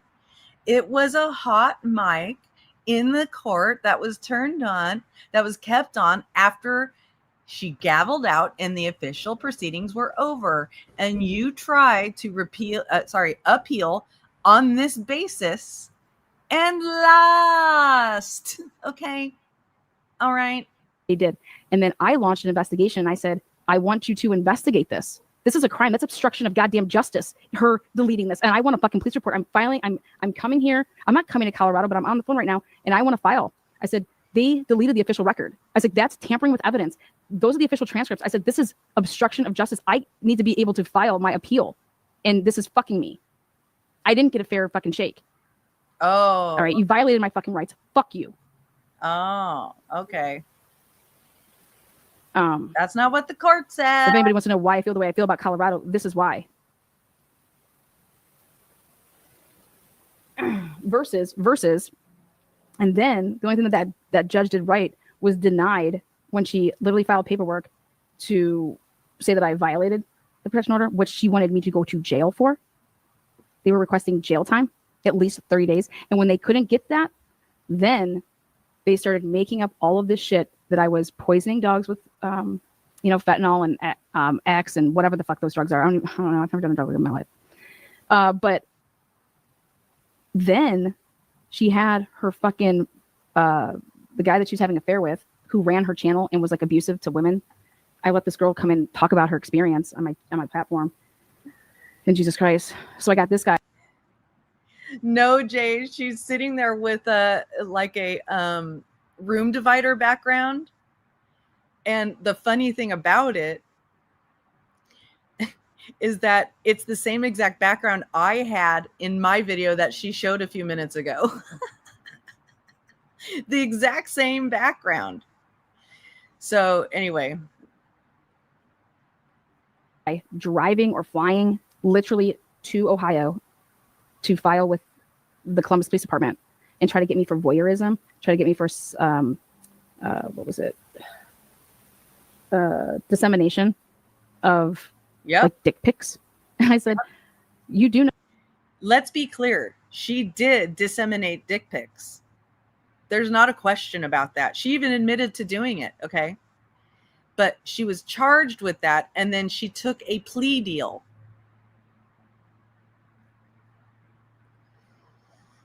Yeah. Fucking sad, man.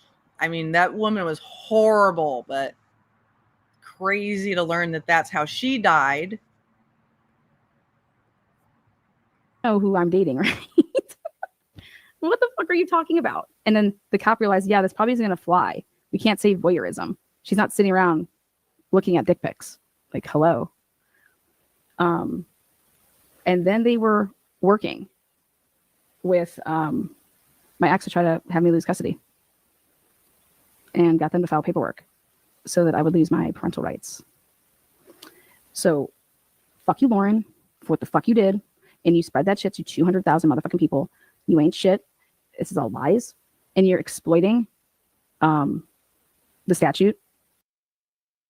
Okay, so now because Lana is mad that she got a permanent stalking order, Lauren is a piece of shit. See how that goes? It's not. This is not for her. It's not for Lauren. It's not for the community. It's not for anybody to learn anything. It's for Lana to come out here and burst that pimple that she's had on her back for a while. Do you think she's doing this because this lady is a pro burger and obviously Hidden True Crime is not a pro burger? No, I think she would do it even if they were a pro burger. Okay.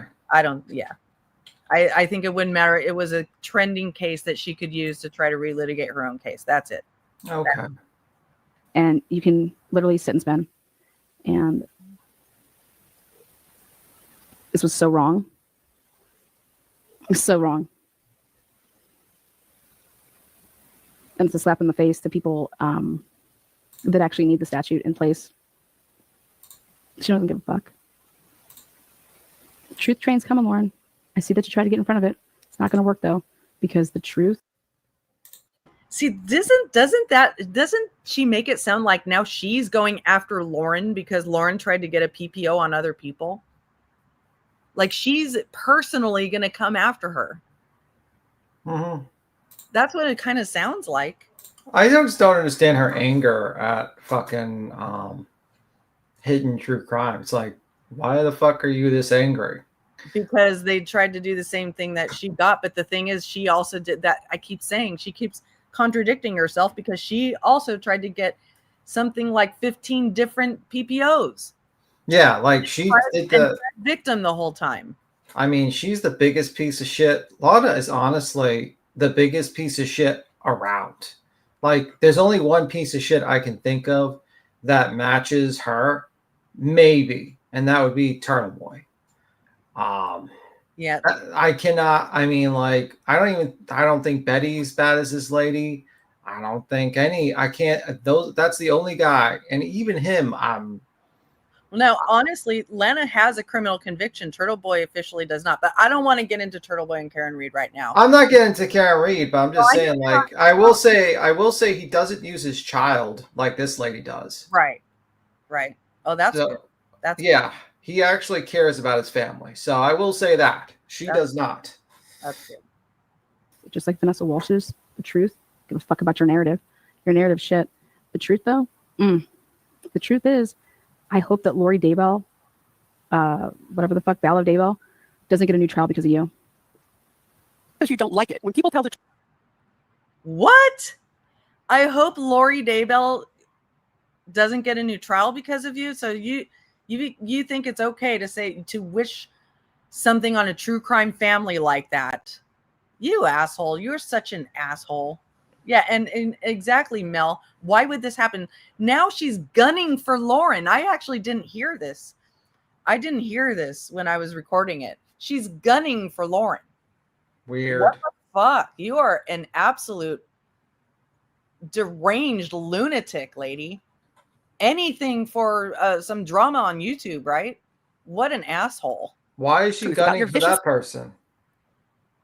Because she put an RO out on somebody. You know, because she perceives her as doing the same things that were done to her when she's not the fucking victim. Oh my God. That's terrible. Unethical, dishonest, and unkind behavior.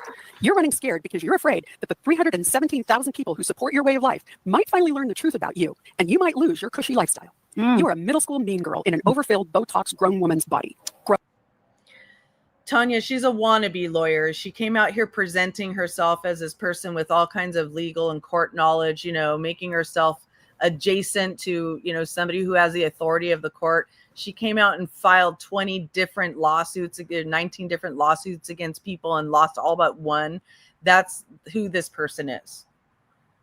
But she still comes out here and claims that she's the winner. She's literally living in a completely different reality than the one that actually happened and we've all seen, which is why she gets exiled. Yeah, I think the only thing she won was because the person just didn't want to be bothered with it and just let it go. No, that's not it. No. Is that it? She won because she got Crafton to lie for her on the stand, and the person actually did mail her a glitter dick bomb. Oh, that's true. Okay. That's the only thing. So, no, that person didn't let it go. She actually went to court with her and fought it as well. Oh, okay. Yeah. up. There's an old adage that says, if you come for the king, you better not miss. Fuck yeah, that's my thing. You come for me, you better not fucking miss. You come for me, fuck, you better hope I can't fucking move. You come for the king, whoo-hoo! You come for the She's the queen now. Now we're throwing out threats because of you don't like that somebody else filed an RO on somebody. That's boundaries. That's knowing where to stop your anger. That's not misplacing your anger just a little bit. That's psychotic. It is psychotic. She is fucking psychotic. I mean, like, does she not real? But first off, I think, Lana, you probably don't realize that. I mean, is she going for this lady, or like who's she going for again? She's misplacing her anger onto Lauren. That's what she's doing. Yeah, like she does realize like Lauren has money and 4 attorneys and the ability to completely can bury this woman if she decided to stalk her. Like she does realize that, right? Or is she that stupid? She's that stupid too. Oh, okay. Thank you for becoming a member, Law Nerd, and I hope I haven't missed anybody else who became a member or did anything nice. I don't think so. You don't think anyone did anything nice for you? Okay. No, I just don't think I've missed anything. No, 18 different times people have done something nice on here. I just want to make sure. Only 18? Okay, I see how it is. Stop. All right. No, you know what I mean. I've gotten super chats and members and that type of stuff 18 times. Okay, let's keep going. Yes, she's the king and the queen. Queen? When you start weaponizing the law to destroy your competition, you better be right, because This is why when I saw this, I was like, I want this firecracker. Honey, Lori, you have a place here. I would love to hear and talk to you about.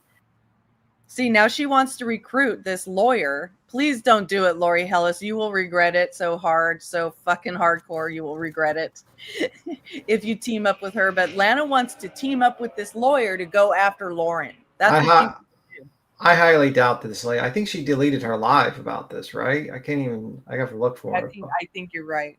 I don't think this lady wants anything to do with this lady at all. No, run for your life. No, I am worried about, like, I'm not really worried, but I'm thinking like the TikTok the one with that's being alleged to be a stalker and all this stuff and is getting defamed, might decide to hang out with this lady. Who knows? I mean, someone might jump to her TikTok and be like, hey, there's this truth and transparency person that might be able to help. And that might be a problem.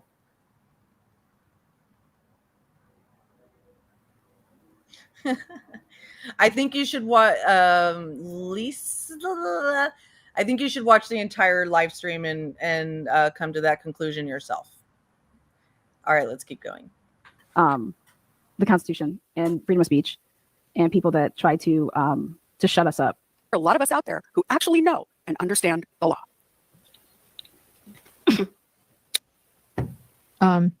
So I do like Botox. Although I think I need. Am I okay? But I have none in my body. I don't know what she's talking about. I didn't send out.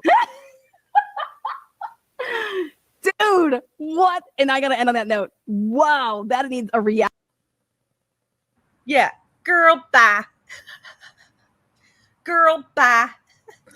I don't even know what that you read before. So all you were doing to Lana is what Lauren Stalker did to her. What does that even mean? I don't know, but that's why I said just watch the stream and come up with your own conclusion. I don't care what they think. I don't care. Okay, let's keep going. Quality check right there. Wow. I do love Botox, but I don't have any in my body. Thank you so much, Perfectly Imperfect. I really appreciate it. Hi, NJ Robin. Good to see you. Wow. Her manuscript ever. That wasn't a thing, and I certainly didn't call the police with her or a random person that allegedly sent her an email. And I will say this then you two, if you're truly being truthful right here, you both are getting trolled by the same people, and they want this. That's why you have to have your inner circle. There is no circle. Okay. There is no circle. Not with the internet. But I think this is just a good example of how incessant it is. It's been going on for months, guys. Months. I don't know like where she's getting this info, where she's resurfacing with all of this. And it's like unending. And it's like she finishes talking to one person and she finds someone else wanting to listen and tells them, and then actually, like I said, asks someone to be a witness at the stalking injunction. I just want this person, this stalker, to go away. And why in the world then would you make a 9-hour live? That is the opposite. I mean, isn't your husband like a psychologist? This is what somebody would tell you not to do if that's your goal. Do you understand that? This is coming from the person who has made hundreds of hours out of her cases. Hundreds of. So it's not that I disagree with her that this wasn't a good idea for Lauren to do. Okay. It's not that I disagree with her. It's that Lana did way more than this. And she's calling it ill-advised or, whatever she's calling it, stupid or whatever. Fucking idiot. People are hearing things because this is a whisper campaign. Nobody knew anything. It is not true. Look for evidence. Okay. And in my a whisper campaign, that's the same thing that fucking Vanessa said. I'm hearing these little whispers, and the judge is like, whispers? You're really not hearing whispers, are you? Do you see this shit? Afraid about my business. She said. Well, it was a little different. In Lana's case, the whispers that Vanessa were hearing were things like, I'm going to go smash Vanessa's face in when I'm in Colorado. Those were the whispers. Much different than, Lauren is a poopy head. Okay. Much different. I'm worried about my business and losing my followers and my cush lifestyle. Cush lifestyle, no. My business, yeah. But my heart and soul has built this business with my husband. It's our family livelihood and for my little boy. And yeah, and that's why you just need to do it. Just do that. Ignore. So somebody made a video about it. How are you even seeing it? You ignore. And by the way, it was your double agent who made sure that Vanessa knew you did that. Bro, this lady needs to take her own goddamn. She should have took that goddamn advice fucking years ago. Yep, exactly. Like, lady, you're living in a glass house. Like, that's why her and Brittany J just vibe so much. And why they share the same delusional mod who lives in their reality where they're always winning when they're actually losing.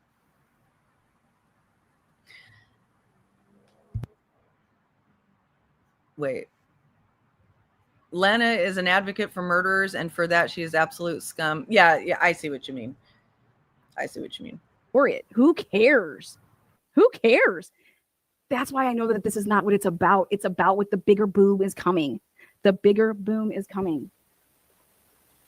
And that's what this whole big text was before. And I was like, and so this is the end actually where she wrote this, and I'm like, what the fuck? Where is that one? It's like, I think it's in black. There he goes. Odd. I just think from the messages I've seen, I would prepare for something publicly at this point. I don't know how or when. I just tell people I don't want to know what's happening. So that way I can truly say I have no clue. There are a lot of people that are really, really, really, really pissed off right now. And that's really all I know. People are mad. I would say brace yourself based on a few things that I have heard here and there. Something this person back, the stopper back. And I say, I blocked you because I'm tired of being harassed and threatened by others who are misinformed and illegally sharing and taking private chats out of context. The only coward in this conversation is the one who is unable to acknowledge any wrongdoing whatsoever. So who is starting fires? And then I share again, who is starting fires? Here it is. This is a creator that Grayson called. And well, the Idaho mom, if you actually are in Idaho, Lana believes that she owns the Idaho 4 case and has made the trip there many times, has had the cops called on her while there. And she blamed it on a creator when it wasn't a creator. So anyway. Yeah. I kind of have a question. Why does this lady always wear a cap and a hoodie all the time? I don't know. It's her look. Thanks for becoming a member, Perfectly Imperfect. Is she like cold all the time? Does she have heat? Like, what's going on here? Like, I don't know. I think she thinks she looks, pimping. Okay. She's all about the pimping, I mean, whenever I want to get professional opinions on true crime, I always want to look at a person with a backwards cap and hoodie on. Yeah. Fantastic. Yep. And this is verbatim from them for stuff here and there. Well, end quote. I had no idea what that meant. And so I decided to call the police because at that point, I am fearful for my safety with such a vague threat. And the police, they were holding me. Please don't. And please. So this person, unfortunately, my nervousness, it ended. And someone who attended words written on your public account with a request you don't publicly defame me and sharing that it hurts me in no way rewrites history or disregards what I have apologized for and owned. And I have owned it. I have a lot to process about myself and my actions. She thanked me for being vulnerable and vulnerable about. But Lauren, I can confidently say that what you're claiming is false. I haven't talked to anyone about a conversation. As for your other request, I think you already know that I'm not the one you need to worry about when it comes to sharing private conversations. In other words, shaming my ex-friends. I'll be honest, receiving a message like this, especially with accusations and threats, really puts salt in the wounds. I didn't expect that from you. This is when you don't know who to trust, all the people that are around you. This is what happens. You don't know who to trust. And all this stuff's coming at you, Lauren. And you're like, oh my God, I shared that with so many people. I don't know who the fuck the person is that, gave it to this other person that could be really detrimental, blah, blah, blah, because I shared it with multiple people. So I can't narrow down who the fuck the culprit is and who's betrayed me, right? That's what this is about. This doesn't make any sense, but I cannot believe that you called the cops about this. It doesn't make something about blowing. She's like, who's going to blow you up? And I was like, why? Because there's a high profile. Lana, you called the cops about getting process served. Okay? You called the cops about getting a process server at your door and acted like you were about to get killed, okay? You're welcome, Idaho mom. Be on the lookout. She's a lunatic. She's fucking crazy. Run far away. Nationally well-known trial going on. And every day we are reminded that there's to be no recording in all the courthouse, not just the courtroom, but the courthouse. And that if you are to record in the courthouse, you'll be held in contempt of court. And that there are signs everywhere saying, do not true crime, that in this true crime space, any producers, HTC hires will need to work exclusively for hidden true crime to avoid issues around privacy, sharing content, and information across channels or podcasts, which greatly concerns us. As I have always stated, your desire to work with Redacted is an incredible opportunity. They were going to live stream my family's pain.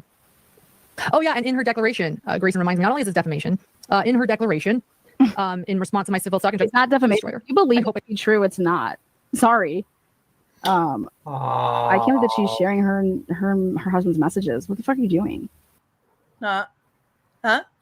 I'm just about to say, I don't think she quite understands the concept of defamation, actually. It goes beyond that. If you're a limited public figure, it has to be with malicious intent that you defame someone under malicious intent. But you could bring civil litigation. You could sue anyone for anything. I could sue you right now for, my pen broke in half, and I could just file a claim to waste people's time. Anyone could be sued for anything. She not only doesn't understand what defamation is, she can't even fucking spell it. I mean, you'd have to think, what, New York Times versus Sullivan, or Sullivan versus New York Times, where it's like, you have to prove that person not like knowingly knew it was false, but it was, And also, shouldn't you be able to spell defamation correctly on the court papers you send to me and Jason? Oh, I didn't even notice that. I just looked at the screen. I'm like, wait a minute. Oh, fuck. Both of the papers for me and Jays for Justice had it this way. Oh my God. She's such a fucking loser. Oh my God. Like, you can make this seem like whatever. Like, I can't even believe this. I can't believe this took 9 hours. Now, imagine that all of this stuff would be subjected to cross-examination. That's what would have happened in the courtroom. Everything that she took 9 hours to show, it's all subjected to cross-examination. There's also, if you want this protected order, you're testifying. There is no, I'm going to call these other people and I don't have to testify. So all I know is, what homeless man ordeal? Well, then her ruse worked on you for a bit there, my crime, because that's what she wants people to believe, is that she's a acting attorney or a private investigator. When she first came around, she actually said that she was a narco and that she was living in a safe house. I'm serious. I have the screenshots. What was the homeless person ordeal? All right, I'll show you the homeless person ordeal. I will show it to you right now. I pulled it up. Okay. This is thanks to, let's see. Yeah, here it is. This is thanks to Aunt Lala, who documented this. What the fuck am I going to watch now? What is this? What? You ready? Okay. Let's go.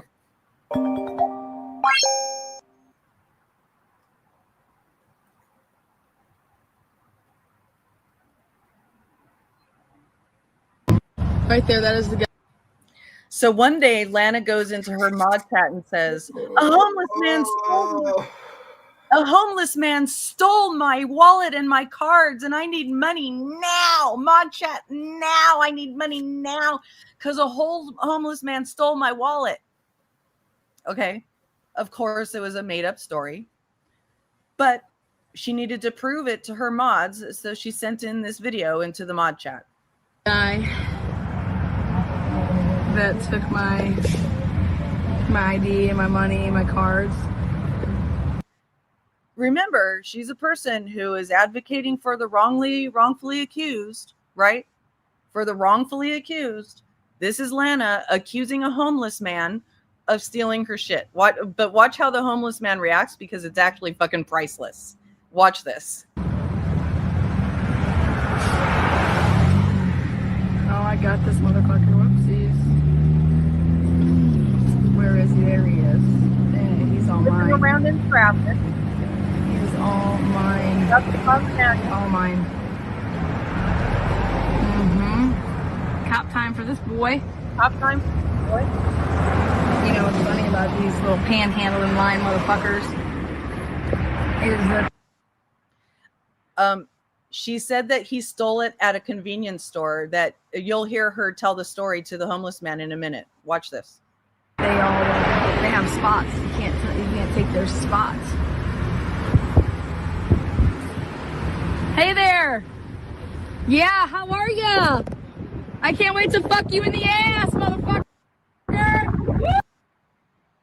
Okay, and now she's telling this homeless man, yes, of course I do, Jay, the strip bar lives were disgusting. So now she's like, I'm going to come sexually assault you, motherfucker. Wait, what? The strip? Yeah, I heard that, but then I heard Jay say the strip bar lives.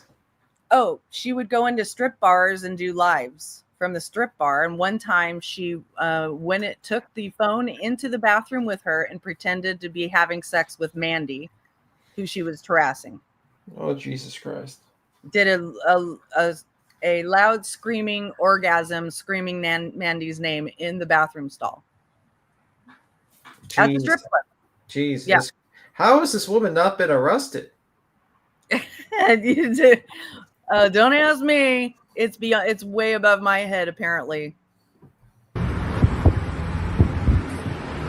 Hey there. Yeah, how are ya? I can't wait to fuck you in the ass, motherfucker. Woo!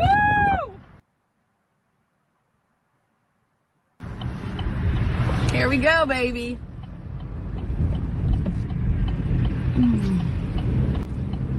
She's incredibly stupid.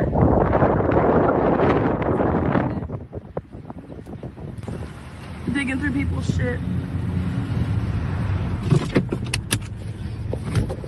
He knows it's me.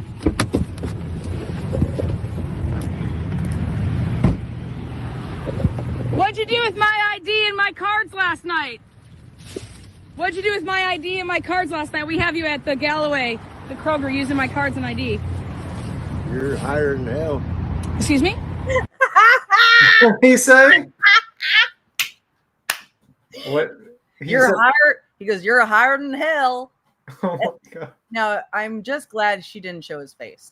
Yeah, but you know what? Like, if she would have pulled that shit on the New York City homeless, I feel like I know. I know. Like, there's some homeless people, they just act really crazy. And I feel like if you fuck with them, they're just going to pull out a knife and just stab you with it. It's like. I know. And right. So here's Ohio for you. Homeless in Ohio getting harassed. Kroger, using my cards and ID. You're higher than hell. Excuse me? You're higher than hell. You think so? Yeah. Okay, so you didn't take my stuff last night?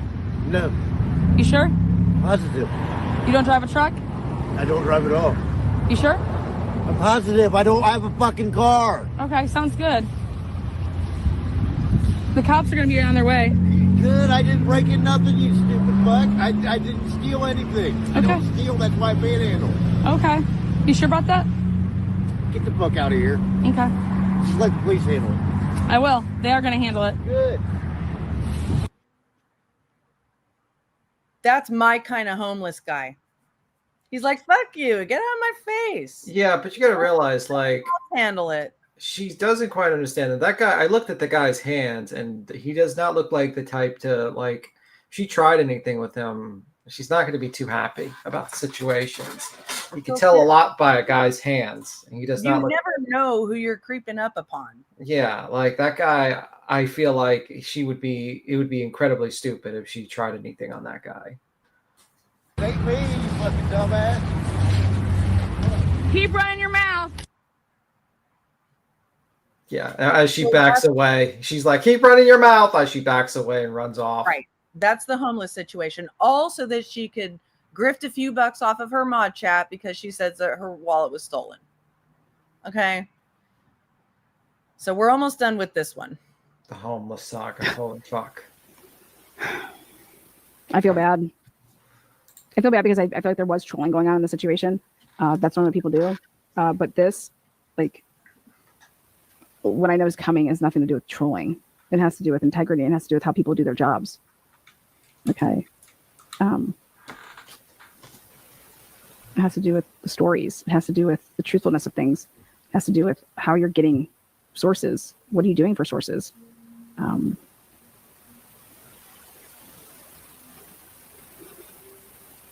So yeah, that's all.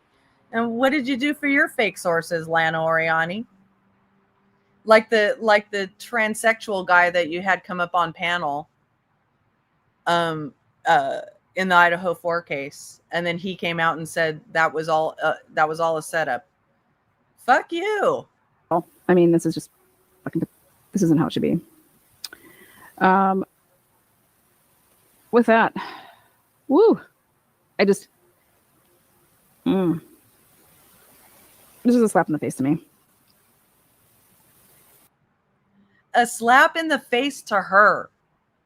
A slap in the face to her. It has nothing to do with her. Lana, this is a slap in the face to me that you're doing this. No, it's just a slap in the face to reality and integrity, you asshole.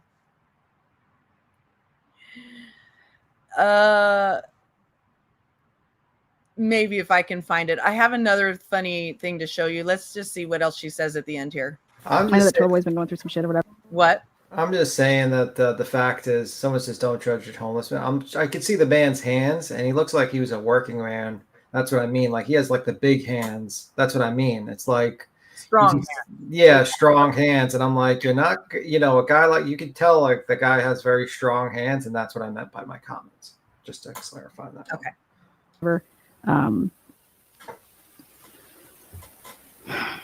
Thank you for being a member for 5 months, Wispy. And also, KB, thank you for being a member for 5 months. I want to bring up that she brought up Turtle Boy, not me. Now. All right. Yeah, so you can't yell at me. No more Turtle Boy. She brought it up, not me. I didn't say nothing this time. I'm just kidding. I'm kidding. I think the chat was the most enlightening for me to see the chat. To see the chat, like for being a member for a month, Liberty.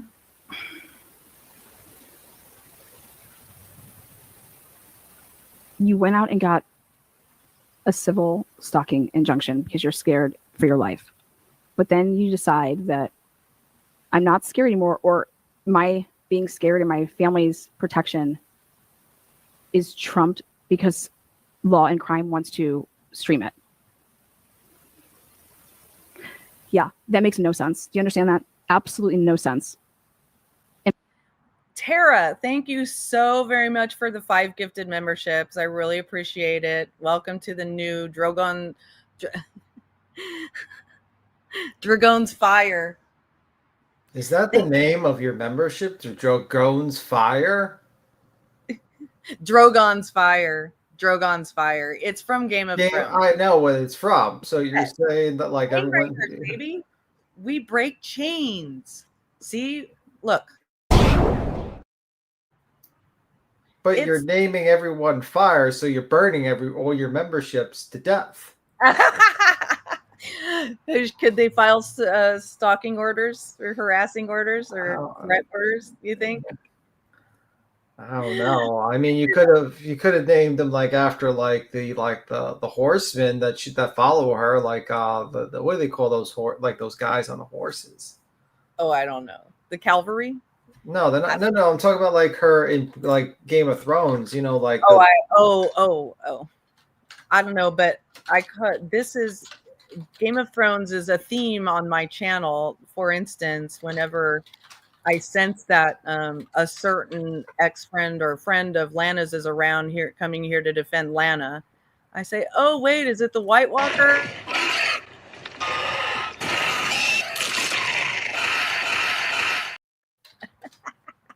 Yeah, because that's what they look like when they come into my chat.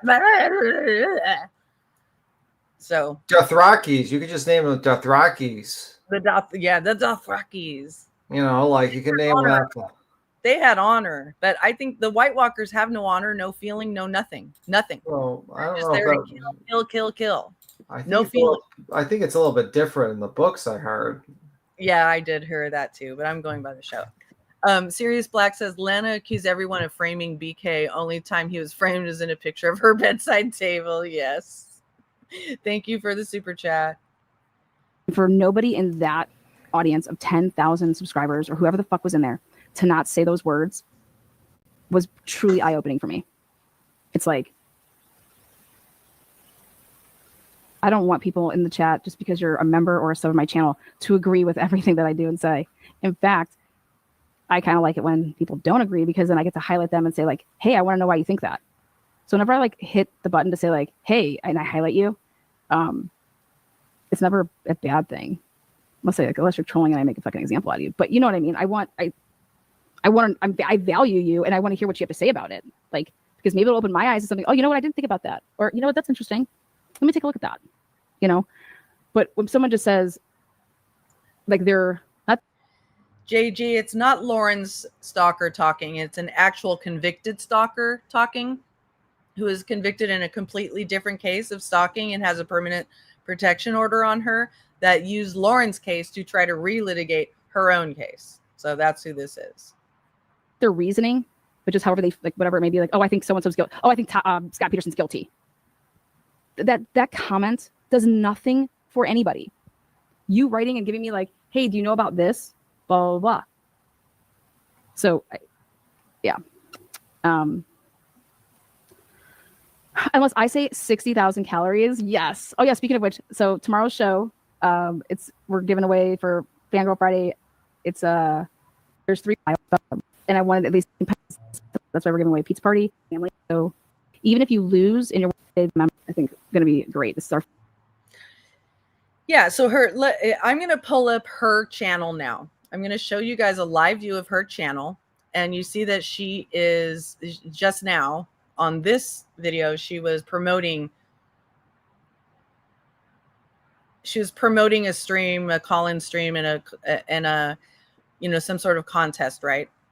So the first thing I want to call your attention to is this right here.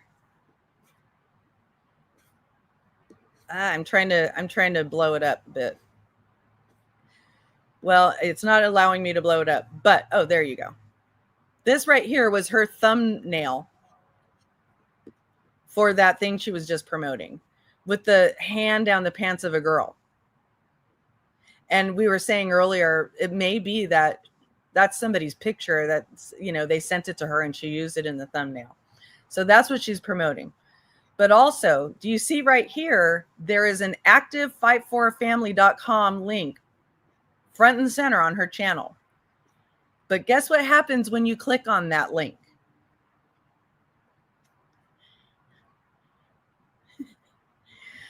Losing is hard.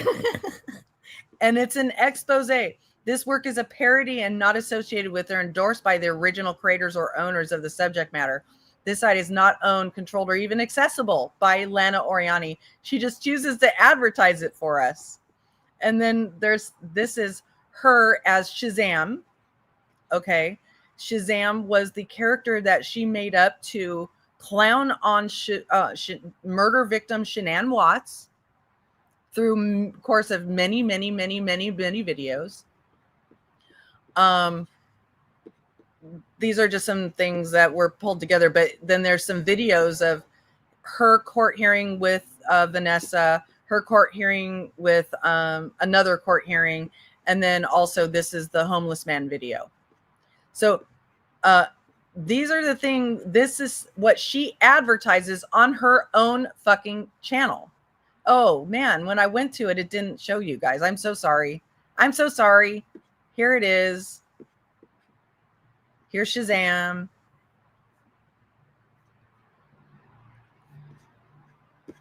So this is an expose of her that she proudly promotes on her own channel here. Now, let's see if I can find the red carpet party. Let's see. To close this out with, because it is quite a sight to see.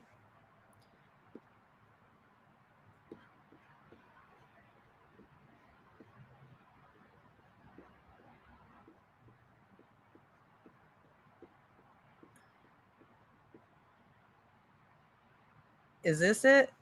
Yes.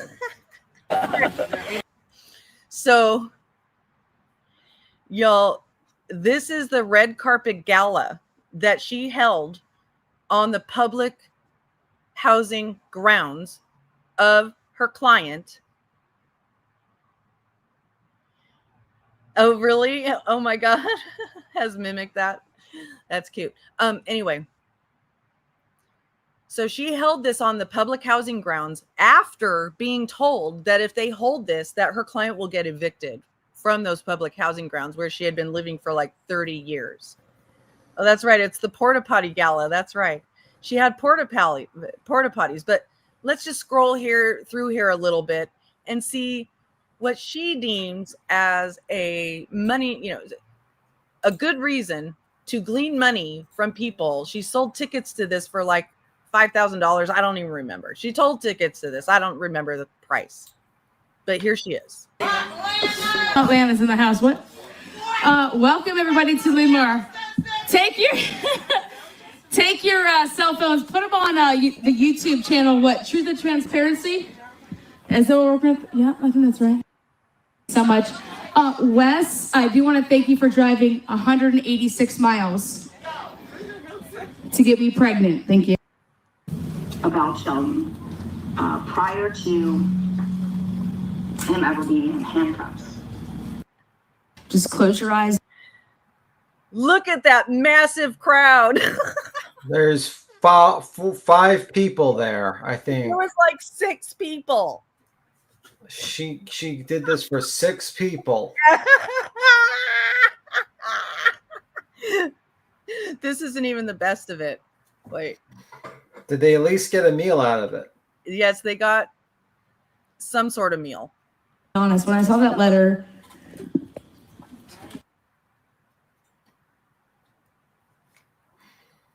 This is batshit crazy. Sit down, ho. Sit down, ho.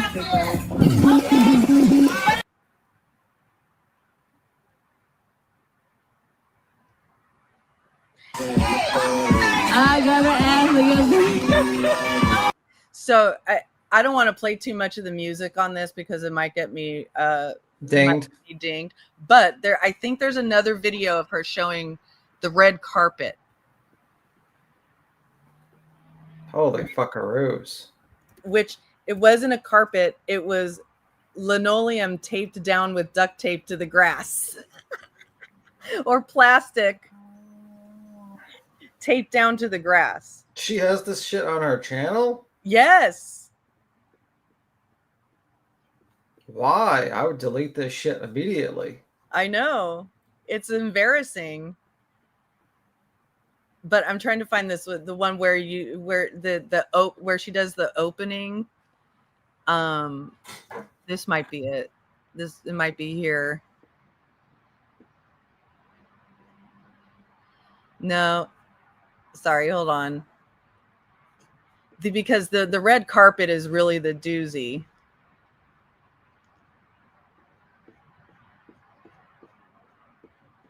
Yes. I think, yes. Oh, God. Here, let's just turn down off the music. But look at, that's the red carpet.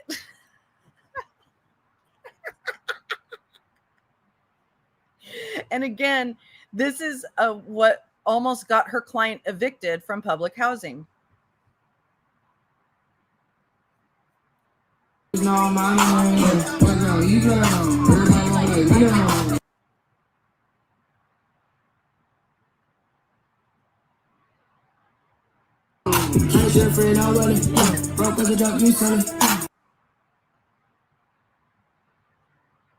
Look at her.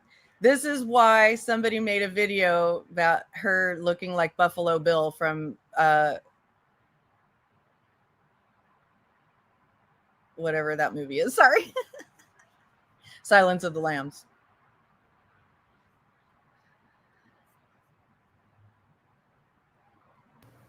Jesus Christ. Yeah. So that's her red carpet gala. And then as you see, oh, here's the food. Here's the food. Oh, no, those are the chairs. That's the red carpet with candles on the chairs, right?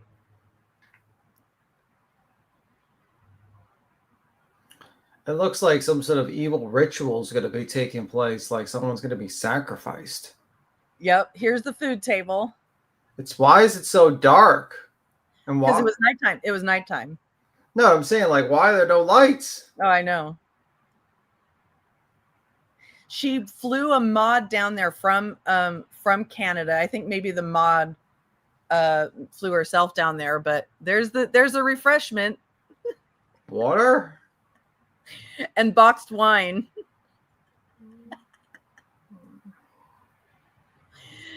And so she promoted this for at least a month on her channel and sold it. And no one came. Yeah, and mostly probably because the cops were going to shut it down. They actually tried to shut it down. But they got the mayor to intervene because her client was related to the mayor. Oh, okay. Mm-hmm. So anyway, that's all the fun I got for you today, everybody. Okay. I mean, it's been a roller coaster. Yeah. I sincerely enjoy everybody being here. Thank you so much. I just wanted to show that it's absolutely insane. And yes, like Dotham's saying, is Lana's game to take whatever is trending on the internet and make it about her, to try to relitigate her cases over and over and over and over. The answer is yes. Yes, what? I mean, I thought that was a question. Is she's going to just take anything that's trending on the internet and try to relitigate it over and over and over again? And I said yes. Yes. Sorry. Yeah.